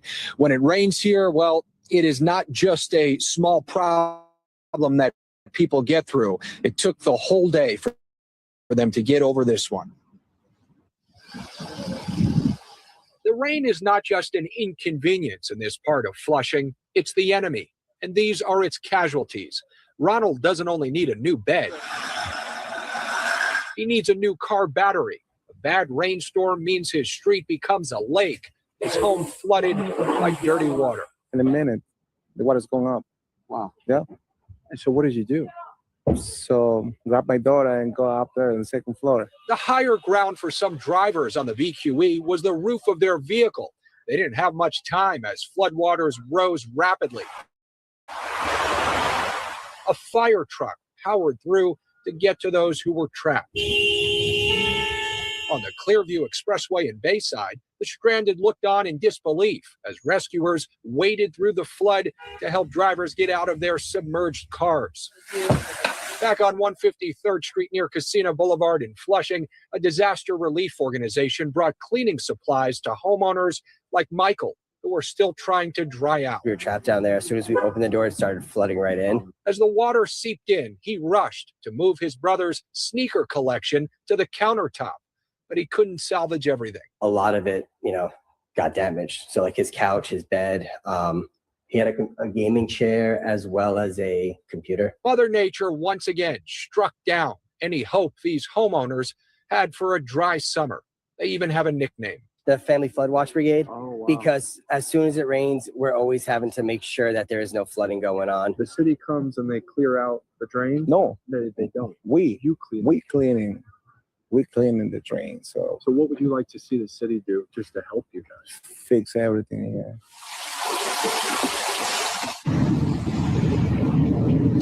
The city's Department of Environmental Protection has actually put a small white sign on that stop sign behind us, and they call that a flood sensor. At least that's what the sign alerts the community of. And that sensor is able to track flooding in this neighborhood and provide helpful data to the city in order to better understand the problem. Homeowners say it's a decades-old problem, but it has gotten a lot worse in recent years with the type of rain we've been getting. We're live in Flushing. Anthony Carlo, Channel 7 Eyewitness News.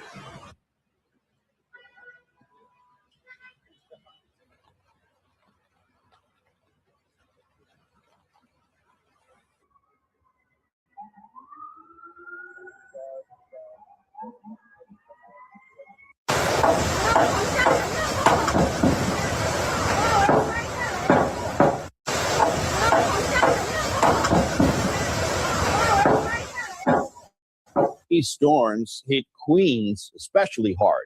Parts of the Whitestone and Clearview expressways look more like flowing streams. The high water left some drivers stranded. Eyewitness News reporter Anthony Carlo is in Woodside. Anthony. Well, Joe, drivers feel like they worked a job today just trying to get around here in Queens. That fast and furious rain followed by the flooding has left everybody shocked. That's the BQE here behind us. And it was shut down in both directions at Queens Boulevard earlier this afternoon. You can see it is back open now. But if you needed further proof on just how bad it was, take a look at this video. People climbed out of the windows of their vehicles as floodwaters quickly rose and stranded them on the BQE. As one driver waited for help, well, there wasn't much to do but smoke a cigarette while standing on top of a box truck. A couple of guys managed to get out of that truck and clung to the overpass wall as they sidestepped very carefully to get to the first responders who were waiting for them. The dirty floodwaters right beneath.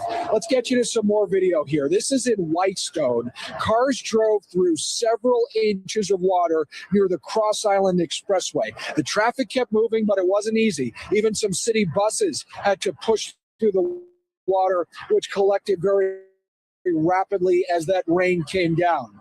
And then traffic was at a standstill on the Clearview Expressway as we show you some video in Bayside. You don't see this very often, this kind of standstill at least. Drivers had nowhere else to go but into floodwaters. Some vehicles were partially submerged as rescuers waded through that dirty water to help drivers get out. We talked with some people who had the misfortune of being on the roads today. They are happy they're back on dry land, to say the least. Actually, right in Bayside, right by the Cross Island exit, the thing was completely flooded. It was you couldn't see the road. Yeah. And so, how did you react to that? Did you stop driving? We stopped. We had to go all the way around just to get past that area. Yeah. So you've spent a lot of time in the car today. Yeah. Like we were in the car for maybe 2 hours now. 2 hours. And to make matters worse, that guy tells me that his basement was flooded. So an all-around difficult day for him. What's even more stunning, as quickly as that flooding happened, it dissipated. Again, the BQE here at Queens Boulevard had been shut down in both directions earlier this afternoon. As you can see, it is back open. I guess just enough time for people to take a breath and get ready for round two. We're live in Woodside. Anthony Curlow, Channel 7 Eyewitness News. Joe? Just hours ago, this street looked like this. You can see that white car submerged in water. Some of the neighbors told me the water was almost as high as their hip. The street got really flooded because garbage and leaves were covering drains like this one, and that caused the water to rise. This water pump is currently draining water that flooded a basement. This is video of one of those flooded basements. You can see just how high that water is rising. The person who lives in this house, their basement was completely flooded, and also their garage was flooded, and they're a contractor, and that's where they store all of their tools. It was a huge financial loss for them because every time this kind of flooding happens, they have to rebuy their tools. The water was up to here in the garage and flooded everything that was underneath that shelf. Residents here in Flushing say they have to deal with this kind of flooding all the time, and they get concerned every time it rains. Yeah, Joe, it rained and it poured everywhere today, but as we know, there are certain communities that are hit especially hard, and this is one of them, 153rd Street and Peck Avenue in Flushing. When it rains here, well, it is not just a small problem that people get through. It took the whole day for them to get over this one. The rain is not just an inconvenience in this part of Flushing, it's the enemy, and these are its casualties. Ronald doesn't only need a new.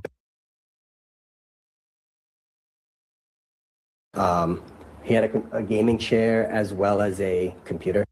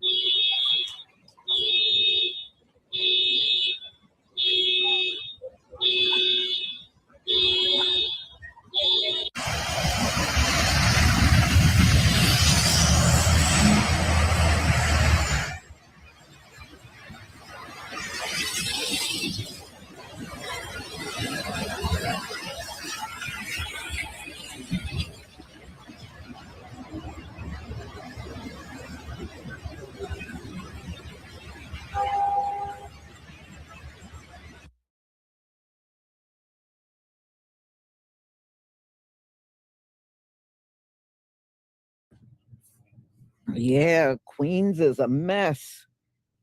Wow. So, y'all, if you remember about a week ago, it flooded in Philly 3 times in 1 week. I just can't imagine. Boy, these people in the city, they are going through it for real. Yeah, it's no joke. It absolutely isn't. Mm-hmm. Mm-hmm. A lot of this is because the drains got garbage and all kinds of stuff in it that the city don't bother cleaning. And I bet you if they just went around and cleaned these drains out, even if they have to create jobs just so it would be enough people to go around the city and just clean, I think a lot of this flooding would just be non-existent. But they let things go. See, this is why you keep hearing people say that these folks don't maintain nothing. See, they want to be in charge. They want to be leading everything, but they don't want to maintain nothing. They want other people to maintain it because at the end of the day, they hate manual labor. They hate it. They want other people to do that. That's why slavery exists. These Europeans, they hate manual labor. So that's why it went from slavery to prisoners, all of the hard manual labor, because they sit around calling you lazy and they hate doing manual labor. I tell you what, you better get used to it because y'all sure going to be doing a lot of it in the future. So y'all, I'm going to go ahead and conclude. Thank you so much for being here. Thank you for your support. And I have one more live coming up at 3:45, and this is going to be about all the power outages that are going on in America during a 100 plus degree heat wave. And the power is not coming back on right away. Many of these people are in over 100 degrees and they got to go days without any power before it comes back on. So, yes, America is in dire condition right now. So, y'all, I will see you then. Thank you for being here. Thank you for your support. And also, don't forget to pick up your hair products. Shalom, family.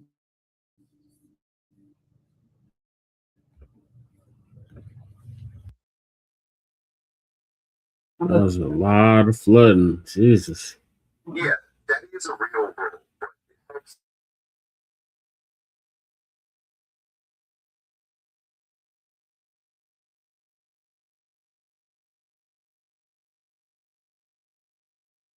What's up, world? Let me tell you about this beard growth oil I got from 12 tribes on Earth. 8 ounces of oily goodness with a nozzle that prevents sprays and spills, and soft ingredients that make it perfect addition to anyone's morning routine. From coconut to castor, all these oils are hand chosen. After using this herbal blend, the biggest thing I noticed is how soft, how strong my hair was, and how good I feel. Pick up your bottle today and make your beard the star of the show.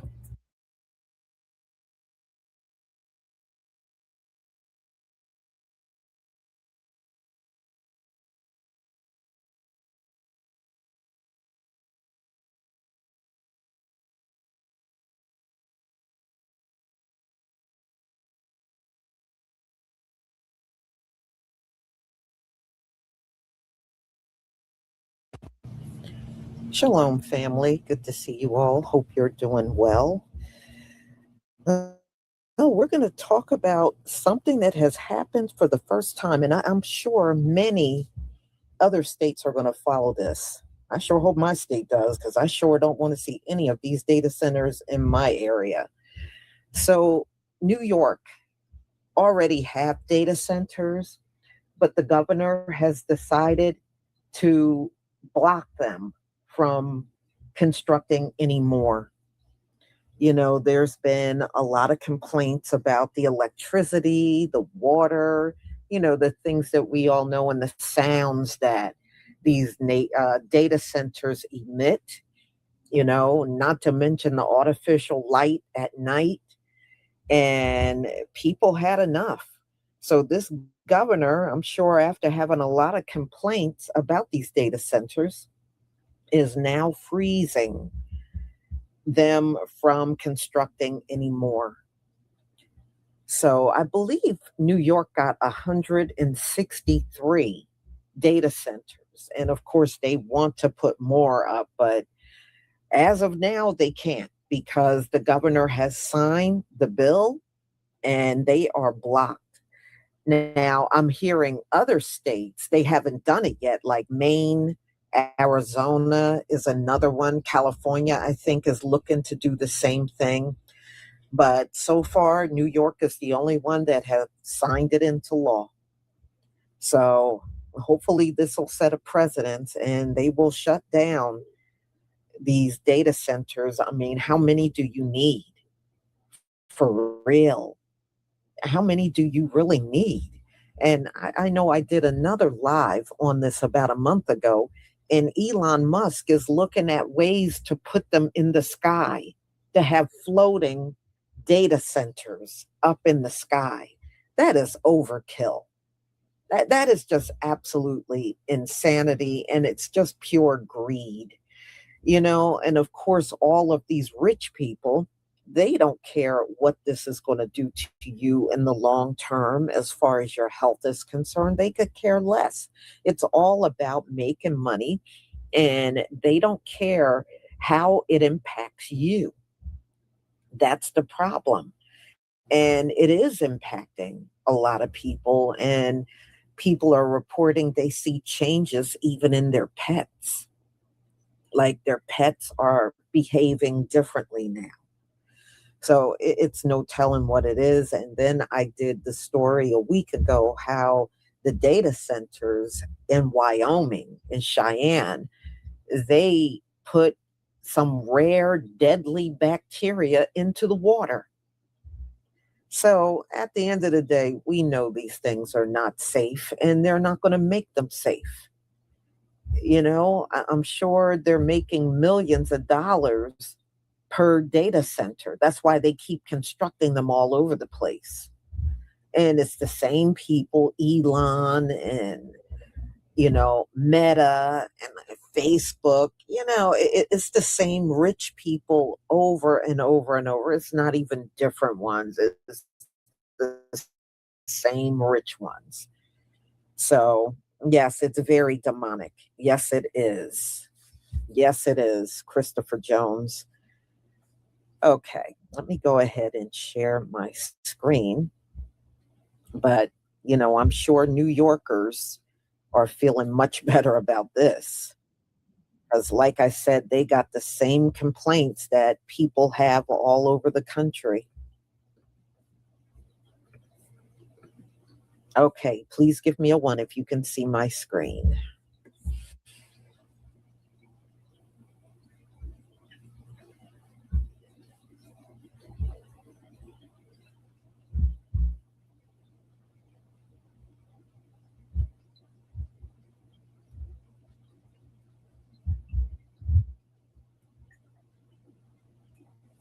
Thank you.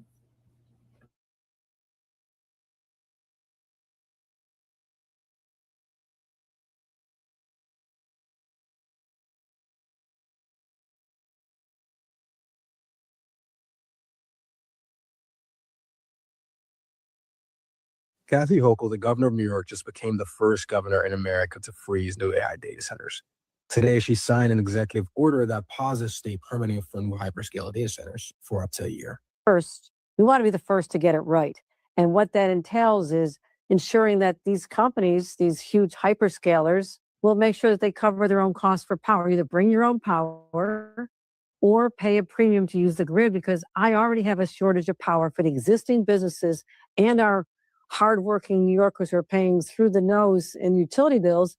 I can't say they're going to be charged more. It only hits the biggest facilities, the ones that need 50 megawatts of power or more. During that pause, her environmental agency stops issuing the discretionary permits these projects need, and state regulators write a new set of rules on how much power these facilities can pull from the grid, how much water they use, and who pays for the transmission lines to feed them. New York is the first state in the country to do this. Oakwood doesn't frame this as a climate order or a safety order. It is an affordability order. A single hyperscale data center can pull as much electricity as a small town, and the grid was never built to carry that. Someone has to pay to expand it. New power plants, new transmission lines, upgrades across the whole system. Utilities do not absorb that cost. They spread it across every customer on the grid, which means the monthly electricity bill for an ordinary New Yorker quietly comes to fund infrastructure for private server farms that they will never step foot in. That is the burden that Hochul is pointing at. The taxpayer ends up subsidizing the AI build-out through their utility bill without ever agreeing to it. Her fix is to make the data centers pay their own way, either generate their own power or pay a premium to pull from the grid, so the cost lands on the companies instead of the residents. But the line she drew has a hole in it. In her own interview, Hochul says she does not want to touch the data centers that power university research and hospitals, only the giant commercial AI facilities. But I want to make sure we came up with a rational number. For example, I don't want to include data centers that support research centers and universities and healthcare organizations. So we came up with a threshold of 50 megawatts as defining the larger ones. Those smaller are not affected. So the cutoff that they landed on is 50 megawatts of power. Above it, you are paused. Below it, you are fine. The problem is that megawatts measure how big a data center is, not what it is used for. A data center is not built for one job. A single facility can run hospital records, a university research cluster, a startup's app, and an AI training run at the same time inside the same building. The power meter cannot tell them apart, and the research and medical computing she says she wants to protect is exactly the kind of work that actually keeps getting bigger and hungrier for power. The threshold that she set to shield it could be the very thing that blocks it. Here's why this reaches far beyond New York. For 2 years, Washington has treated AI as national security. Build at all cost, improve every data center, or China wins the race. And from a pure economic standpoint, that has looked like the only winning move. But the two countries are racing with opposite weaknesses. America has the best chips on earth and leads the world in raw computing power, but is constrained on electricity. And the grid is the bottleneck. China is the opposite. It has built a massive surplus of cheap power and has energy to spare, but American export controls power is the only input America is actually short on, and one can argue that Hochul just made it scarcer for these companies. The real bottleneck in the AI race, at least on the US side, is power, and power does not get approved inside a data center. It gets approved by politicians who answer to voters holding an electricity bill. New York just showed that the thing most likely to slow America down is not China, but rather the American democracy working as intended. It is Americans deciding they are not willing to pay for it. So here is the question we're sitting with.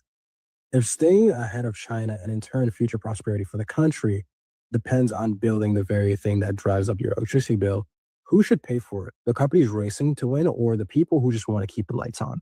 You know, we have some breaking news that came into the newsroom just a few minutes ago regarding data centers, a topic that's very important to so many Americans. You have New York Governor, Democrat Governor Kathy Hochul, is set to sign, basically, we're learning, an executive order today imposing the country's very first statewide moratorium on hyperscale data centers for up to a year at this point. The governor says it's so the state can create rules to protect the environment and the energy grid. Some are already pushing back on this, including some people in her own party. We have this right here from Senator John Fetterman saying, you can see it right there, China wins. That's coming from Democrat Senator John Fetterman. What is your reaction to hearing this morning? Well, Senator Fetterman is right. You know, if the United States backs away, drags our feet on data centers, China wins. Nobody wants that. Look, the green energy mandates, those are what drive up energy costs. New York has expensive electricity, and they produce less electricity today than they did 10 years ago. That's the problem. That's a New York State energy policy problem. It's not a data center problem. With President Trump's ratepayer protection pledge, data center development, that's the way to get your electricity prices down, your job opportunities, and your wages up.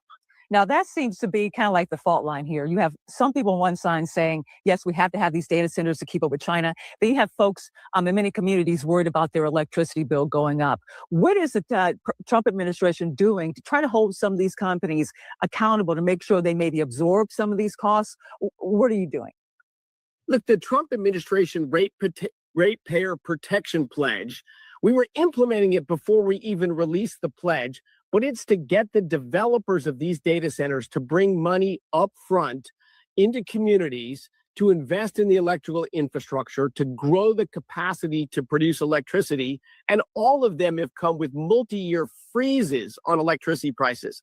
They're actually been used as a mechanism to stop the rise in electricity, create just enormous local tax revenues, job opportunities, and higher wages. You visit the communities where a modern data center is being developed today, they are thrilled. Their electricity prices are locked in for 3 or 4 years. The rises are over. New job opportunities are there. Local businesses are booming. Local restaurants and shops and stores are seeing increased activity. Look, done right, of course they can cause problems. If you've got green energy mandates that doesn't allow your state to produce any more electricity, well, a data center development there is not going to work so well. But the problem is those state green energy mandates, it's not the data center development. They're a force to drive prices down. The bottom line is progress shouldn't arrive with a higher utility bill, deleted water supply, or noise pollution. So we have no choice but to address these challenges created by these massive facilities. That is why today I'll be signing the nation's first ever statewide moratorium on hyperscale data centers. And I said this in my State of the State. If you want to come here, you have to bring your own power or pay a premium to use our grid. This is what I need for the moratorium for. Lay out the framework. You can come, but the community has to welcome you. You have to give substantial benefits. I'm talking about millions of dollars, hundreds of millions of dollars to communities and benefits. They're doing it in other parts of the country. A giant data center, that 150 megawatt center, which is what our standard is, anything higher is now under the moratorium. That one size consumes as much power as 50,000 homes. Big news out of New York. We just became the first state to enact a moratorium on hyperscale data centers starting today. The executive order that the governor signed includes data centers that are bigger than 50 megawatts. So there are still some data centers that we need to fight.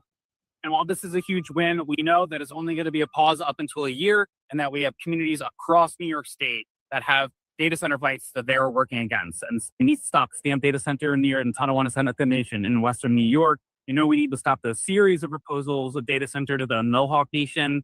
Let's use this as momentum for all the local site fights. Florida, we need to win. This is only possible because thousands of working class New Yorkers spoke up. And this is a fight against the tech oligarchy and the data centers they're building. They're polluting both noise, air pollution through their generators, and they're hiking up utility bills statewide. And the voice of New Yorkers was heard both in the legislature in June when the legislation passed, as well as in the moratorium that Governor Hakeem cited.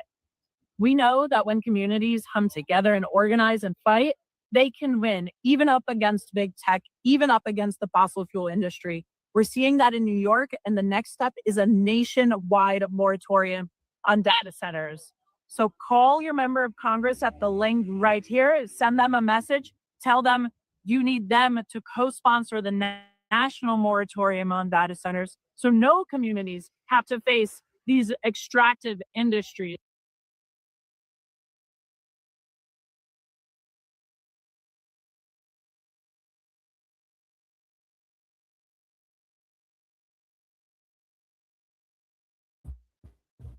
Okay. You know, I think what this governor did, I don't particularly care for her, but in this case, I think she did the right thing. But, you know, chances are this is not going to happen everywhere. It might be some other states, like I said, picking up on this. I think it should be stopped. You know, in my state, there are 300 data centers. How many damn more do you need? How many do you need? It is just overkill. And these folks don't care if they just keep building them to the point where they build people out of their houses. They don't care. They don't care. That is the problem with dealing with Gentiles. It's all about them. They don't care who they hurt in the process. They could care less. And now you can see why the Most High want these people taken down. He's the only one that can do it. And, you know, I just pray that we can reclaim everything back that belongs to us and finally get them out of the way. They have been in a way for way too long. And I know we are all worn out. We're tired. And you know, it gets to the point now, even with Donald Trump, when I see him talk, it just turns my stomach. It turns my stomach for real. And I know I'm not alone. I know I'm not. You know, it's been 400 years of staring at the same faces, and they're never going to do right by us. We already know that. You know? Yeah, we are worn out. We are MGE 2020. Yes, we are worn out. How much, you know, you be thinking, okay, you know, I know our people did deserve this punishment. The Heavenly Father would never have done this if our forefathers didn't do the things that they did. So we know why we're here. But we also want to make our right wrong, make our wrong right and be on that right path so that there is a light at the end of the tunnel. Thank you, Lisa, for Israel, for your super sticker. You know, that's all we need. We just need that light at the end of the tunnel so that we can, boy, I'll take the kingdom over this Gentile world any day. Any day, for real.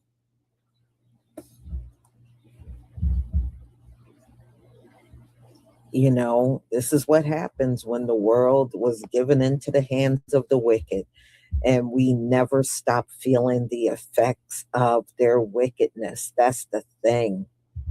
That's the thing. We never stop feeling it.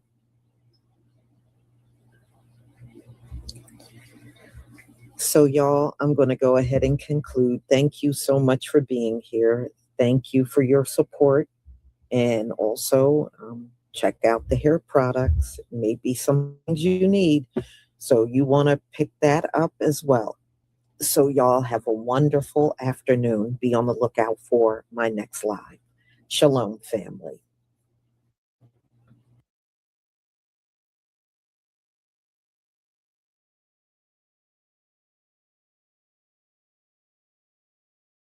I appreciate y'all tapping in the live now.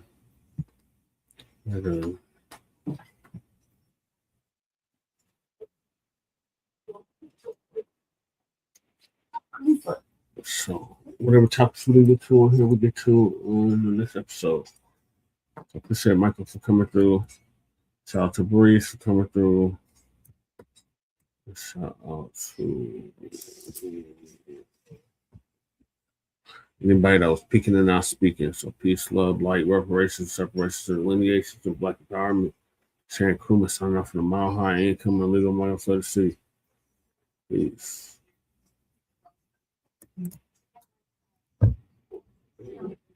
You still playing with it. In the beach, knock the crates over. She play with it.